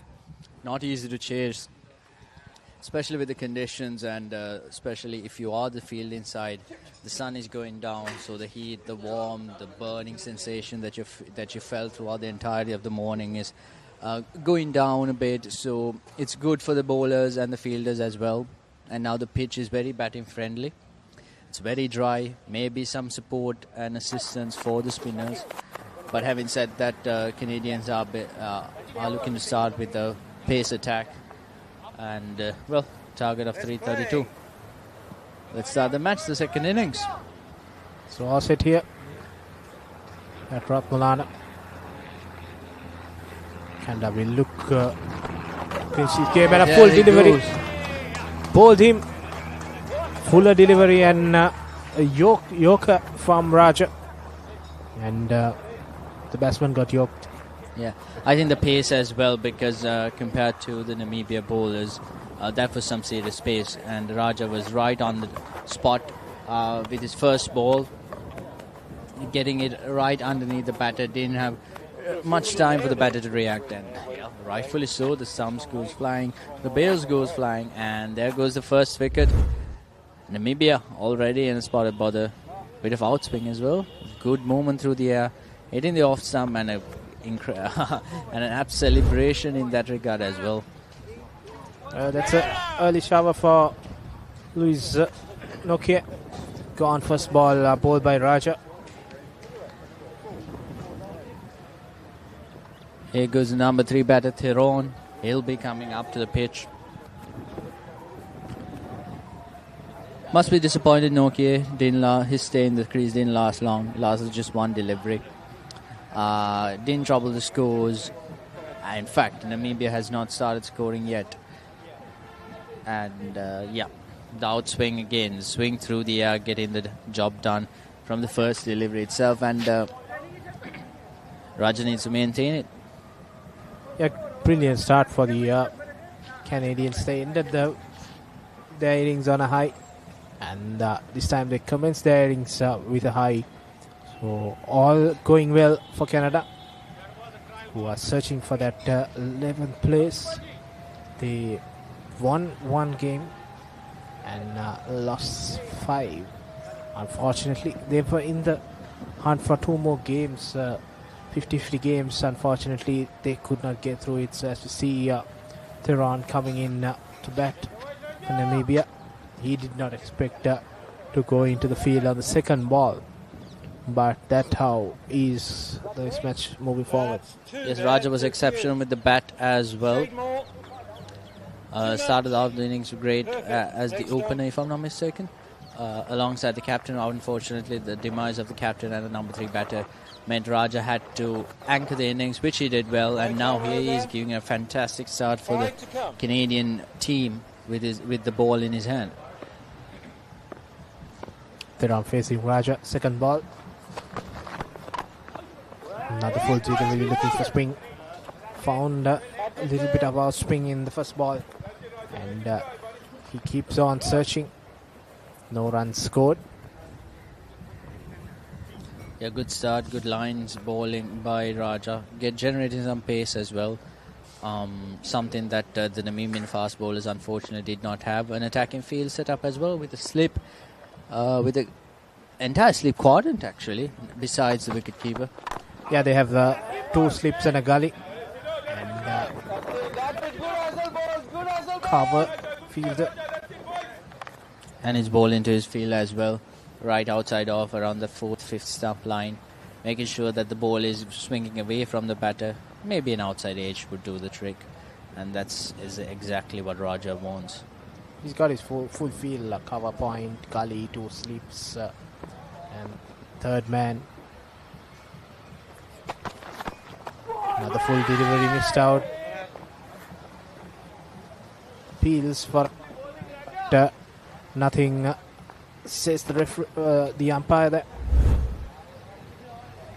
Yeah, half-hearted appeal there for a caught behind.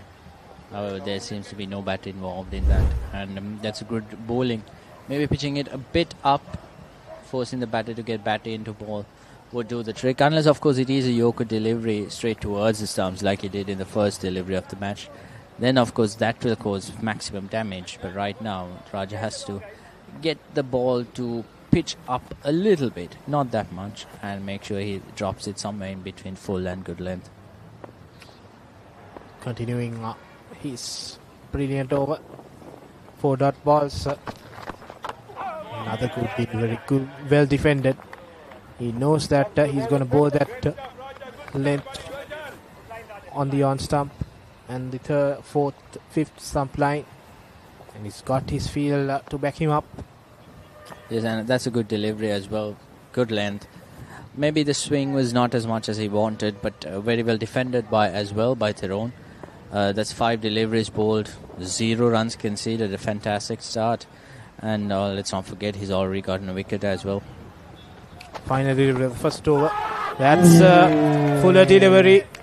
Asking the question from the umpire, and no is the answer. Oh, is it? Has he given it out? I feel like the bowler didn't appeal it much. Still a confusion over there whether it's out or not. LBW or caught. There goes. That's a fantastic end to the over that gives him the second wicket. The same delivery as the first delivery he bowled that got him the first wicket, but this time plumb in front of the stumps with the pads with the ball hitting the pads. That goes the second wicket. Namibia in a spot of bother. 0 runs for the loss of 2 wickets. Yeah, that's gone. That's plumb in front, hitting the leg stump there. And that concludes the first over. Raja taking 2 wickets. And Namibia reeling here at Ratmalana. 2 wickets lost without any runs on the board. First over there.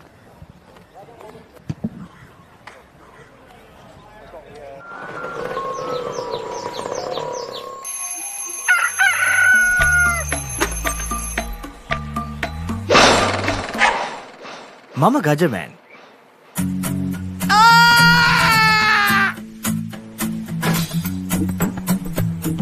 මම හැමදේම කරන්නේ බොහොම පිළිවෙල.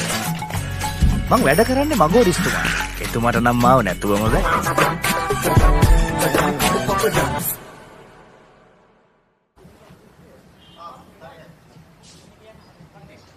All right, welcome back. Namibia, after conceding 331 runs, are already in a spot of bother, losing 2 wickets in the first over itself.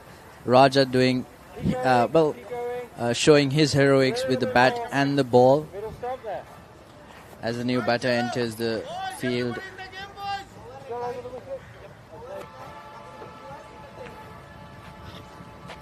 Fleming from Namibia is on the non-striker's end as Titus facing. Another good delivery. Slowly drives it back towards that.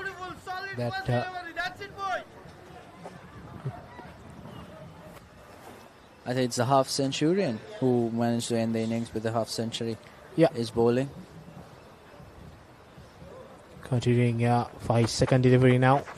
Another delivery inside edge. There's a bit of a collision there by the runners, but no harm done. And Namibia are off the mark with that single. There's an inside edge as well. Lucky to not hit the stumps there. And a bit of confusion in the middle as well amongst between the batters, but safely they change ends for a single. Brings the new batter Fleming to face Punchba, who scored an unbeaten half-century to end the innings and bring the total up to a 331. Punchba continuing to the new batsman Fleming here. Fuller delivery, searching for swing. Losing early 2 wickets, Namibia on the back foot straight away, chasing 332 runs. Yeah, not much pace compared to Raja, who started off brilliantly for Canada. But he's been bowling good lines and lengths, troubling the batters, not really giving them any room. As I said, that he strays his down leg and nicely flicks it towards the boundary. The square leg region is wide open. And that brings up the first boundary and brings up the total to 5 runs for Namibia. Yeah. Spotted the ball drifting towards the leg side. Fleming there and flicking it through square leg and mid-wicket regions for a boundary down the ground. Some relief for Namibia. They were on a spot of bother. Welcoming 4 runs for them. So Punchba has been expensive so far. 5 runs conceded already off his 4 deliveries bowled so far. So I'm short. Batsman couldn't get batter into it. The ball travels safely. 1 bounce to the wicketkeeper, no runs. Yeah, the ball is keeping a bit lower than we saw in the earlier on. There was some bounce, but now the ball is keeping a tad lower, and that's also another issue for Namibia. The final delivery of the second over. Punchba. Another good delivery, left alone, so that concludes the second over. Namibia 5 runs for the loss of 2 wickets. What is your plan for the next cricket tour? Here is the answer. Pusa Leisure Private Limited, Sri Lanka's only leisure company with its own cricket ground. Engage in sports tourism exclusively for cricket. Contact details.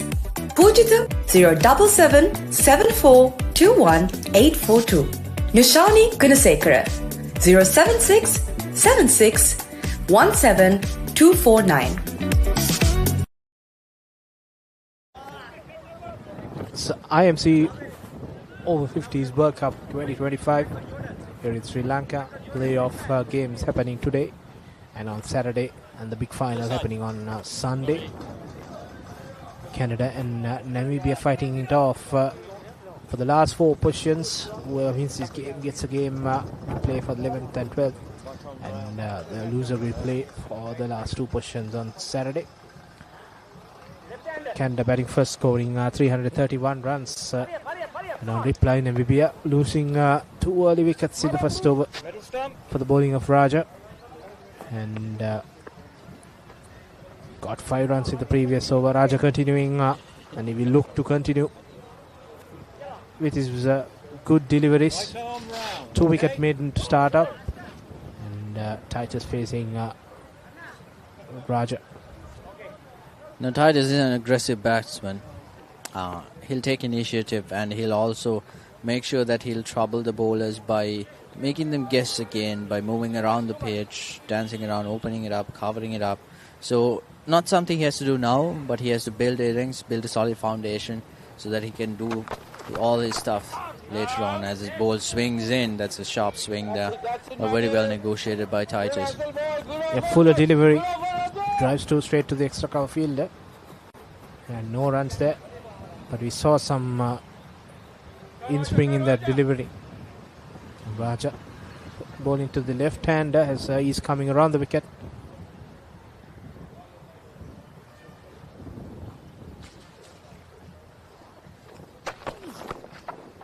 There you go, another one. Played and missed there by Titus. He has to maintain that length but get it more towards the stumps. That would really cramp up Titus and would make him do something that he doesn't like to do. Defend it with a straight face. He seems to be a person who likes to hit it with a cross bat there. And if Raja manages to get it on that fifth stump line with that same amount of swing on good length, that will definitely trouble Titus and could even get him a wicket. His plan is to bowl that in-swinger. And another in-swinging Yorker by Raja. Plan is sure that he wants to hit the stumps. I think Raja is being a bit too eager here, trying to get those Yorkers working, which is good actually. But if he can hit the deck a couple of balls with that length, with the same line but hitting it on good length and then surprising him with a much more fuller delivery, that would definitely cause problems, and that would definitely get him some wickets and put Canada on the driving seat, because they're already inching close towards the win. Much better shot there, but a full toss straight towards mid-off. No runs conceded. That's 10 deliveries is bowled Raja, and he's conceded 0 runs. Plan is very quite eminent. He wants that in-swing to trap Titus for LBW or a ball. Comes back in and he glances it through to the square leg field. No runs offered there. Another dot ball. And a well set field as well. Whenever Raja drops it short, the only option they have is to just flick it towards that mid-wicket region. And the field is set. The fielder is there to cancel off those runs. And that's something Namibia didn't do. Even if the ball was coming directly towards the fielder, it still allowed Canada to get those runs. And those additional runs, including the extras, really will cost them today.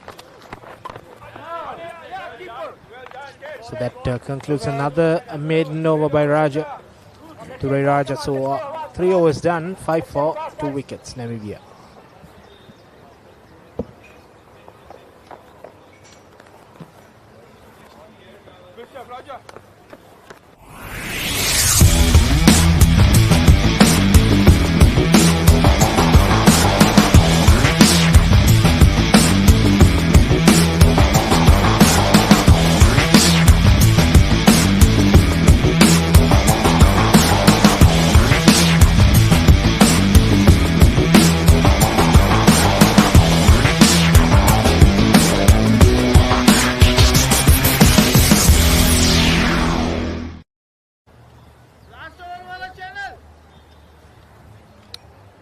Fourth over. Continuation for Canada with a delivery on the leg side. No single there. Punchpa needs to put it outside off, and obviously he doesn't have the pace, so he has to maintain a good line and length in order to trouble the batter. That time straying down leg, didn't really capitalize on the opportunity there, Fleming. It's a much better length, much better line. A deserved outside edge, but luckily for the batter, it runs down towards third man for a single. Yeah, that went to the second slip and the gully region. And he got the outside edge. I think Raja did have a second slip there. Maybe it's about time you bring in a second slip as a captain, Canada captain. He had 2 slips in the first over, but now skipper is opted for one now. Nicely glanced through backward cover, and the deep field doing the work. Another single. So far Namibia are dealing with singles, and Canada have been bowling very well. I think it's about time Punchbar is given a second slip, because the pressure is mounting on Namibia, and they should be aggressive when it comes to their field settings. Fuller delivery, drive through the extra cover region, and that's 4 runs for Namibia. Very crucial boundary. Yeah, and that's beautifully struck as well. Timed it instead of just pouncing on it and going for power. Just times it perfectly and through the gap.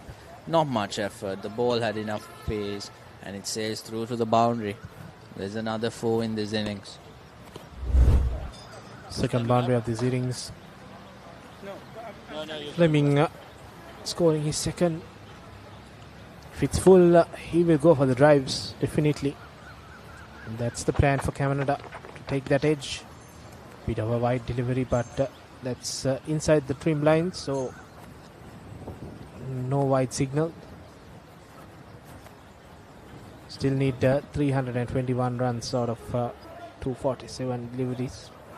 A tough ask, a huge ask here. But Fleming seems to be batting well. He seems to be in his groove as Punchbar bowled the last delivery of his second over. That time outside of back foot. Oh, manages to get through the gap, and that's a brilliant stroke there. Back foot of point there.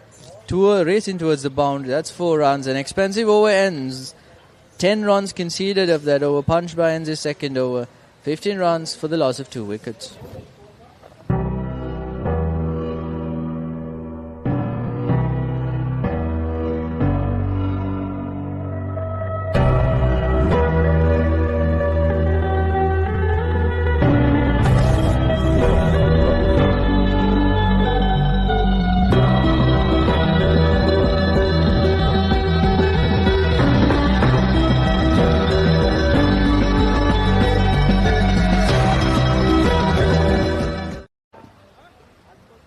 Four was gone in this second innings of Namibia, chasing 332 runs. Ture Raja continuing for Canada. This was the last ball of the previous over. He waited till the ball comes, and he nicely cut it through a backward point region, and deep third man could not cover it. And Ture Raja continuing his bowling. The fuller delivery this time through the mid-wicket region. He will get a single, and that's what Raja wanted. Raja wanted the right-hand batsman. Yeah, because he can swing the ball away from the right-hander, sometimes even cramped up for a Yorker like he did in the first over. That managed to give him two wickets, and he's considered his first runs as well here. In his third over, he's bowled 12 consecutive dot balls, and on the 30th delivery only that they managed to score a run. So that goes to show how compact, how impactful, and how effective Raj has been throughout his spell here.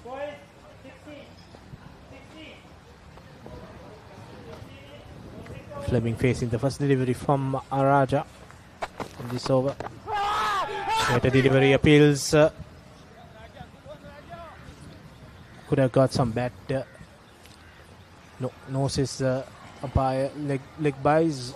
I think it was sliding down leg a bit. I think Raja is trying to maintain that line and get the ball to swing off the air, and get the ball to go deliver it in a trajectory that's going towards the leg stump, and get the ball to swing it towards the off stump or even more. But I think the ideal line should be somewhere targeting the off stump, and then get it out of the batter or wide of the batter, and that's the plan that should be. But let's see. Raja's bowling very well here.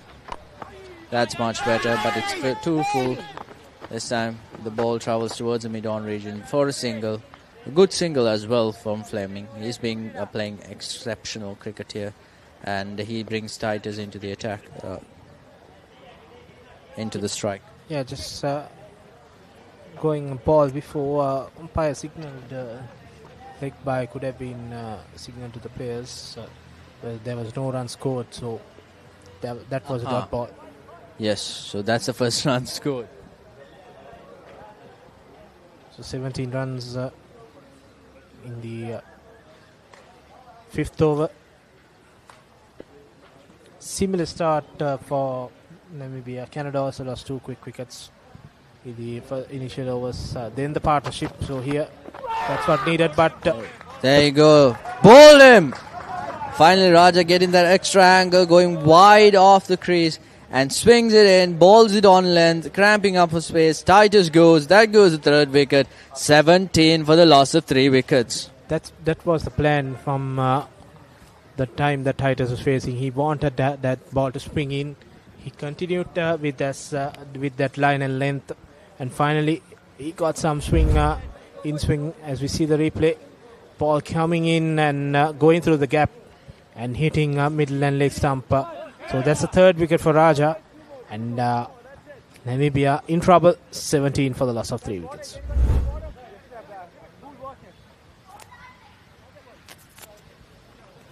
Titus goes for 3 runs out 11 deliveries, and Strange will be the new batsman coming in for Namibia.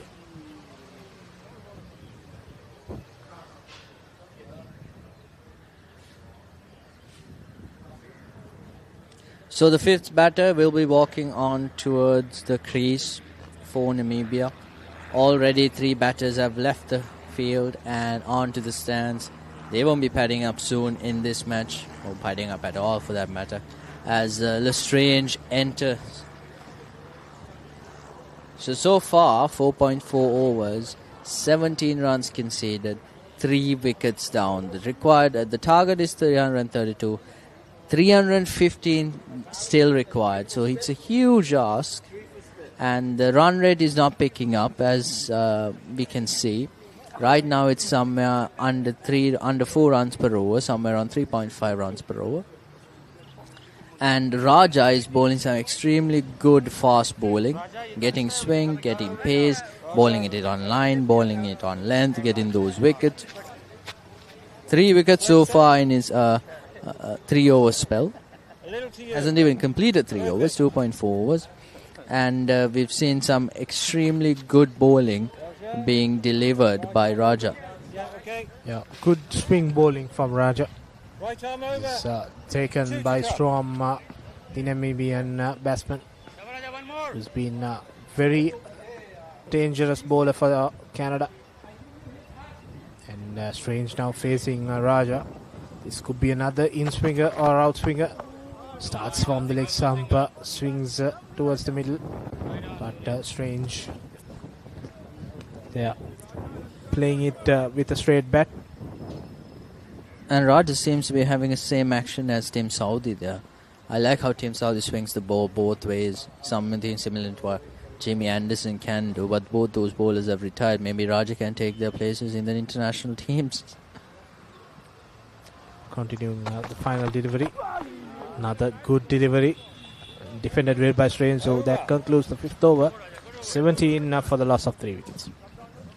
Husa Leisure Private Limited is inviting you to invest for this project for the development of golf course and 120 individual houses, which will be selling outright. Required investment is $30 million, which is the value of 49% of shares, and is available for you to invest. Whatever amount you can invest will yield benefit within less than 5 years.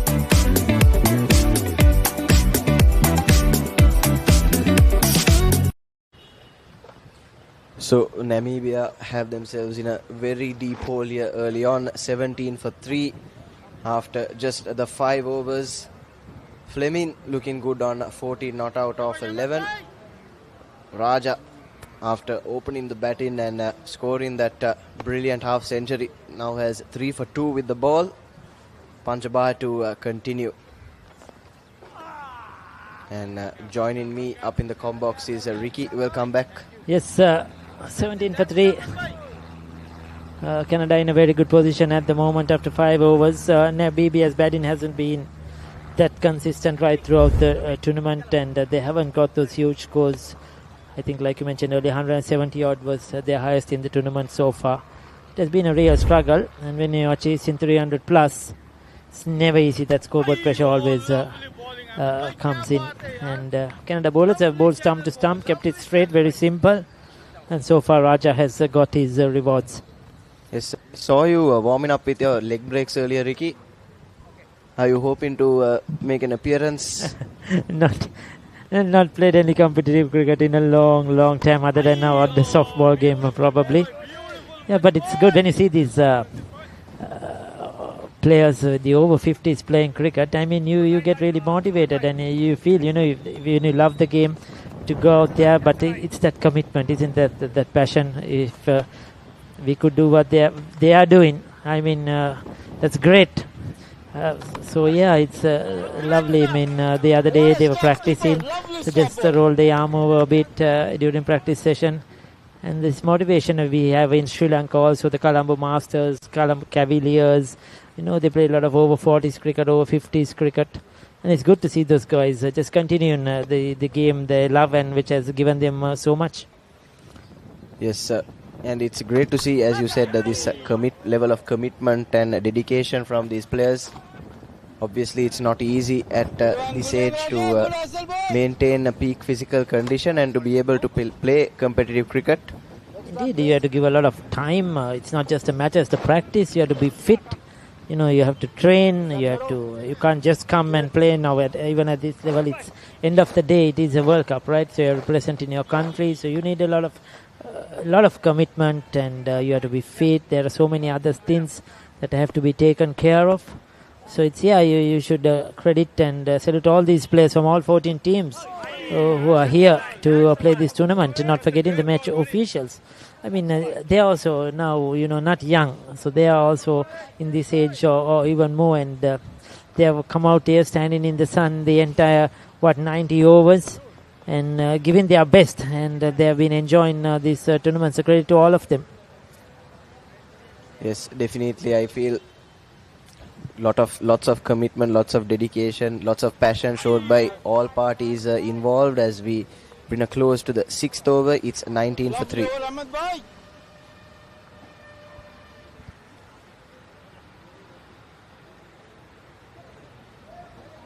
ඔයාලගේ company එකේ, ඔයාලගේ club එකේ, ඔයාලගේ school එකේ youth එකට set වෙන ඕනම event එකක් The Papare TV එකෙන් මුළු ලංකාවටම පෙන්වන්න අපි ලෑස්ති. ඔයාලත් ලෑස්තිද? අපිට කතා කරන්න.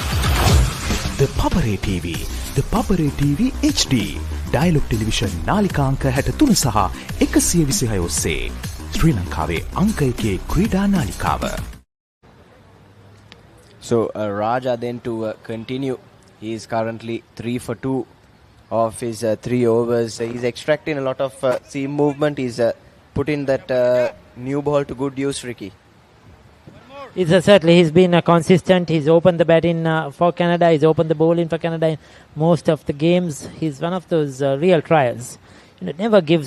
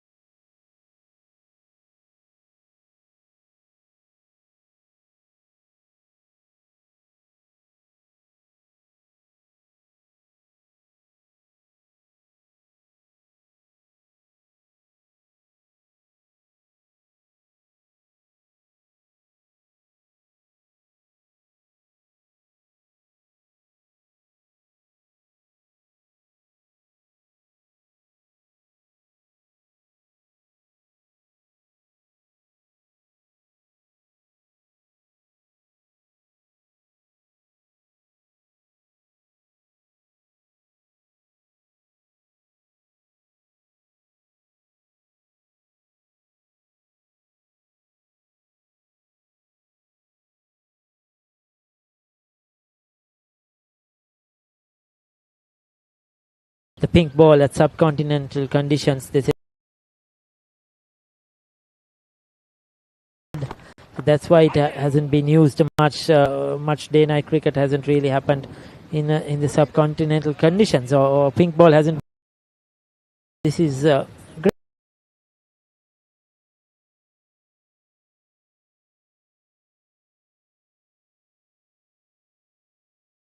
There hasn't been any complaint, and the over-50s are really happy with the Pink Duke. As this time, that ball just kept moving on with the angle, struck Fleming on the back pad, and luckily for him, the impact was outside the off stump. But Ricky, what's interesting to note is generally for a limited overs tournament or encounter, you'd see the white ball in use. Any particular reason that we're using the pink ball for this IMC Over-50s Good World question, Chet. That's a good question. I think we should have asked that earlier. We had Prasanna Kari or some. That's something I should find out as well. I really don't. I think it was the trend. It's at the end of the year. No, there's another level. It was a trend. I think they started in the last World Cup in South Africa. So probably just following on with that trend. Maybe trying to make it as a difference.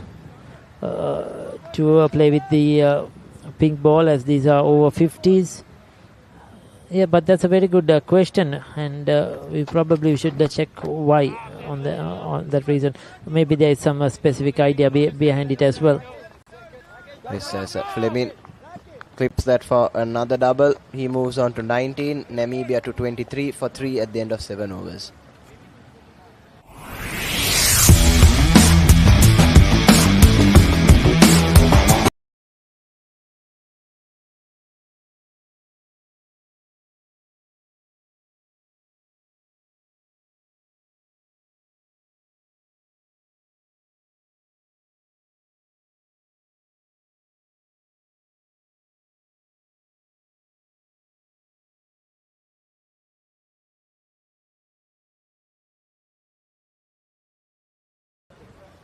So Ahmed Panchabaya then to continue.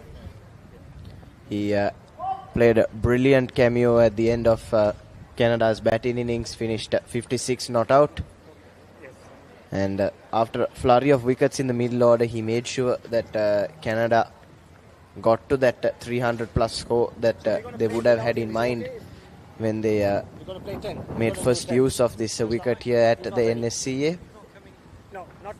And now with ball in hand, he'll be hoping to add another 1 or 2 and top off all round.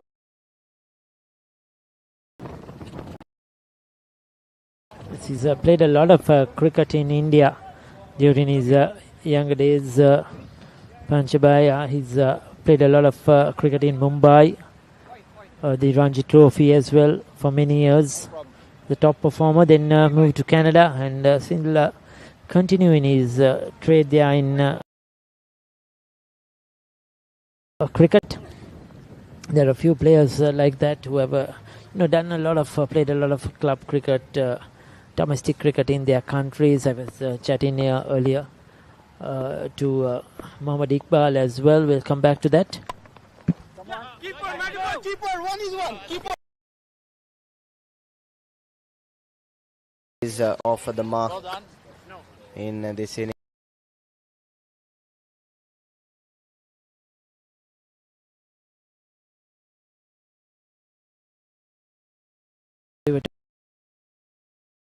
I mentioned now we have in the squad not playing today Mohammad Iqbal, who played 17 internationals for Canada, played a lot of his domestic cricket down in Pakistan, and he was the youngest player at that time to play first class cricket at the age of 14. When he first played the first class cricket, and at the age of 14 he was selected to play a 3-day game versus England, and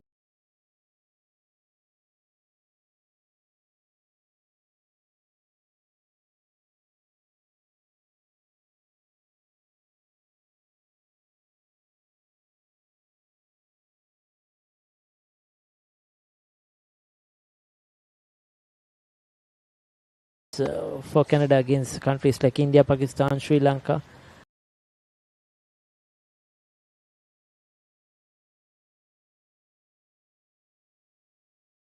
Have a lot of experience playing cricket, and like we mentioned there, and even at 4/50, still enjoying the game, and continuing that passion. And yes, it's great credit to them.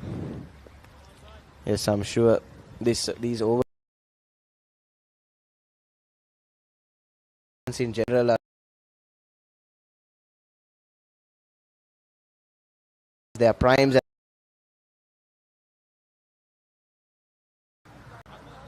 Results in another boundary for Namibia.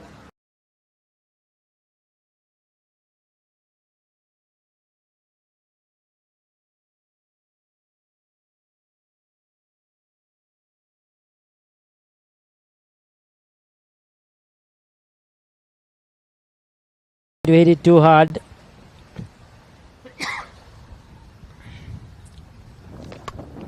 Yes, as soon as you give a width on this surface, it's going to cost you. Need to keep it straight, full and straight.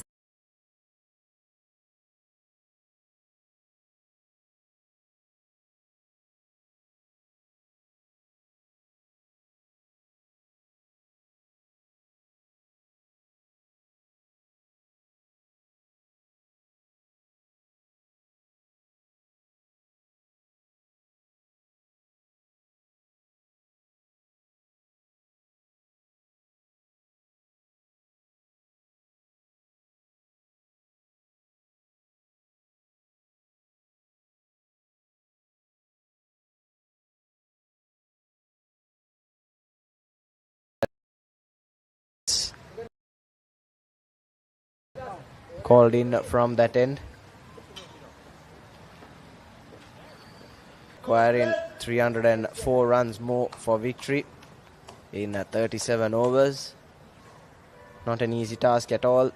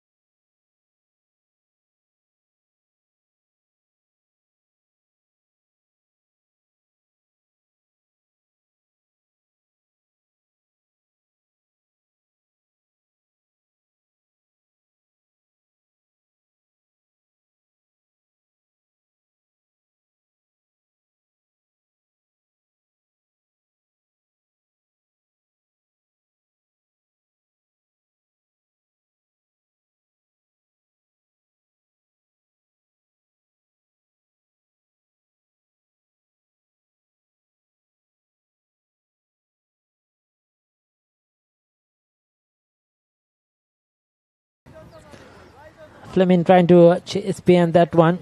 Has to be careful. There is a slip in position.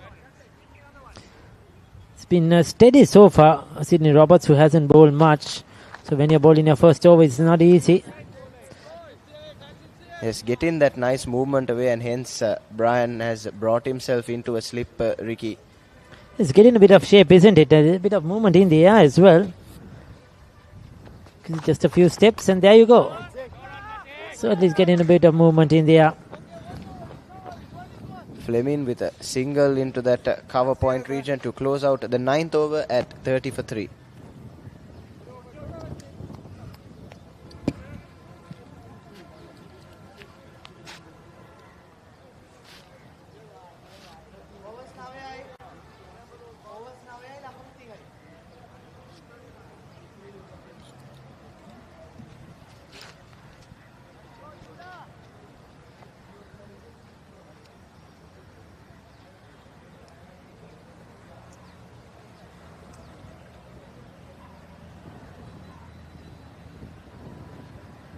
as we see another change in the bowling.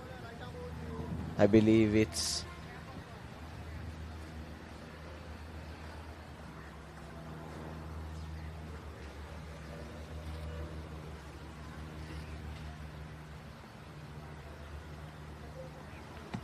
change the ball. More seem to come. I believe it's Jude Vanya Ricky bowling from there, if my eyes don't deceive me. Yes, he's got the ball in hand. He's probably the quickest of the bowlers Canada have. Jude, a great trier and a very wonderful guy, I must say that. Very humble, doesn't speak much like some of the others, and goes about his work brilliantly. He's played the role of a sort of a player manager as well on this tour, because the original manager isn't here. He came just for a few days and he had to go back. So Jude has been looking after some of the logistic stuff as well as like a coordinator, and he's been outstanding. I mean, in the last game when Canada were 80 odd for 7, he made a quick fire 46, got them to a respectable 185, picked up a couple of early wickets as well in a game against Australia, bowled well. Today got some quick runs with the bat, unfortunately was run out. So he's done a good job for Canada overall, on and off the field, I would say, in this tournament. Yes, just overcooking that delivery, wide off Fleming. So Jude played a lot of his cricket in his younger days in Jaffna at St. Patrick's, and before his family decided to migrate. He was well respected there. Still he is, I think, as an old boy, contributing to St. Patrick's. He told me after the 23rd, he's hoping to go for a few days to Jaffna to visit some family, and who is still there in Jaffna. Looking forward to that. Yes, I'm sure most of these players would want to stick around, as we all know the final coming up on Sunday. But from the few players I've spoken to, most of them remain in Sri Lanka for at least a week after. Yes, some of them do. I think Kinsley, who's not playing today, the other wicket keeper, he's will be staying here for some while. Then Dion Hurft, who is playing today's match, also Sri Lankan heritage, who is here with his family, his wife, his children. So he'll be here, I think, a couple of weeks as well. So some of them will hang around. Another couple of players who are here, whose origins are from India. So from Sri Lanka, they will be going to India to spend a couple of weeks there, going back to see family as well, who is in India. And it's not easy, because most of them to come on this tour have taken leave of their official duties, official workplaces. So 3 weeks is a long while, and they have to go back to their workplaces straight away after this tournament as well. So 10 overs done, 34 for 3. Catch the excitement real time. Be up to date with it all. Let us capture your milestones. Get it sizzling hot off the turf. Hear the experts break it down. Dig deep into the nitty-gritty. Be inspired by their greatness. Relive all the scintillating action.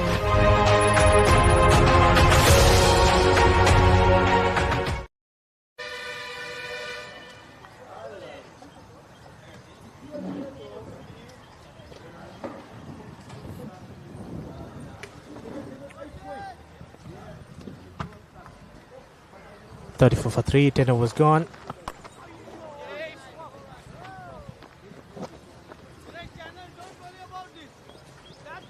Namibia take a single with that ball.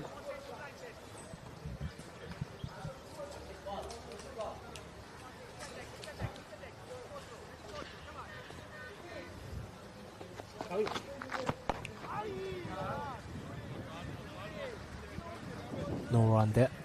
Straight into the mid-wicket fielder.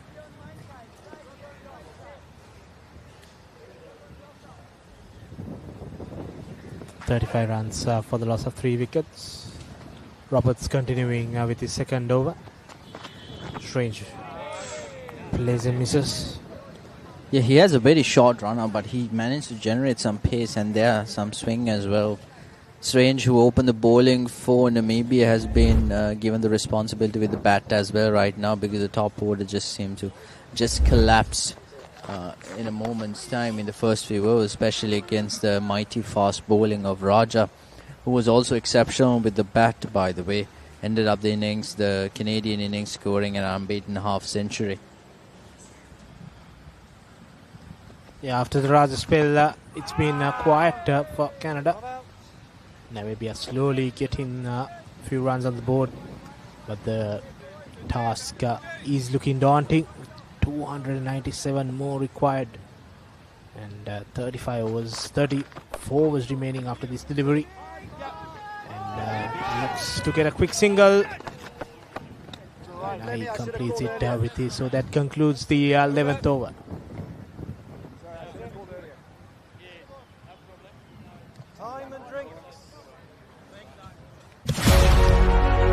Catch the excitement real time. Be up to date with it all. Let us capture your milestones. Get it sizzling hot off the turf. Hear the experts break it down. Dig deep into the nitty-gritties. Be inspired by their greatness. Relive all the scintillating action.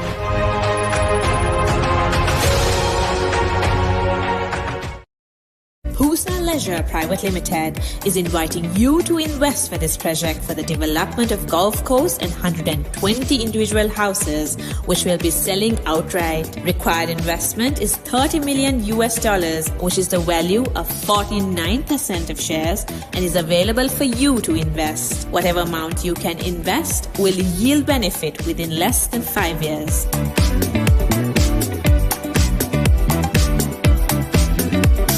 Dialog Television එක reload එකෙන් පවුලටම හිතේ හැටියට TV බලන්න රුපියල් 798කට අලුත්ම සුපිරි reload plan එකක්. Activate කිරීම reload සහ My Dialog app මගින්.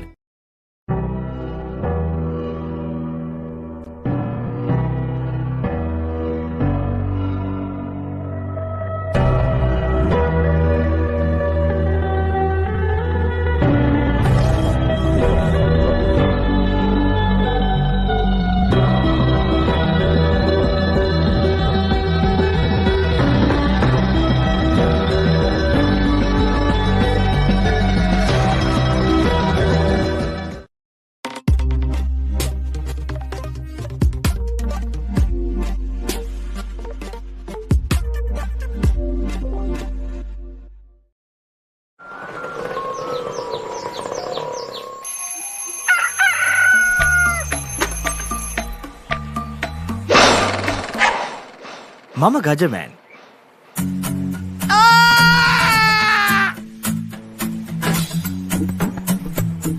මම හැමදේම කරන්නේ බොහොම පිළිවෙල. මං වැඩ කරන්නේ මගෝරිස්තුමා. එතුමාට නම් මාව නැතුවම බෑ.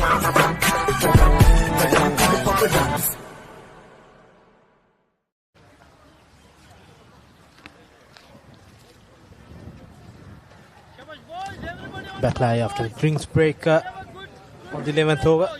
Namibia 36 for the loss of 3 wickets. All 3 wickets are taken by Ture Raja in his initial spell. From there onwards, Fleming playing a good role for Namibia. 26 out of 38 balls. And Strange keeping his side without giving away his wicket. 3 runs of 11 deliveries. Still 296 more to score in 34 overs. Takes the outside edge and goes through, and that will be a welcoming boundary for Namibia. An interesting field setting, by the way, there. Maybe should have kept the slip field in, because both these bowlers have been bowling very compact. However, those kinds of runs are affordable considering the situation and the amount of runs Canada had posed in the first innings. That brings up a boundary for Strange as well, so that brings his total up to 7, facing 12 deliveries. Jude continuing with his second over now. Another short and wide. This time the point fielder makes a fumble in stopping that. That's Ishwaralingam there. And they take a single with that delivery. And Jude was the one who started hitting those sixers out of this park. And unfortunately for him, he had to commit to a suicidal run out and lose his wicket. But he's back now, this time with the ball. Full outside off, but way outside off. So the batter didn't necessarily want to put his bat into it. Manages to let it go safely towards the wicketkeeper. No runs conceded. Namibia would be targeting to add some runs and solidify their innings. And then look at the target. They lost quick 3 wickets. That's why these players are slowly. But this time it sneaks through. Point and backward point. 4 runs more for Namibia. And Fleming moves out to 30 runs. Yeah, that's a beautiful back foot drive. They are using the pace because Jude and Roberts from the other end both have some serious pace. And that time it was short back foot towards the backward point region. And 4 runs, welcome runs for Fleming, who's playing an absolutely brilliant innings here. Because he came in when the scoreboard was 17 for 3, if I'm not mistaken. And then he's built it up to 45 for 3. He scored 30 runs.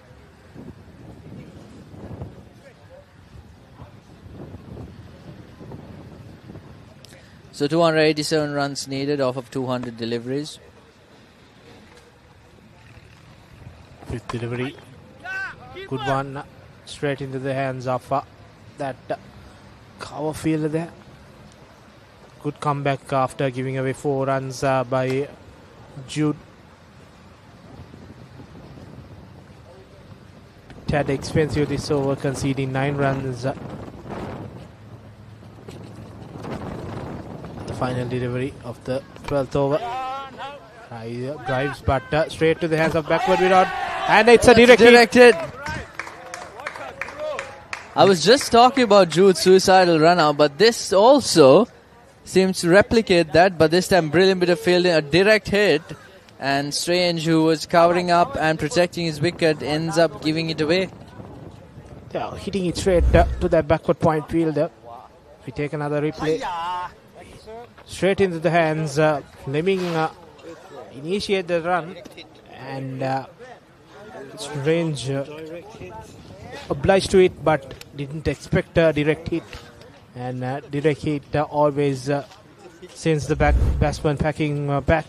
And that's the 4th wicket as Strange goes back to the pavilion, run out.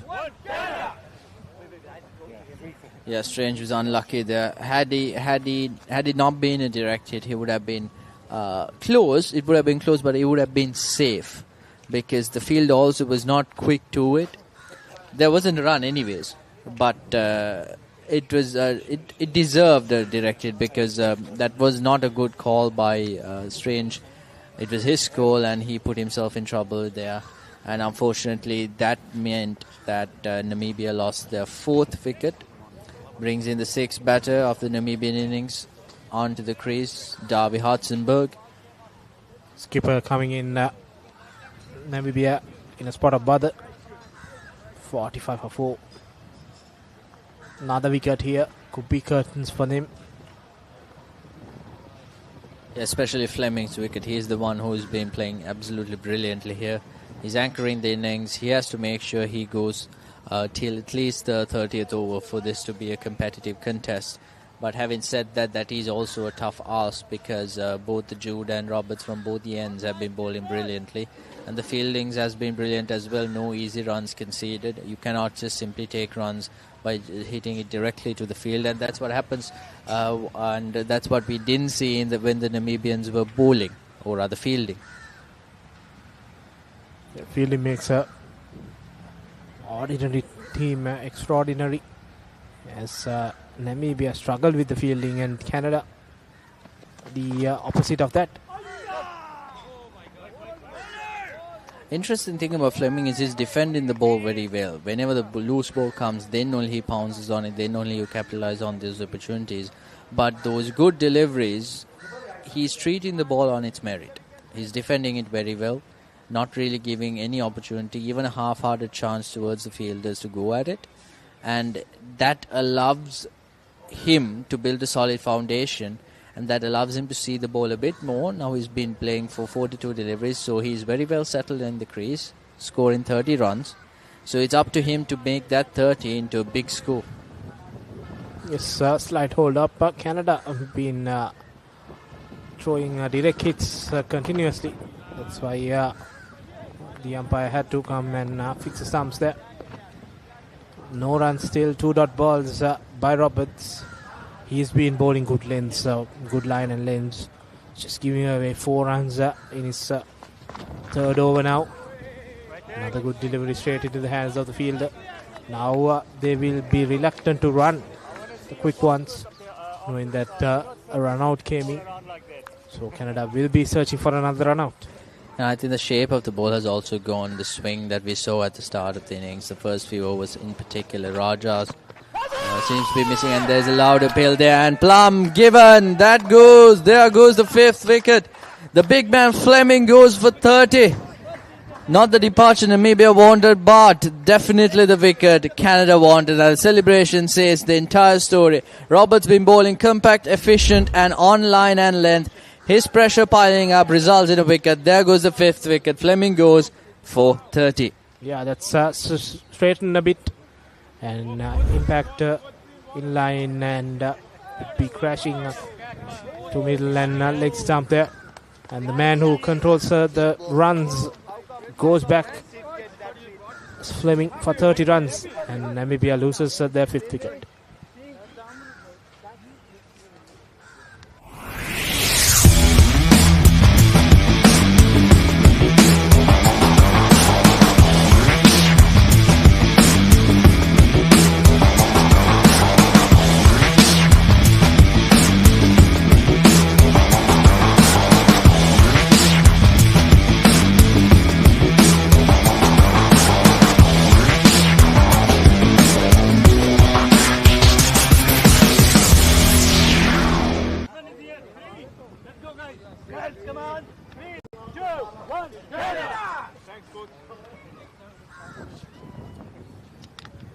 Back live here in Ratmalana.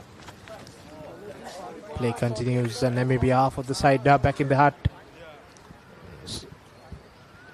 And Dion Gauss comes in. Chasing 332. That looks a bit far for Namibia. Losing their set batsman. So 2 new batsmen in the crease and yet to face a delivery. And the required run rate is also piling up, 8.88 runs per over. The current run rate 3.55. I think scoring 100 would be a tough ask, considering the circumstances that the Namibia batting team is in right now.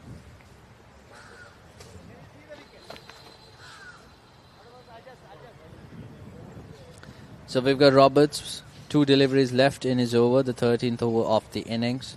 He's been bowling steadily, slow run up, but generates some serious pace. This time a full toss actually, straight towards the midfield fielder, no runs, and a dot delivery start off the Gauss innings. Yeah, tried for the Yorker. It turned out to be a full toss, but situation that Namibia in, this won't go for the boundaries. Now a good back foot drive, and that reaches the boundary. Footballing skills by Ahmed no good, so that concludes the over. 49 for the loss of 5 wickets.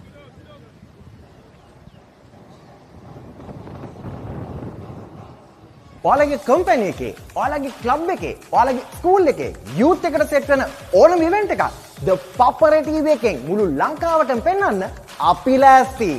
ඔයාලත් ලෑස්තිද? අපිට කතා කරන්න. The Papare TV, The Papare TV HD, Dialog Television නාලිකාංක 63 සහ 126 ඔස්සේ ශ්‍රී ලංකාවේ අංක 1 ක්‍රීඩා නාලිකාව.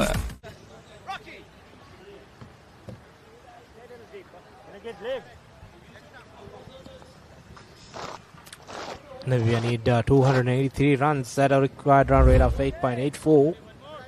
Looking at the last delivery of the previous over. going back to the back foot and cutting it through backward point region, and that deep third man could not stop it. So Jude continuing the bowling for Canada, 49 for 5. Just 5 more wickets required for Canada. They will look to wrap it up quickly and get some before the final game on Saturday. Yes, Jude's continuing his spell. 13 runs conceded so far in 2 overs. A bit expensive. And Hartzenberg is facing that time outside off shot. Tries to cut it, but couldn't get bat onto it. The ball is staying low. It's not reaching the keeper. Maybe the wicketkeeper should take a step or two forward, because the ball is not getting enough bounce in order to reach to him in a comfortable height. As Hartzenberg, you can see on the crease, he's taken a few steps forward. He's not on the crease. So trying to hit the ball on the up and generate some pace behind the batter as well. There's loud appeal, but this time going down leg side, it seems, but a very good delivery as well. No space, no room. Poorly hit by Hartzenberger, the decision making there. Really didn't know what he was doing there. A straight delivery of sorts, but lucky for him, it was hitting outside of leg. Jude continuing, and this time full takes the outside edge and races to the field, and they take a single there. And 50 up for Namibia, 5 wickets down, 14th over in progress. And Jude also bowling good line and lanes, asking a few questions now. Would Canada look to put another slip in? Edges are flying in these last few overs. That's also impact outside the leg stump, so not out, says the umpire. Only 1 run scored in this over from Jude's bowling. Yes, and Jude's line there, we've seen that consistently his bowling. He's not getting an LBW if he keeps on bowling in that line. Maybe he has to pitch it on off some just right there. There you go. If it was full, it would have been a terrific delivery and maybe got him stuck in front of the stumps. But there ends the 14th over. That's 50 for the loss of 5.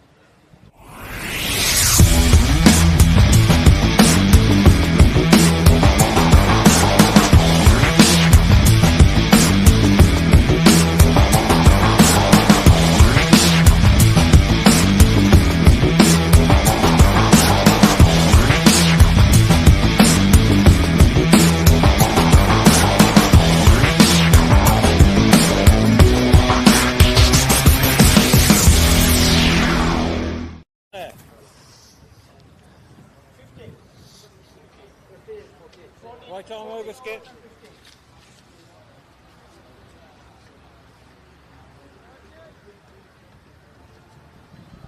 Fortino is gone, 55. Roberts continuing. Officially played. Easy. And gets a single. And brings Gauss in strike.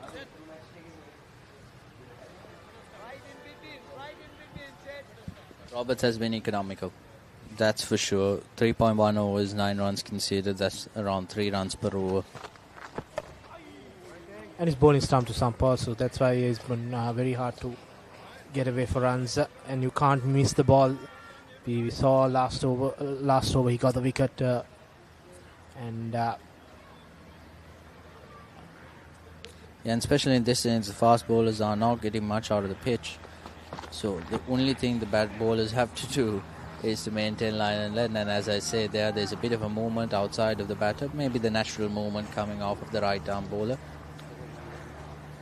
Having said that, Gauss, who is currently 4 after facing 6 deliveries, would not want to face Roberts because he's been bowling ridiculously good.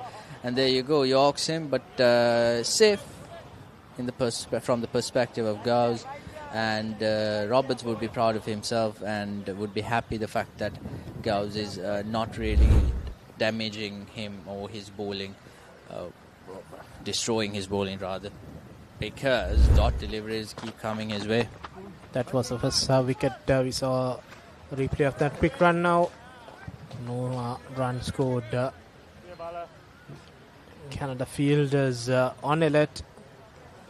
They know that they can clinch this game off quickly. And the final delivery of the 15th over. Roberts to Gauss, loose one. And that's a wide delivery.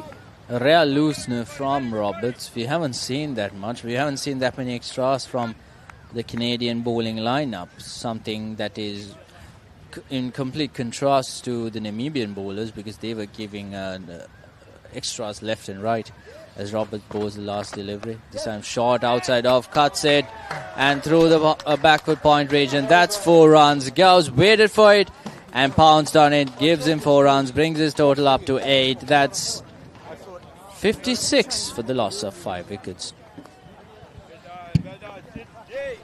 Husa Leisure Private Limited is inviting you to invest for this project for the development of golf course and 120 individual houses, which will be selling outright. Required investment is $30 million, which is the value of 49% of shares, and is available for you to invest. Whatever amount you can invest will yield benefit within less than 5 years.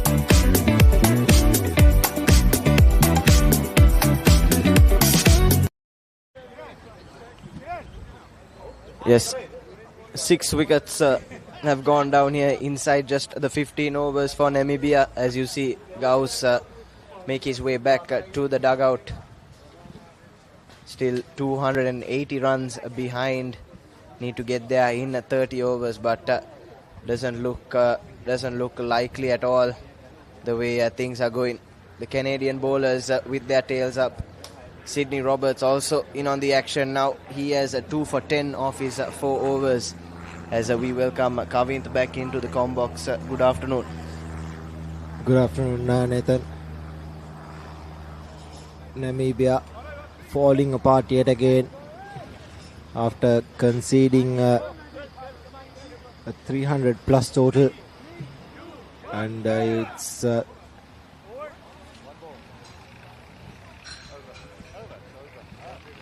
Willem Rensburg, new batsman, right-handed batter, and Namibia would want to get as much runs on the board here. They'd want to go down with a fight, and umpire signals the end of the first bat in power play. 52 for 6, not a good return for Namibia, and Vanya Singh to continue. Taking a look at the replay. I think this is some good bowling from Namibia. Canada rather. They've taken 6 wickets for just 52 runs, 15 overs bowled, and it's Jude bowling his 4th over, 14 runs.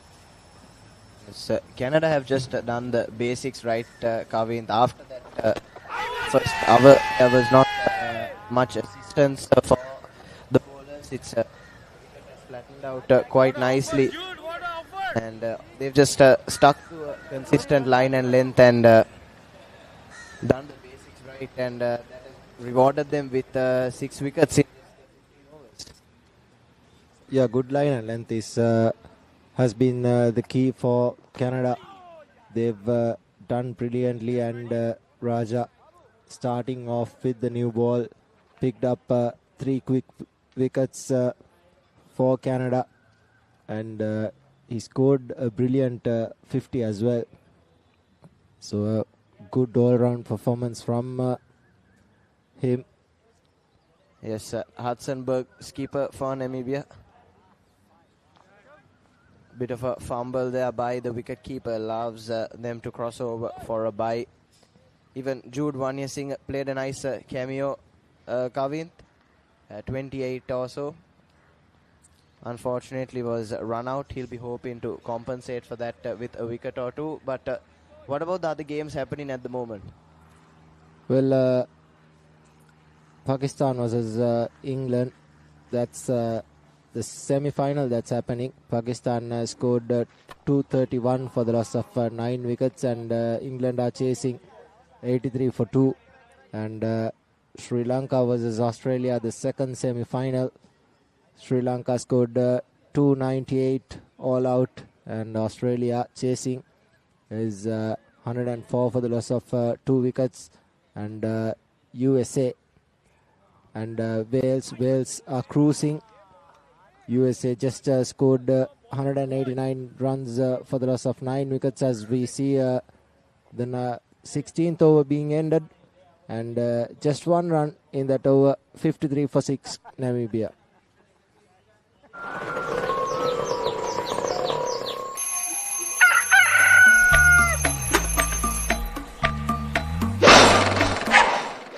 Mama Gajaman.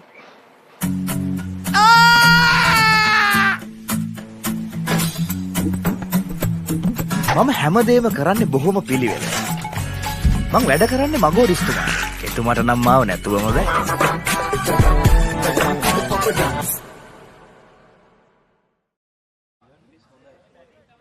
Yes, as we were talking about in the previous over, USA being rolled for 189 and Wales comfortable in the chase, 159 for no wicket. India too are close to a comprehensive victory over New Zealand. India 263 for 9 in their 45. New Zealand reeling at 82 for 7. And yes, both semi-finals, Kavint, going down to the wire as things stand. Yeah, Sri Lanka, Australia. Australia need 190 odd runs in just 148 deliveries. That is going to be a close game. And Pakistan giving a game to England as well. England being unbeaten. Yes, and competitive cricket is what we love to see in any tournament, and we've seen lots of it so far at the IMC Over-50s World Cup 2025. But tournament is reaching its fag end. We have the finals on Sunday. So, and we have the other playoff games coming to you on Saturday, and all those games will be live on Sri Lanka's #1 sports channel, ThePapare. As Roberts is getting through yet another quiet over. Just the 1 run so far in his 5 deliveries. He's been a good addition to this Canadian lineup for this game. Yeah, he's bowled almost 5 overs, and he batted at 6 and formed a partnership with Dion Hertz. And yet again, a short run up, but has some pace to burn. And that's the end of the 17th over, 54 for the loss of 6 wickets, Namibia.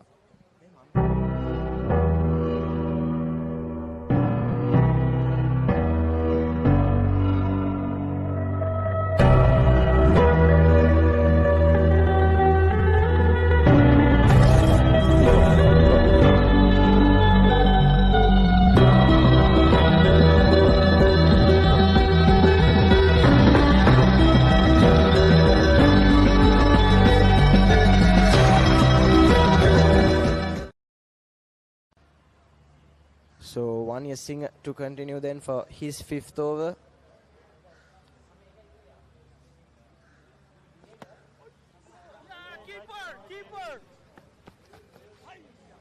On the pads, Hartzenberg unable to put it away. Dot ball.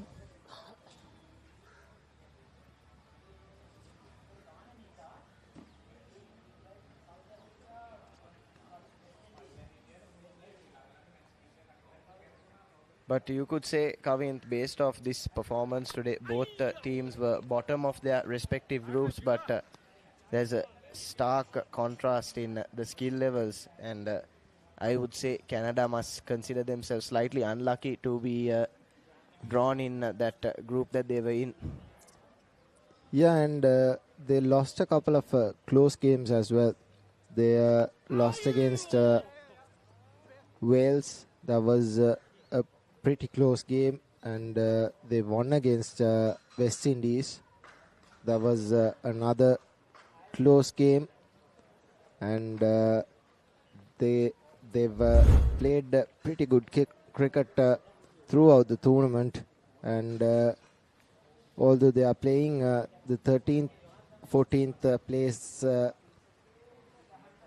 match right now, they have the chance of finishing 11th or 12th, because they have another playoff match. The winner of this will play the loser of the other playoff that is being played, that is the 11th and 12th game, 12th playoff.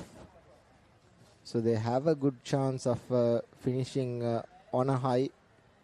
They've been doing really good in all three departments so far, but compared to Namibia, they've had a horrible tournament so far. The batting hasn't really clicked, and that has been the problem. And in their bowling, the line and lengths haven't been on target, and they've given away a lot of runs in the field and through extras as well. As we come to the end of the 18th over, 4 runs off it, Namibia 58 for 6. What is your plan for the next cricket tour? Here is the answer. Pusa Leisure Private Limited, Sri Lanka's only leisure company with its own cricket ground. Engage in sports tourism exclusively for cricket. Contact details.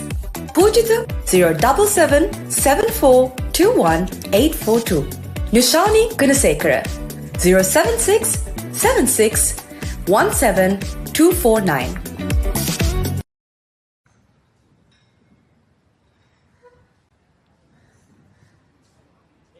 And Roberts to continue for his 6th over. Great endurance shown by him. 6 overs on the trot, not easy, especially in these weather conditions and at their age of over 50. Starts down the leg side. Umpire signals a wide. And yes, as we were discussing in the previous over, Canada could consider themselves slightly unlucky to end up in that group. They were alongside Wales, West Indies, India, Pakistan, I believe. And most of those teams were evenly matched, as opposed to the other group where we saw Sri Lanka and England dominate the show, and the rest of the teams really didn't put up much of a fight. Yeah, comprehensive wins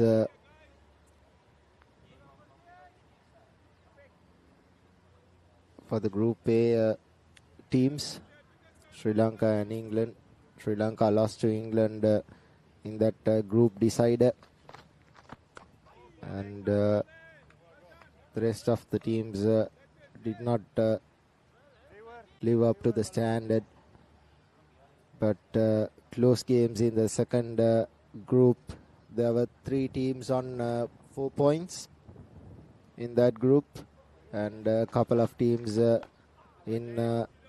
with 2 points, and it was only Australia that won all matches. Yes, so Australia looked like the best side in that group, but it was even Stevens for the rest of them. We saw that on display at the PUSA on Tuesday, that India-Pakistan match going down to the wire. Pakistan sealing victory by just 1 run. India crumbling from a position of strength at 240 for 4, and that was the difference between that semi-finals berth. Yeah, and Pakistan, and that's the end of the 19th over.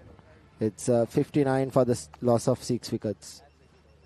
ඔයාලගේ company එකේ, ඔයාලගේ club එකේ, ඔයාලගේ school එකේ youth එකට set කරන ඕනම event එකක් The Papare TV එකෙන් මුළු ලංකාවටම පෙන්වන්න අපි ලෑස්ති. ඔයාලත් ලෑස්තිද? අපිට කතා කරන්න. The Papare TV, The Papare TV HD, Dialog Television නාලිකාංක 63 සහ 126 ඔස්සේ ශ්‍රී ලංකාවේ අංක 1 ක්‍රීඩා නාලිකාව.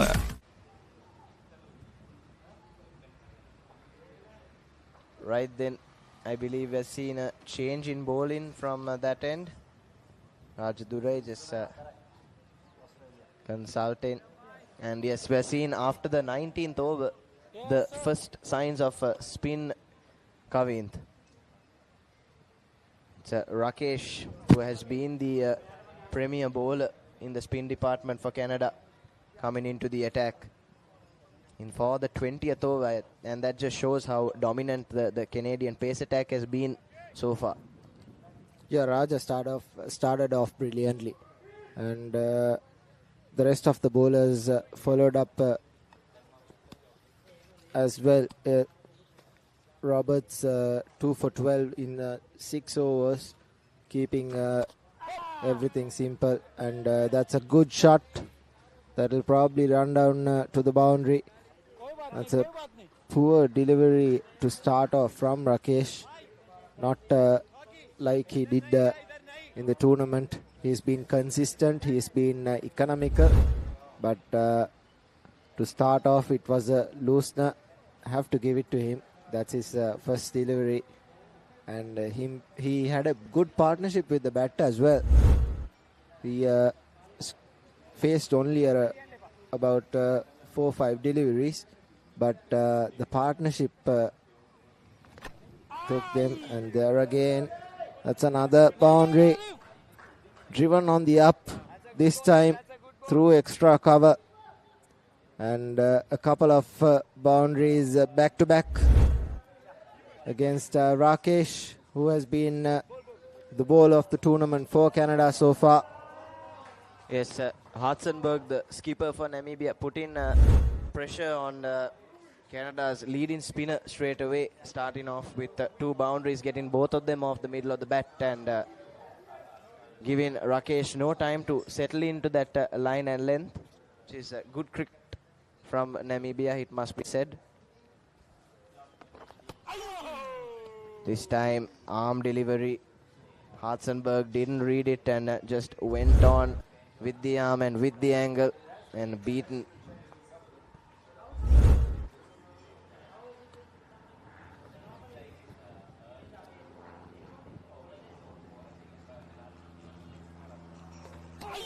This time, better delivery, floats it up nicely, beats the bat once again, and this is much better stuff from Rakesh.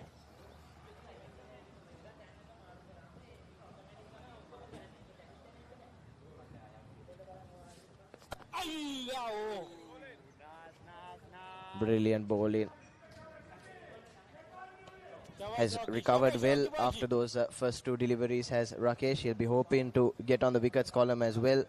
And as we were saying, was involved in an important partnership for the last wicket with alongside Ahmed Panchabaya, which helped him reach that 50 runs mark as we come to the end of the 20th over, 67 for 6.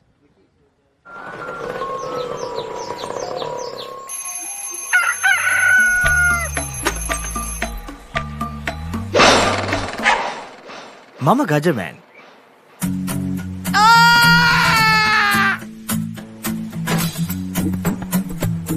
මම හැමදේම කරන්නේ බොහොම පිළිවෙල.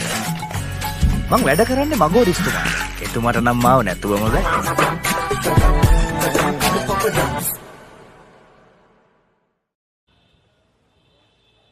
Right then, 67 for 6 wickets after 20 overs, and Ricky joins us again in the comm box. Good evening. Good evening. Yes, tough going for Namibia. 67 for 6. Just trying to bat as long as possible. Almost impossible now. 265 for 150 deliveries. A small hold up in play. Probably one of the players getting some treatment. Canada will be looking to finish off this game quickly. The losers will play Zimbabwe down here on Saturday. Looks like it will have to be Namibia unless something special happens. And the winner of this game will go on to play UAE on the 6th. That game will happen down at the BRC grounds in Colombo. So those are the playoffs. As we see a change in bowling now. Noor into the attack, straight away beats the bat. And we were talking in the previous over, Ricky, about that last wicket partnership between Rakesh and Ahmed Panchabaya.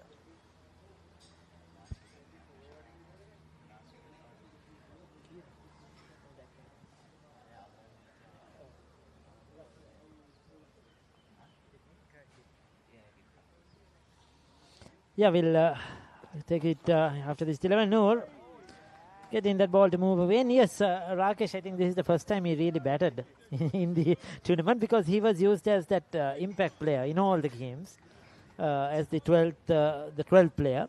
So he never batted, though he did a lot of bowling. He's, I think, the leading wicket taker in the tournament for Canada. And today he got an opportunity to bat and he cherished it. And a small story on Rakesh. Incidentally, he was originally from India. And he was telling me he started playing leather ball cricket, hardball cricket at the age of 28.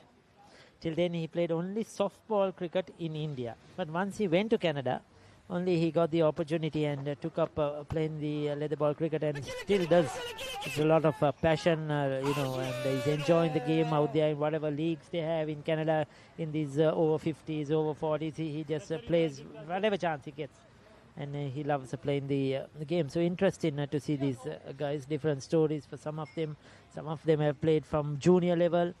Some of them have started late. Some of them have played, then given up, then come back. So there are lots of stories. Yes, that partnership was really good, isn't it? And helped Canada to get through to that 45 overs. In most games, they were bundled out inside 40 overs, 35 overs.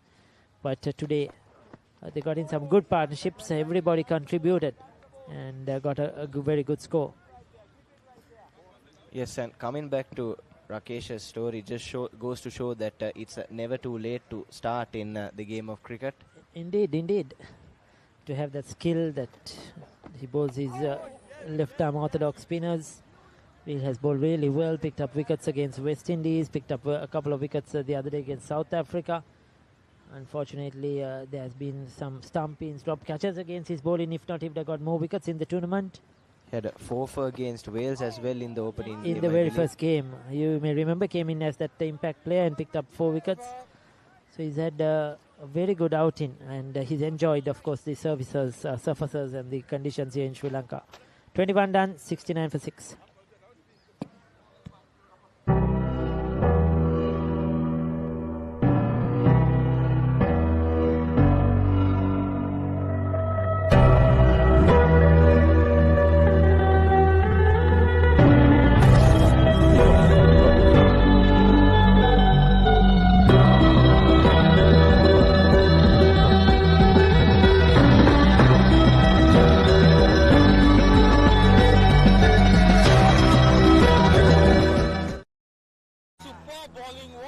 Rakesh to continue for his second over.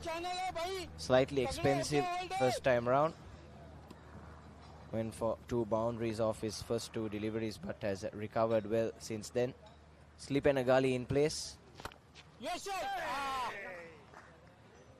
Punched down the ground by Rensburg. That's going towards the boundary, but swept up by the man at long off. Keeps it down to just the single.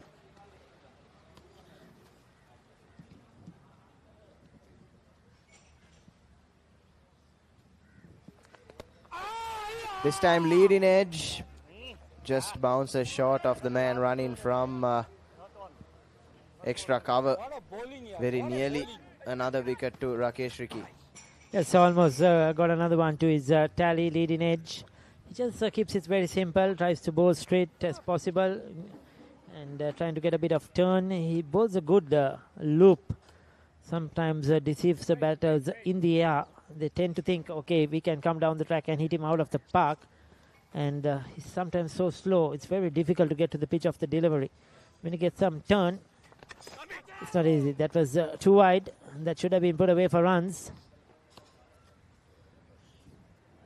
It's just squeezing past the under edge of Hartzenberg on that occasion. But something to keep in mind, Ricky, this sun's been beaten down on the surface. Surface is now, 60 something overs old? Yeah, see, it's a good track now. I think it's dried up.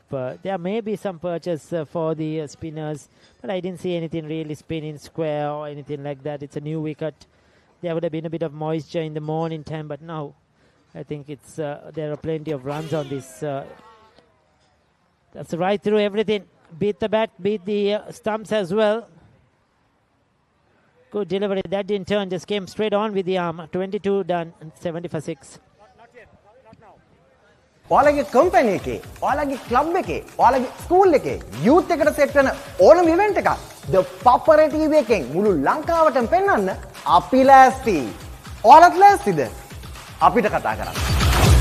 The Papare TV, The Papare TV HD, Dialog Television නාලිකාංක 63 සහ 126 ඔස්සේ ශ්‍රී ලංකාවේ අංක 1 ක්‍රීඩා නාලිකාව.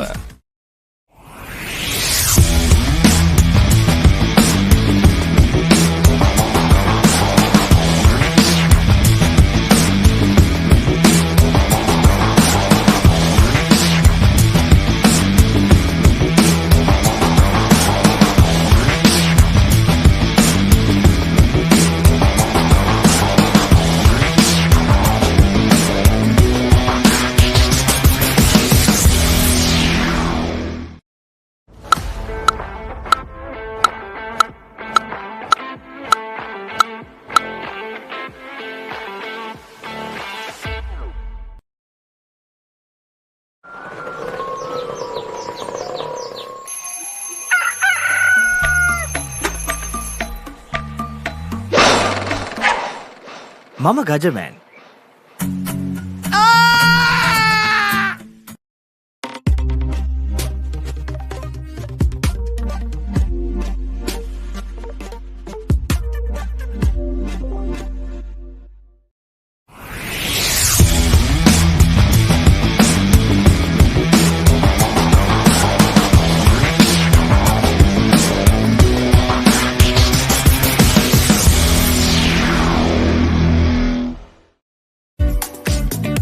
What is your plan for the next cricket tour? Here is the answer. Pusa Leisure Private Limited, Sri Lanka's only leisure company with its own cricket ground. Engage in sports tourism exclusively for cricket. Contact details. Pujita 077 7421 842. Nishani Gunasekara 076 76 17 249. Dialog Television එක reload එකෙන් පවුලටම හිතේ හැටියට TV බලන්න රුපියල් 798කට අලුත්ම සුපිරි reload plan එකක්. Activate කිරීම reload සහ My Dialog app මගින්.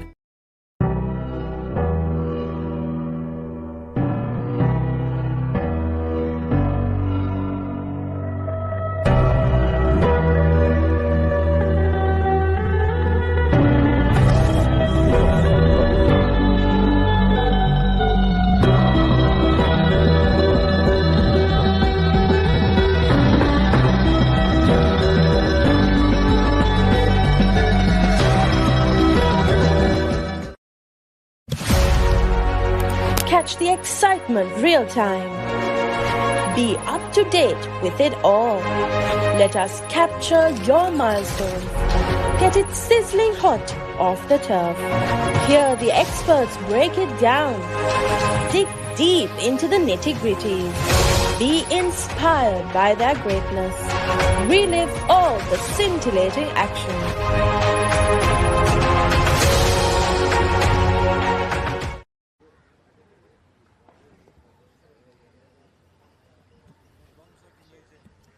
So after 22 overs, Namibia 70 runs for the loss of 6 wickets, and players have just taken their second drinks break. As we've seen by now, drinks breaks every 11 overs at the IMC Over-50s World Cup, and it's Noor to continue, Ricky. Yes, 70 for 6, so Namibia certainly struggling in this run chase. But on some of the other venues, some very important games going on. England versus Pakistan, an important semi-final. The winner will go through to play the final on the 23rd. And Sri Lanka versus Australia, another good battle out there. So the 4 best teams in the tournament battling it out for a place in the final. New Zealand, I think, is struggling against India. Zimbabwe have been beaten by West Indies. And Wales giving a very good game to USA. Seems that Wales is going to beat USA in that encounter. So it's certainly not going to be easy for most of the teams in the middle there. Yes, but what's important to note is, Ricky, both semi-finals are going down to the wire. Yes, I think so. And that is expected, isn't it? When you have 4 good teams, they're not going to give up. Certainly not, and they'll fight hard. England are not going to find it easy against the Pakistan spinners. And in the other game, Australia have a strong batting lineup, better than their bowling lineup. So any target is possible for them. Sri Lanka will have a lot of work to do. Yes, Sri Lanka scored 298 all out in 44 overs. Australia, last time we checked, were 104 for 2. 133 for 6 now. So in this last 10 to 15 minutes, they have lost a few wickets. I think when the scoreboard pressure comes, to keep up with the required run rate isn't easy. And Noor beats the bat again, just playing away from his body. He's just keeping it very simple. Yes, of course, Australia seem to be succumbing to that pressure of a knockout game. So the Sri Lankan spinners are taking control. Suwanji Madanayaka and Upul Chandan, former Sri Lankan player, World Cup winner. He's coming to this side as well. Didn't play the first few games due to his commitments as a coach with the Sri Lankan side. And he's picked up 3 wickets there. So Australia stuttering in that run chase. And that is what happens when you put big runs on the board. 298 is a big score. Even though MCA is a smaller ground, still there's an opportunity if you bowl well, if you have quality spinners. Yes, and taking our attention to some international cricket in the Champions Trophy, Bangladesh, after winning the toss and batting first, 92 for 5, struggling against India. But that's a great recovery. They were 34 for 5 at one point, and now a small partnership going.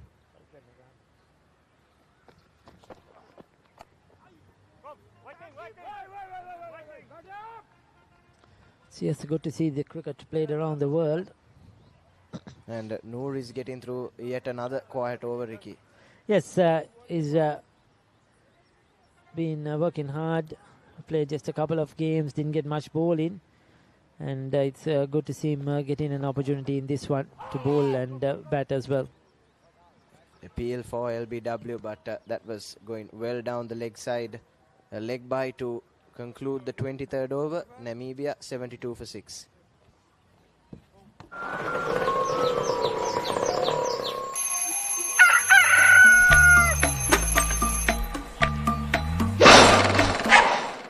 Mama Gajaman.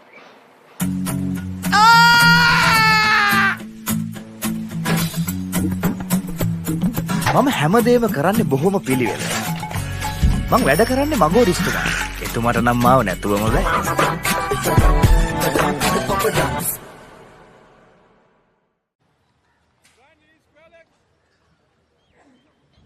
Right then, Rakesh to continue for his 3rd over. So far, the only spinner called up to bowl, Ricky, I believe, even the skipper for Canada, Brian Rajadure, good with his leg breaks, hasn't bowled yet. Yes, I think he's held himself back in this game, given all the others the opportunity to roll the arm over. I think that's a good thing. He's done a lot of bowling in this tournament. So he's given the likes of Noor, and we saw Sydney bowl earlier as well. That was the first time he bowled in the tournament. So the others have been given that opportunity to roll the arm over. Has Mati bowled any overs so far today? Not when I was on here. Not yet, Ricky. Yes, another leg spinner. So he'll definitely get an opportunity to bowl a few overs too. But yes, quite a well-rounded bowling attack for Canada. Thank you. Just unfortunate that they weren't able to get over the line in those close games that they played earlier on.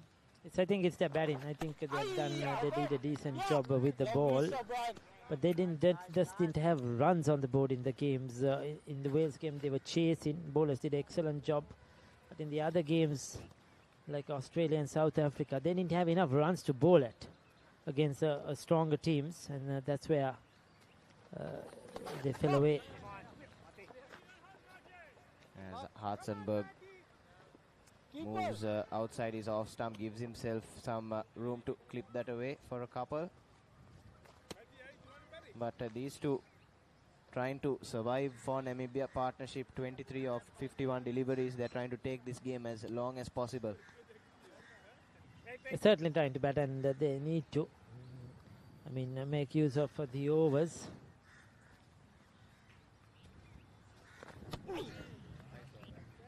Arm ball from Rakesh. He mixes it up quite well, doesn't he, Ricky? I've seen him float a few up, few quicker, few go on with the arm, and as a fellow left arm spinner, it's lovely to see that kind of variation from a bowler. Afraid to flight the ball, just teasing those batters, dropping it under the eyelid, come and get me. And at this age, at the over 50s, not many are willing to really come down the track. Very few will come down the track and try to hit it over long off, long on. Yes, that's something I've noticed calling these games. We'll come back to that in the next over as Rensburg takes that off his stumps and deposits it into the square leg fence. Collects a much needed boundary for Namibia. It's 80 for 6 after 24. Catch the excitement real time. Be up to date with it all. Let us capture your milestones. Get it sizzling hot off the turf. Hear the experts break it down. Dig deep into the nitty-gritties. Be inspired by their greatness. Relive all the scintillating action.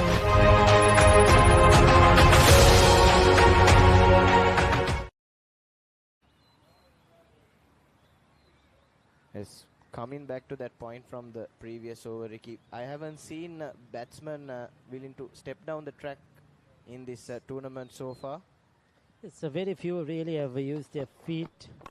I think the other day we had a couple of Indian batters do that against Canada down at Poos, and a couple of Australian batters as well, just trying to use their reach and hit it over the top. But yes, like you say, they haven't really come down the track, trying to smother the spin. That hasn't been there. That is one of the problems the Canadian batters I thought have had, because by not using their feet, they struggle to rotate the strike. They played that one or two glamorous shots, but in between, working the ones and the twos into the gaps. You need to use your feet. When you say use your feet, it's not just coming down the track and driving too long off a long on, but also use the depth of the crease. Go back and try to break the length of the spinners in particular. That's sort of a thing we haven't really seen. So we will see probably hitting the first ball for 4, then the next 5 are all dot balls. And that is a problem some of the Canadian batters have had in this tournament as well. Yes, and especially the spinners in this tournament, I haven't seen anyone who likes to dart the ball in or fire the ball in. Most of them have been trying to bowl above the eye line of the batsman. Probably something to do with the age, maybe. We never know. We'll never know. Probably it's easier for them to float it up then trying something different and probably pulling a muscle or something in the arm. Maybe that is the reason. Yes, I think most in their mid-50s, late 50s. A couple of them in their early 50s as well. But they are very skilled, no doubt about that. As he beats the outside edge again. Noor thought he had his man. He's been beating the outside edge quite often now in these last couple of overs. He's certainly getting a bit of movement. Yes, Noor has been going pretty well so far. Getting some nice shape. Just only going for 5 runs in 2.5 overs, and it'll stay at 5 as we close out the 25th over. Namibia 81 for 6. What is your plan for the next cricket tour? Here is the answer. Pusa Leisure Private Limited, Sri Lanka's only leisure company with its own cricket ground. Engage in sports tourism exclusively for cricket. Contact details. Pujitha 077 7421 842. Nushani Gunasekara 076 76 17 249.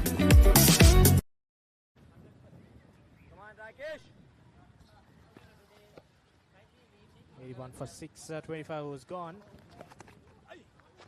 So wide delivery to start, and that goes through, and team will run 2 runs. 3 runs added to the Namibia scoreline. 84 now. Game is almost gone, and we are just looking at the formalities to come. Noor has been very economical. I mean, I've been saying that for a lot of the Canadian bowlers, they have been economical. Now it's time to get those important wickets. Time to strike it nicely, and there's loud appeal. There's loud appeal, but nope. Umpires say no. It's a genuine question there. Rakesh giving some and he missed it. Looks the correct was in there. Now Rakesh, another delivery, bowling wicket to wicket here. He'll be looking to get a wicket to his column. 84 for 6.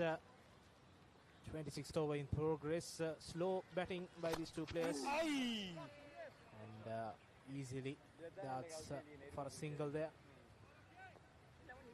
Rakesh is giving some flight in his delivery. He's giving some flight, but unfortunately there's not much spin being generated by him. Single, but they managed to cross it through. So Rinsberg and skipper Hudsonberg slowly have put on 34 runs, playing 10 overs. Minimal foot movement there. No runs conceded. Rakesh has to be bowling a bit fuller here, because he's been bowling at a length where the batters have enough time to go to the back foot, or it's been too full actually. So it's very easy for the batters to negotiate a much better length, but the line was way too wide. And a short push towards the mid-on region gives them a single. That ends the 26th over. Namibia 87 for the loss of 6. ඔයාලගේ company එකේ, ඔයාලගේ club එකේ, ඔයාලගේ school එකේ youth එකට set වෙන ඕනම event එකක් The Papare TV එකෙන් මුළු ලංකාවටම පෙන්වන්න අපි ලෑස්ති. ඔයාලත් ලෑස්තිද? අපිට කතා කරන්න. ThePapare TV, ThePapare TV HD, Dialog Television නාලිකාංක 63 සහ 126 ඔස්සේ ශ්‍රී ලංකාවේ අංක 1 ක්‍රීඩා නාලිකාව. 87 for 6, Namibia. 26 overs gone, chasing Mammoth 332, and that looks far away from their reach at the moment. And Canada searching for 4 more wickets to conclude this game and play their final match against UAE on Saturday. And Namibia would most probably face Zimbabwe for that 13th, 14th place playoff. 2 African nations will go head on head. As Noor is back into the attack, 3.1 overs bowled, just 5 runs conceded here, and slow right arm fast bowling. The keeper just behind the stumps. Some outside edge, runs it towards the third man region, and a poor fielding. Takes the ball towards the boundary, and that's 4 runs. Noor would be unlucky for conceding those runs, and the total is up to 91. Yeah, regulation outside edge on the ball and an easy single. Then a huge mishap by the fielder. Noor continuing his bowling. Straight a one this time. No runs. Rinsberg gifted 4 runs flying. So he takes his tally up to 14, facing 32 deliveries. Continues. Fuller one drives straight to that power field. Noor is increasing the pressure here, bowling good lines and lengths consistently. I think he's targeting that extra cow fielder there. That time guides it towards backward of point. And no run. So the only runs conceded in these overs was the misfield down at third man, unfortunately taking the ball towards the boundary line. And Fuller outside wide and well negotiated. That ends the 27th over, 91 for the loss of 6.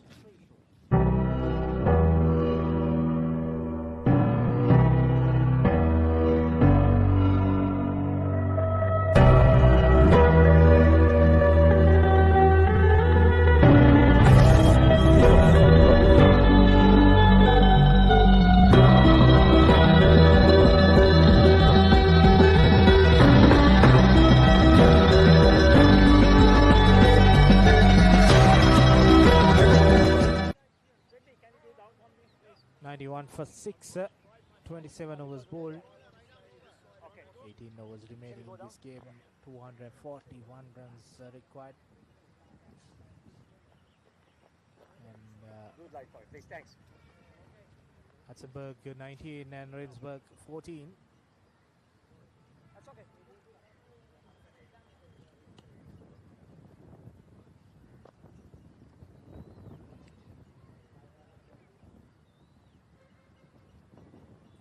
Continuing to bowl spinners.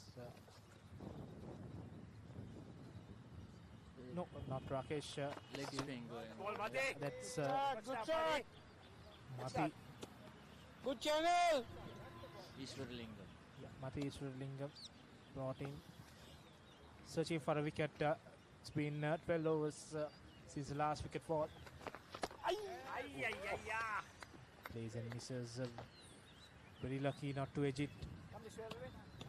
Canada putting the field, very aggressive field, slip in. They got a silly mid on also. Oh, that became a bit in there. A good start to the over by Iswarlingam. Was a nuisance with the bad running, taking those fast singles and scoring those up boundaries as well. Now this time with the leg spin. Just one wicket is what required for Canada. So the next few wickets will come now. Another flighter delivery. He went for the big shot, but managed to change his mind and play a defensive shot for the delivery. Yeah, he confused himself as well there. He was really going for it, but ended up just managing to get bat 2 ball and safely. Delivery plays officially. And there goes. That's the wicket. Noor taking a good catch there. And the bowling change working for Canada. Mati Iswarlingam coming and picking up the wicket. The Hudsenberg going at a delivery that was way outside off. Would have been a wide definitely had he left it. But he was going for some runs, but uppishly plays it towards the fielder. Brilliant grab on the run by the fielder. And there goes the 7th wicket of the Namibian innings. Loose delivery.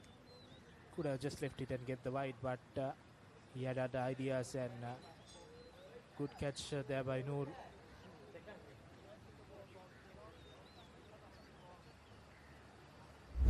Relief that he's caught that ball. So that's the end for the skipper. Hudsenberg 19.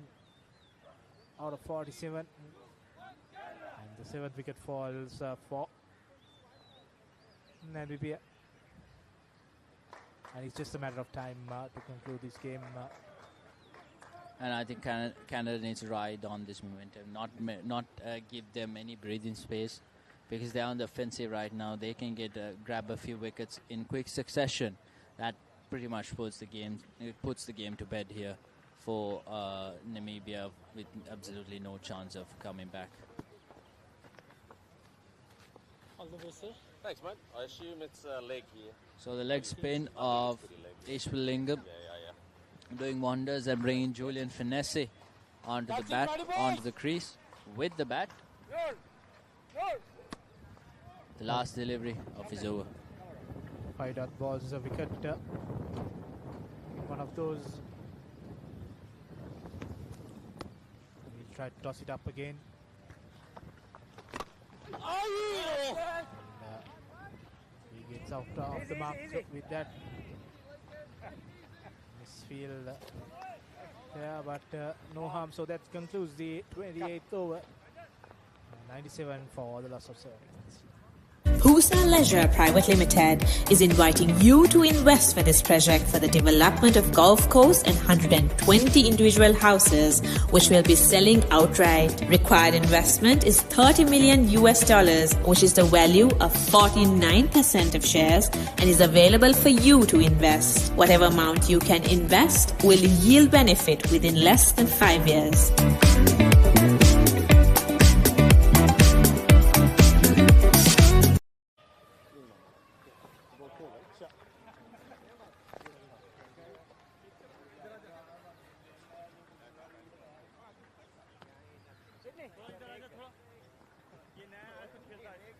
$97 for 7. 3 more wickets required by Canada.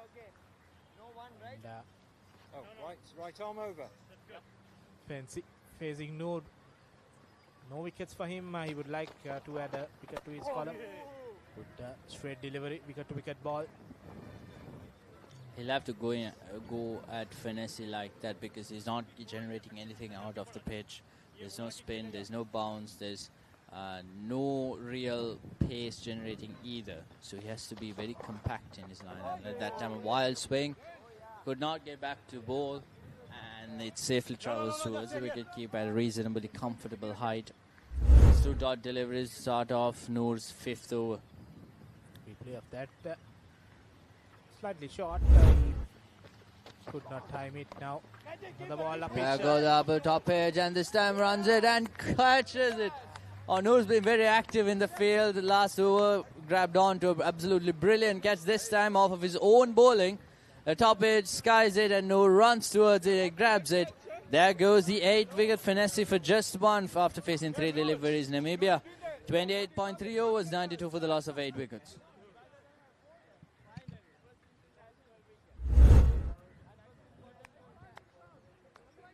Bowling and good delivery. He wanted to flick it, but getting the top edge, and Noor correcting his catch with his own delivery. 2 interesting catches there. The first one, barely grabbing on to the first opportunity. Finally managing to get a hold of the ball in the second. And the second catch, well, he almost ran over it. And, yeah, but still the hands are safe. That's 2 great catches. Caught a ball, Noor. Finesse goes back into the pavilion. Brings out the, well, 10th batter of the innings. 8 wickets down.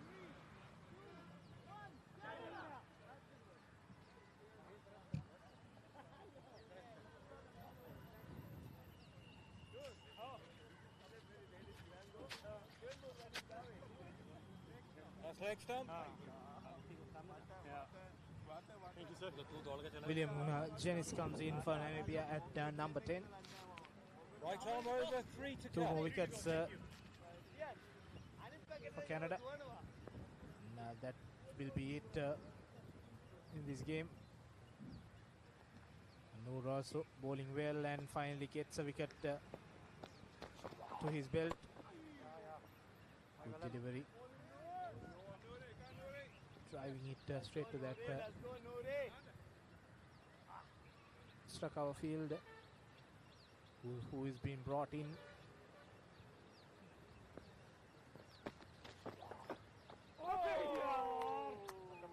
Another good delivery, no run. Just lift the ball. He's bowling good length there, Noor. Questioning the batter, are you going for it or not? This time Janis manages to get his bat away from the ball. And the final delivery of the over. Time again outside off, well left. That ends his 5th over. That ends the 29th over of the innings. 92 for the loss of 8.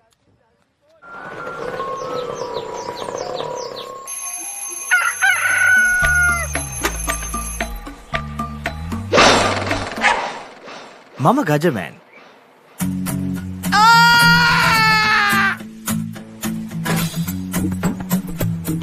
මම හැමදේම කරන්නේ බොහොම පිළිවෙල. මං වැඩ කරන්නේ මගෝඩිස්තුමා. එතුමාට නම් මාව නැතුවම බෑ.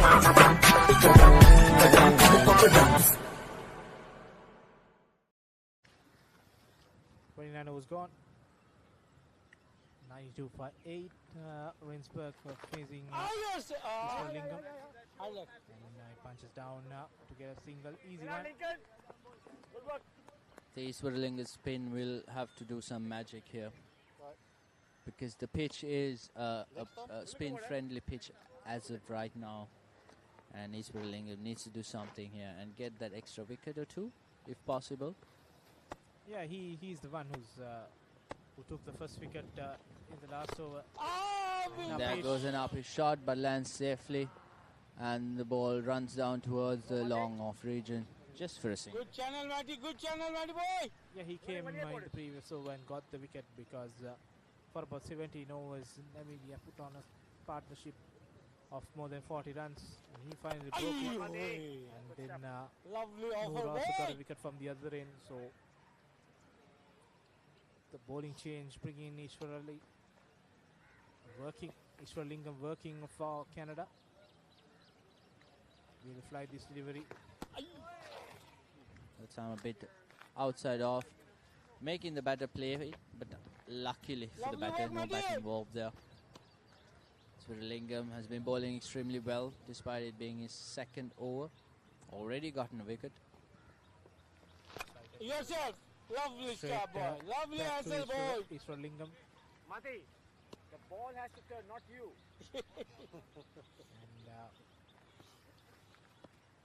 And only 2 runs conceded in this over.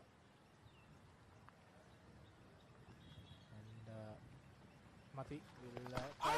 And that's a loud appeal. I think it's going above the stumps. That would be an interesting call if it's going above.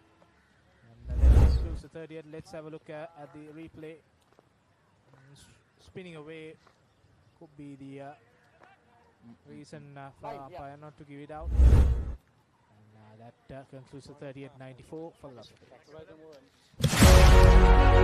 Catch the excitement real time. Be up to date with it all. Let us capture your milestones. Get it sizzling hot off the turf. Hear the experts break it down. Dig deep into the nitty-gritties. Be inspired by their greatness. Relive all the scintillating action.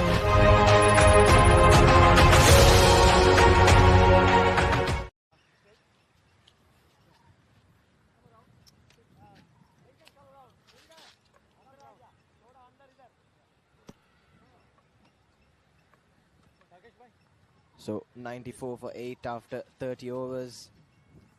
Namibia just 2 wickets away from another heavy defeat. Kavinth. Yeah, 2 more wickets for Canada to wrap this up. 15 overs more to be bowled as we see a new bowler. Right arm off spin.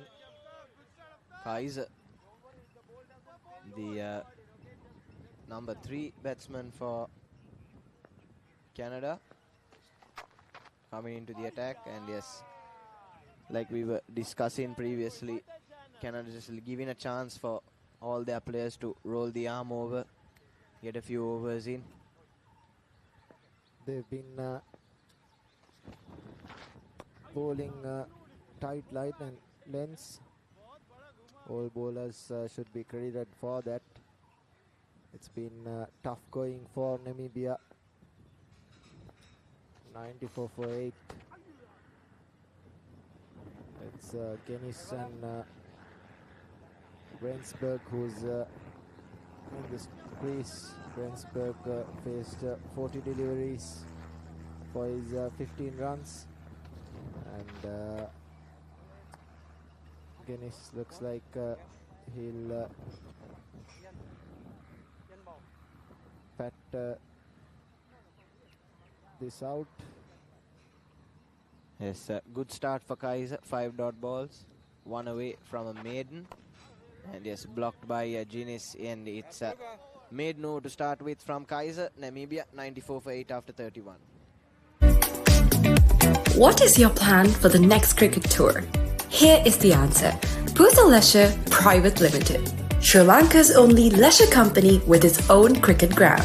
Engage in sports tourism exclusively for cricket. Contact details. Pujita 077 74 21 842. Nishani Gunasekara 076 76 17 249. So, Mati Eswaralingam to continue with his leg breaks. Been successful so far. He'll be hoping to add another to the tally. That's it, boy. That's it, boy. He's been bowling good leg spin, looping it up. Not much off spin. Yes, good batting wicket today at the NSC. That's a real loose ball, keeping a bit low as well. Down the leg side.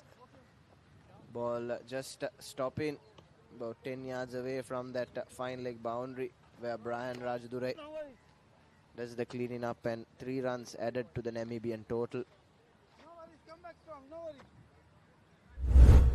But yes, as we were saying, good batting conditions today at the NSCA. It's just that Namibia haven't been able to capitalize on them.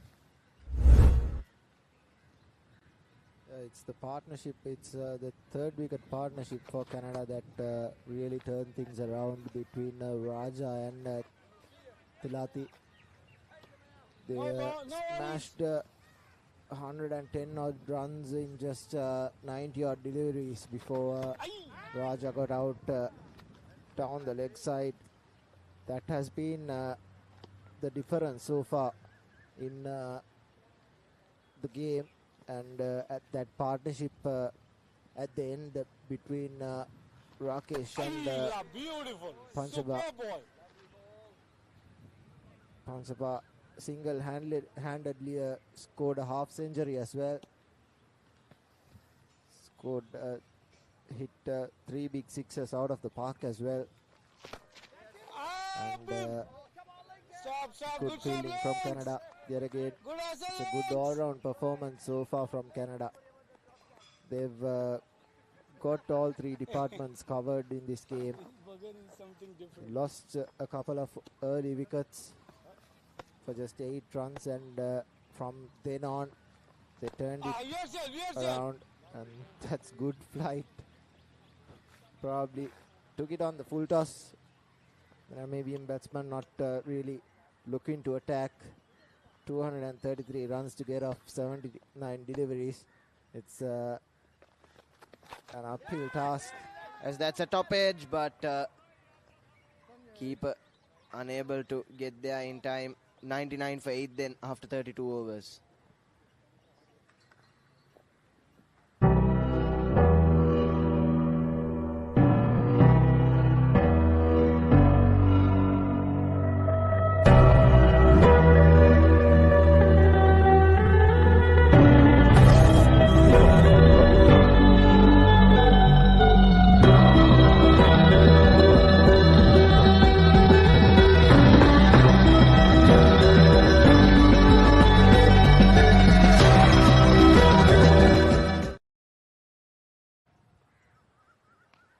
Yes, Kaiser to continue.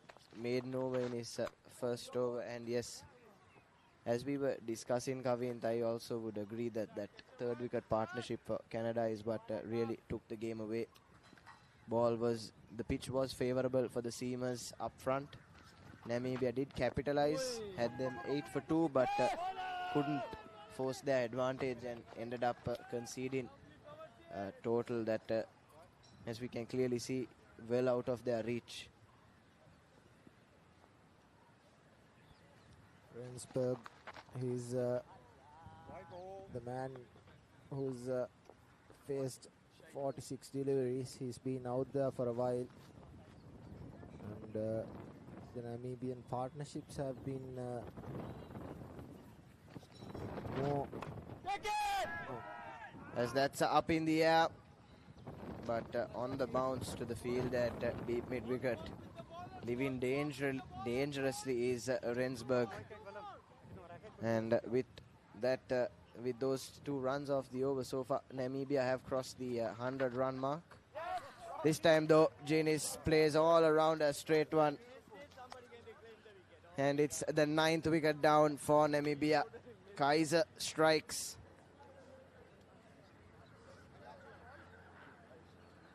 And nothing short really. Just played all around a straight one. Tried to slog it across the line. Literally York himself.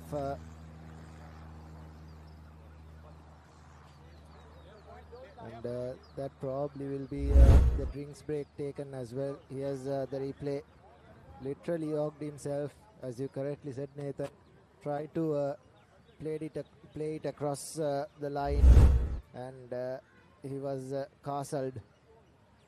And with Namibia 101 for 9, the players will take drinks.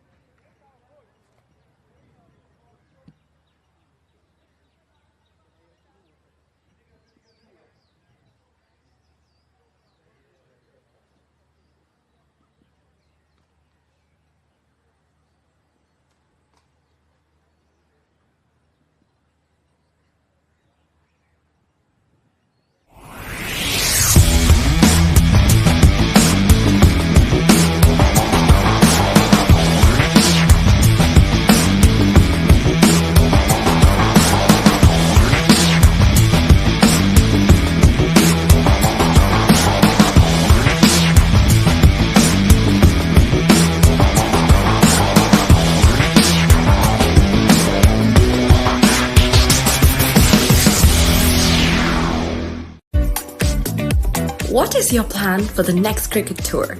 Here is the answer. Pusa Leisure Private Limited, Sri Lanka's only leisure company with its own cricket ground. Engage in sports tourism exclusively for cricket. Contact details. Pujita 077 7421 842.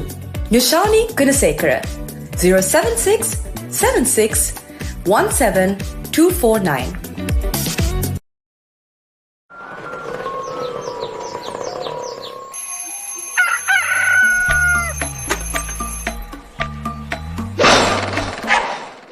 Mama Gajaman.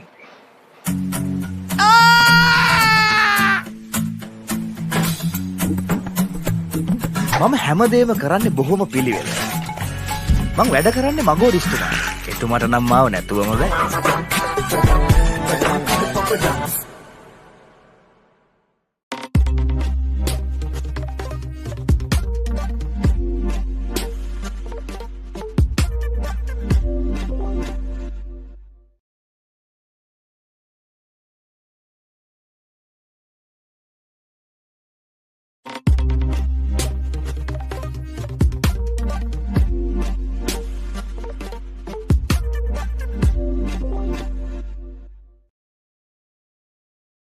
Pusa Leisure Private Limited is inviting you to invest for this project for the development of golf course and 120 individual houses, which will be selling outright. Required investment is $30 million, which is the value of 49% of shares, and is available for you to invest. Whatever amount you can invest will yield benefit within less than 5 years.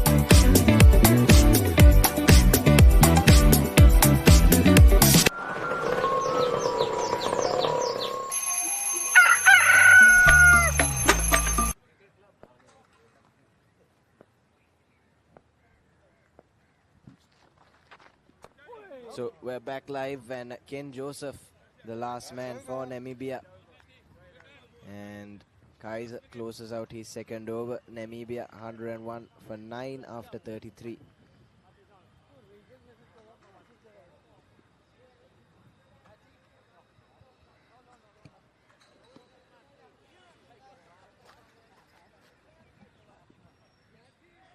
So Canada just 1 wicket away from a welcome win here at the NSCA grounds, and it's Mati to continue.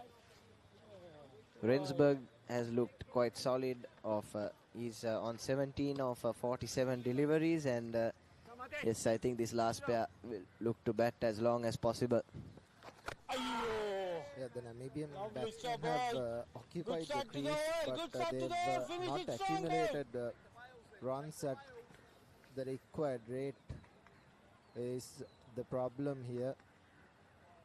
And the last wicket, that's down the leg side, very well guided to fine leg to the vacant area. Just a single, as we see a couple of runs rather. It will be Rensburg who will be facing again.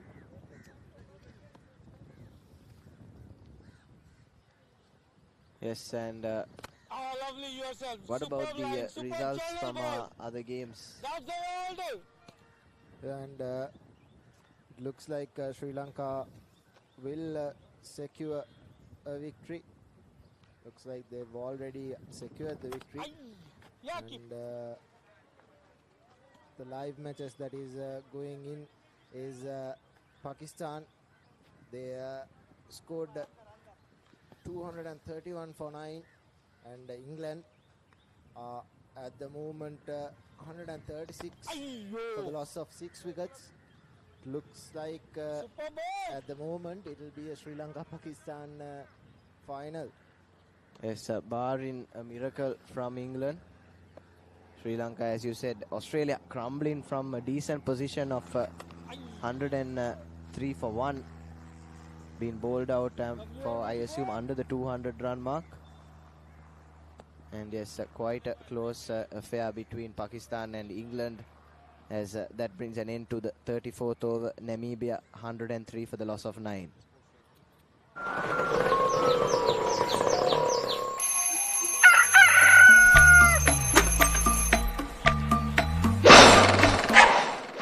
Mama Gajaman.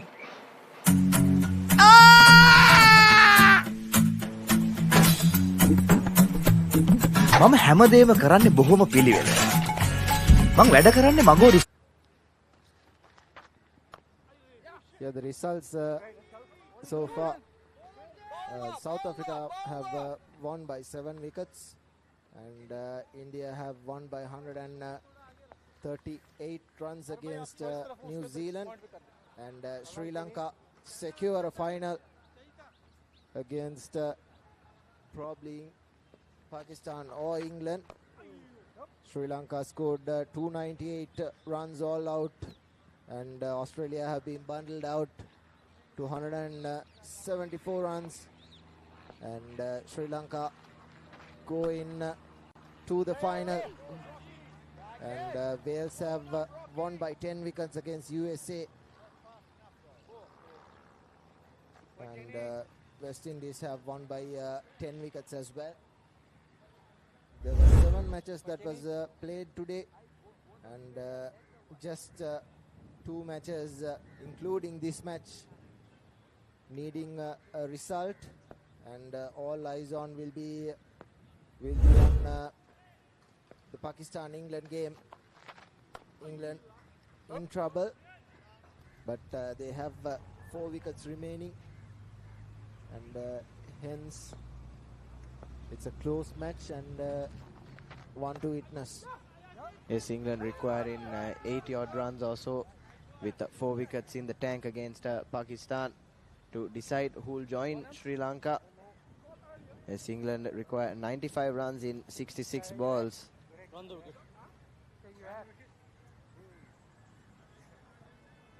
And 2 new batsmen at the crease.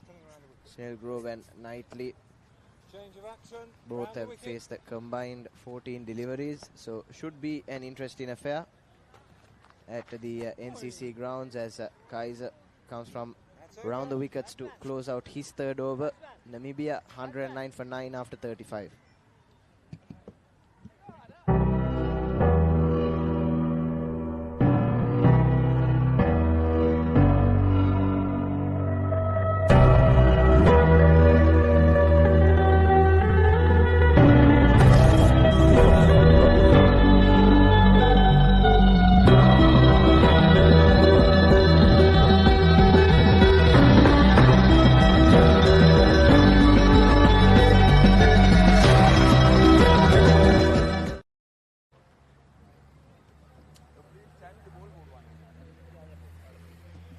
Alright, we've got 10 overs remaining. Namibia 109 for the loss of 9 wickets, 223 required off of 60 deliveries. Seems like an improbable task here as Quasar, Lovely. Baji yourself. left Shabash, arm good of ball, the chair. Good start, boy. Rakesh continues his spell.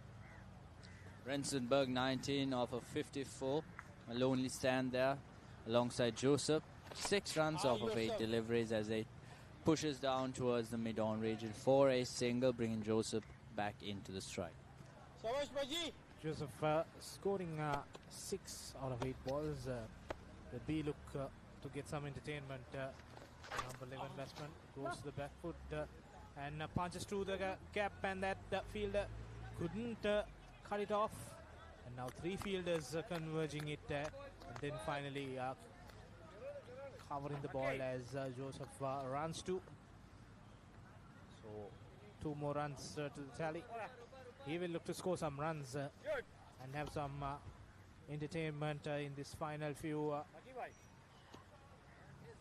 Yeah, Ken Joseph is certainly the entertainer in the team. And as Rakesh continues for delivery, so flied it up, goes into the back foot, but no runs. Yeah, he goes to the back foot and waits for the ball. And if Rakesh can put a quicker one, could be Something like that. Ooh. Sam pulls it. Ooh, a misfield down at the long on region. And that goes for a boundary. A welcome boundary. Rakesh conceding his 30th run, and this total moves up to 116 for the loss of 9 wickets. back and he tried for the catch, but could not. So ball went for a boundary. Stay down. Stay down. Like a bullet.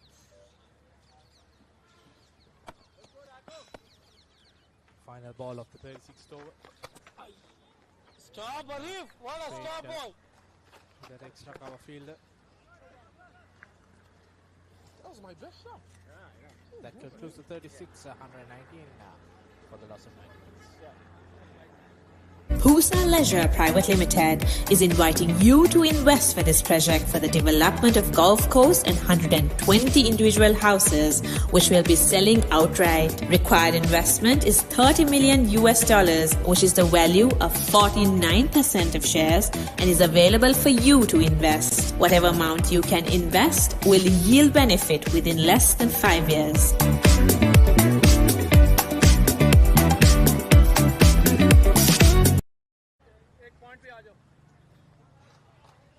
Back live, 1 wicket more for Canada. They could wrap this off and move to the next game on Saturday. No run there. The Quasar is continuing his spell here. Rensenberg 20, a lonely stand out in the middle of 56 deliveries alongside Joseph. That time swings at it. The ball travels towards the mid-off region, crosses for a single, brings Joseph into the strike. Namibia 117 for the loss of 9 wickets, 36.2 overs. Need 215 runs to win. Joseph this time hoists it. The long on fielder manages to grab onto it in one hand, and again rotate strike as Joseph goes on to the non-striker's end. Runs flowing for Namibia in this last few overs. Joseph being the main contributor in this partnership. Still a few games happening. England, Pakistan, one very tight contest there.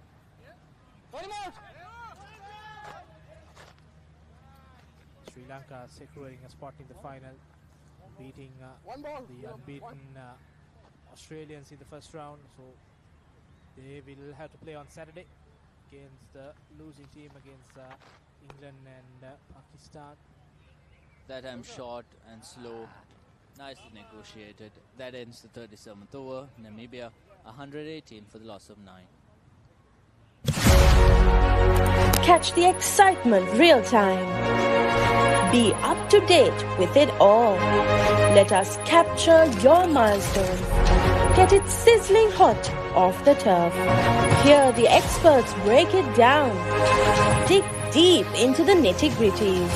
Be inspired by their greatness. Relive all the scintillating action.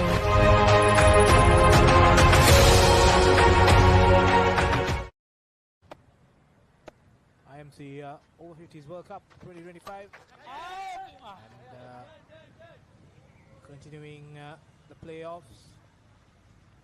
So on Saturday we'll have 6 games for the final positions, 3rd and 4th, 5th and 6th. There will be encounters 7th and 8th, 9th and 10th, and winner of this will go to the 11th and 12th position, and the loser will play for the final positions of 13th and 14th. Zimbabwe will play the loser of this game, and UAE will be the opponent for the winners, most probably Canada. Rakesh bowling around the wicket. Again, a dot delivery there. There wasn't much bat involved. An edge moving the ball towards the point region. Rakesh balls again. This time flies up outside off. Nicely left there by Rinsenberg. He's been leaving the ball a lot. I mean, no immediate urgency, despite the fact that they have scored 212 over 45 deliveries. I think they're just negotiating every single delivery. Yeah, they just need to bear. They're targeting to bear the 45 overs. Have they done that before? I don't think they've done it often in this tournament. Good over, Paji. Good over, Paji. Good positive for them. For Canada, they have used 8 bowlers. So the skipper has spread the overs through the 8 overs. Then the highest was bowled is 6. And now a big shot from Joseph falls just in front of Lincoln there. So no harm. Joseph looking to take the high handle and get some quick runs. Yeah, Rakesh 5.5 overs, 34 runs conceded. A bit expensive comparing to the other bowlers. But here he is bowling the last delivery of his 6th over. Applied it up full. Lovely. No runs conceded. That ends the 40th over. 122 for the loss of 9 wickets. ඔයාලගේ company එකේ, ඔයාලගේ club එකේ, ඔයාලගේ school එකේ youth එකට set වෙන ඕනම event එකක් The Papare TV එකෙන් මුළු ලංකාවටම පෙන්වන්න අපි ලෑස්ති. ඔයාලත් ලෑස්තිද? අපිට කතා කරන්න. ThePapare TV, ThePapare TV HD, Dialog Television නාලිකාංක 63 සහ 126 ඔස්සේ ශ්‍රී ලංකාවේ අංක 1 ක්‍රීඩා නාලිකාව.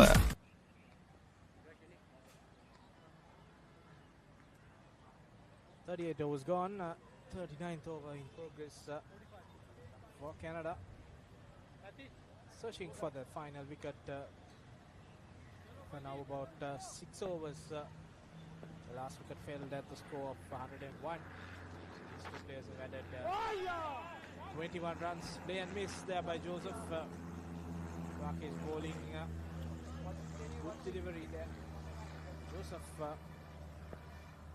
always playing the positive game. He will look to score runs. This time another hoik.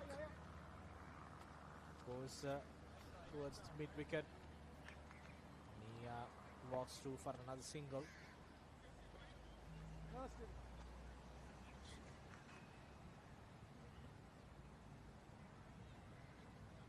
Just need one more wicket, and all are waiting for that to happen as Rensburg makes a drive, but no runs there. And I think the conditions have also been good for the Canadian bowlers. Not much sun out there. I mean, the sun is out there, but not much humid. It's not the scorching temperatures that we saw in the mornings, particularly in the afternoons as well. As Quasar, he continues the 5th over of his spell.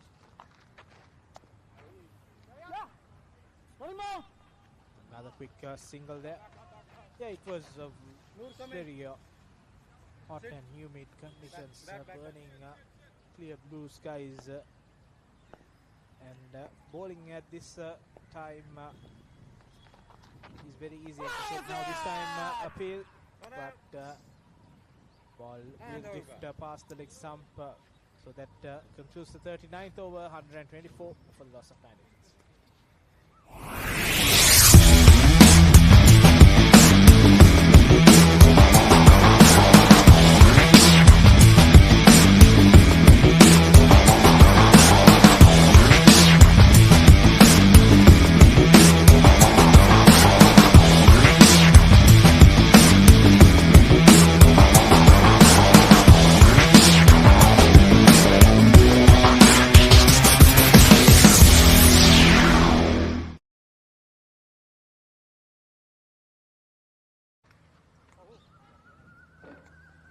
Six more was remaining.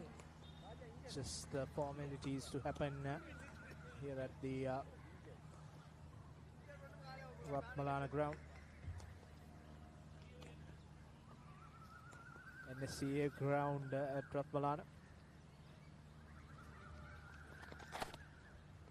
Good delivery. Going to back foot and defending it. Who has not given up on this on his wicket. 68 balls. I don't think he'll give it freely either. You'll have to really push yourselves to get his wicket, as Rakesh continues his spell. Has been expensive, bowling around the wicket towards the right-handers. His left arm spin. Okay. Let's go, Baji. Nice setup. A very attacking field. Almost all the fielders are inside the circle.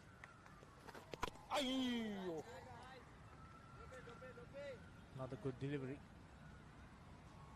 Balls into the wicket. And Rinsberg playing on the back foot. This time also plays it safely. Nothing happening in the pitch also for Rakesh. Just need to dart one quicker one in. And another dot ball. Rinsberg's plan is not to give his wicket away. Yeah. And Joseph on the other side. He's been the more expressive one here. He's been trying to go for runs and whatnot, but hasn't been able to connect with the ball properly. As Rakesh again outside off, maintaining his line and length. 5 dot deliveries so far in this over. His 7th over in his spell. 34 runs conceded. Namibia 124 runs. Just 208 runs behind. Not much of a big deal. There you go. That's the game. Rakesh gets the final wicket. Rinsberg edges it to skipper Brian. And that concludes this encounter. Namibia all out for 124 runs. And when they chased it,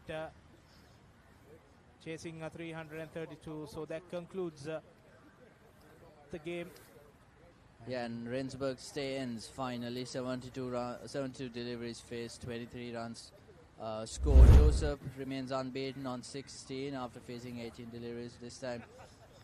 Rakesh, brilliant outside off delivery and a brilliant catch by the skipper Brian at first slip. Ends the innings. Namibia all out for 124 after they were set a total of 331 to chase by the Canadians.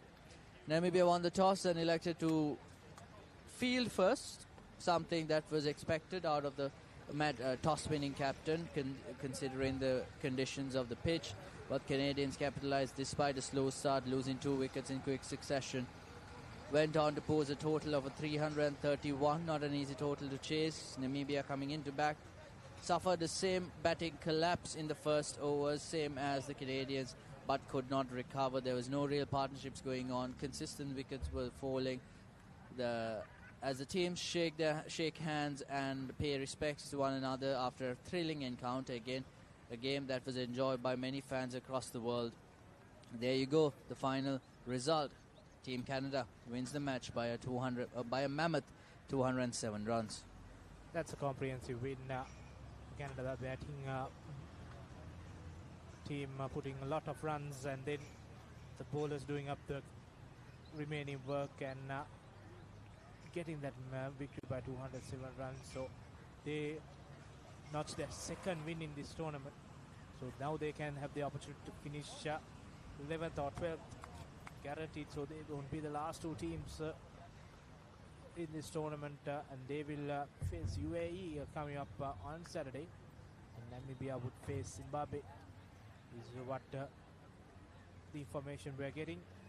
And comprehensive win in all three departments: batting, bowling, fielding, outplaying Namibia.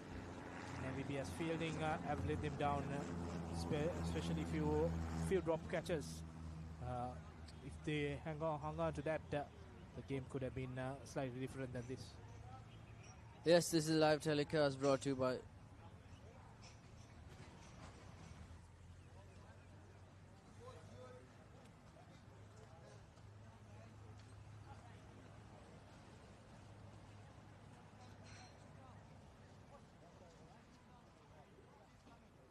Right, that's the end of the match. A thrilling encounter between two teams who've been struggling to get wins. Namibia still winless.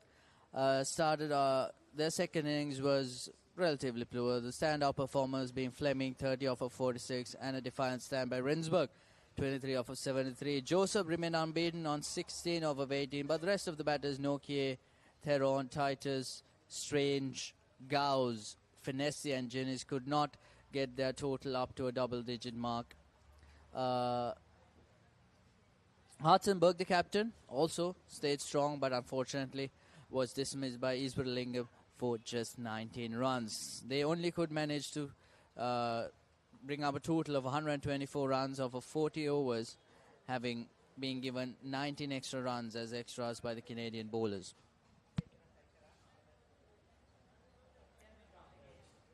Yeah, looking at the Canadian bowling lineup, Thurai Raja bowled a brilliant spell of 4 overs, 2 maidens, 4 runs for 3 wickets.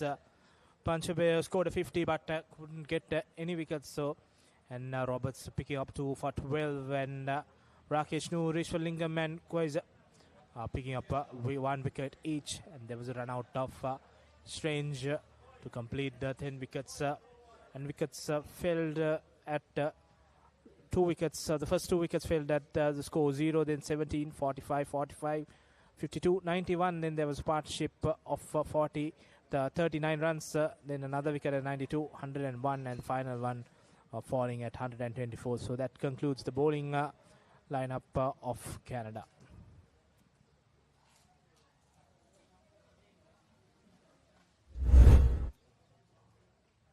Looking at the highlights.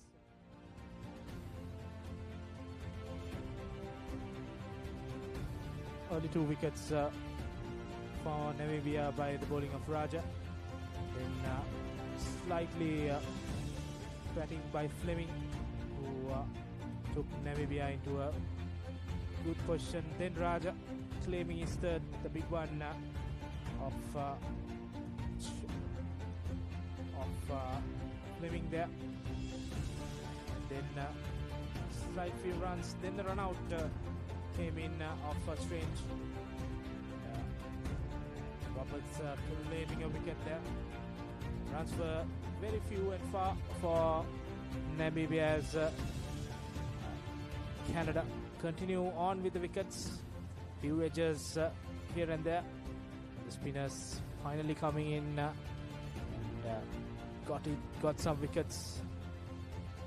And, last few moments runs flew. This was the 7th wicket where Ishwarlingam took the wicket, and then Noor getting another wicket, caught and bowled this time. Then the 9th one fell off Janis. Then some runs came through the last pair. Hitzenberg and Joseph added 20 runs to the last wicket before Hitzenberg going down to conclude the innings. So that's the match summary. Canada batting first, scoring 331 runs for the loss of 9 wickets in the 45 overs allotted. Talati scoring 94 of 84, took his team from 8-2 to this mammoth total, and then Raja opening the batting, scored 58. Then Panchabe finishing off the innings with a quick fire half century of 29 balls. For Canada, Strange took 3 for 52, Janis 2 for 46, skipper Hetzenberg 1 for 56. In reply, Namibia in 40 overs, all out for 124 runs. Fleming scoring 30, Rensburg 23 and Hetzenberg 19. For bowling, it was Raja 3 for 4 in 4 overs, Robert Sukto 2 for 12, and Noor 1 for 9. So that concludes this match from the NSCA grounds here at Ratmalana, and we'll come back to you with live action on Saturday for the next playoffs. Until that, good night.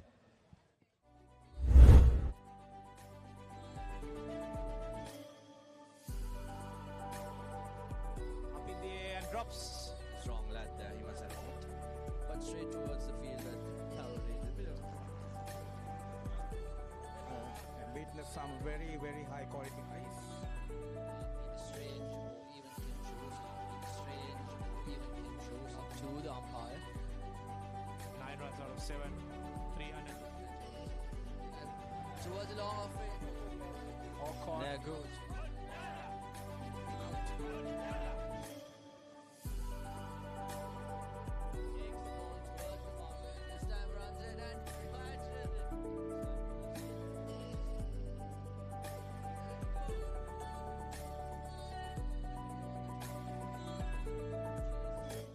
As it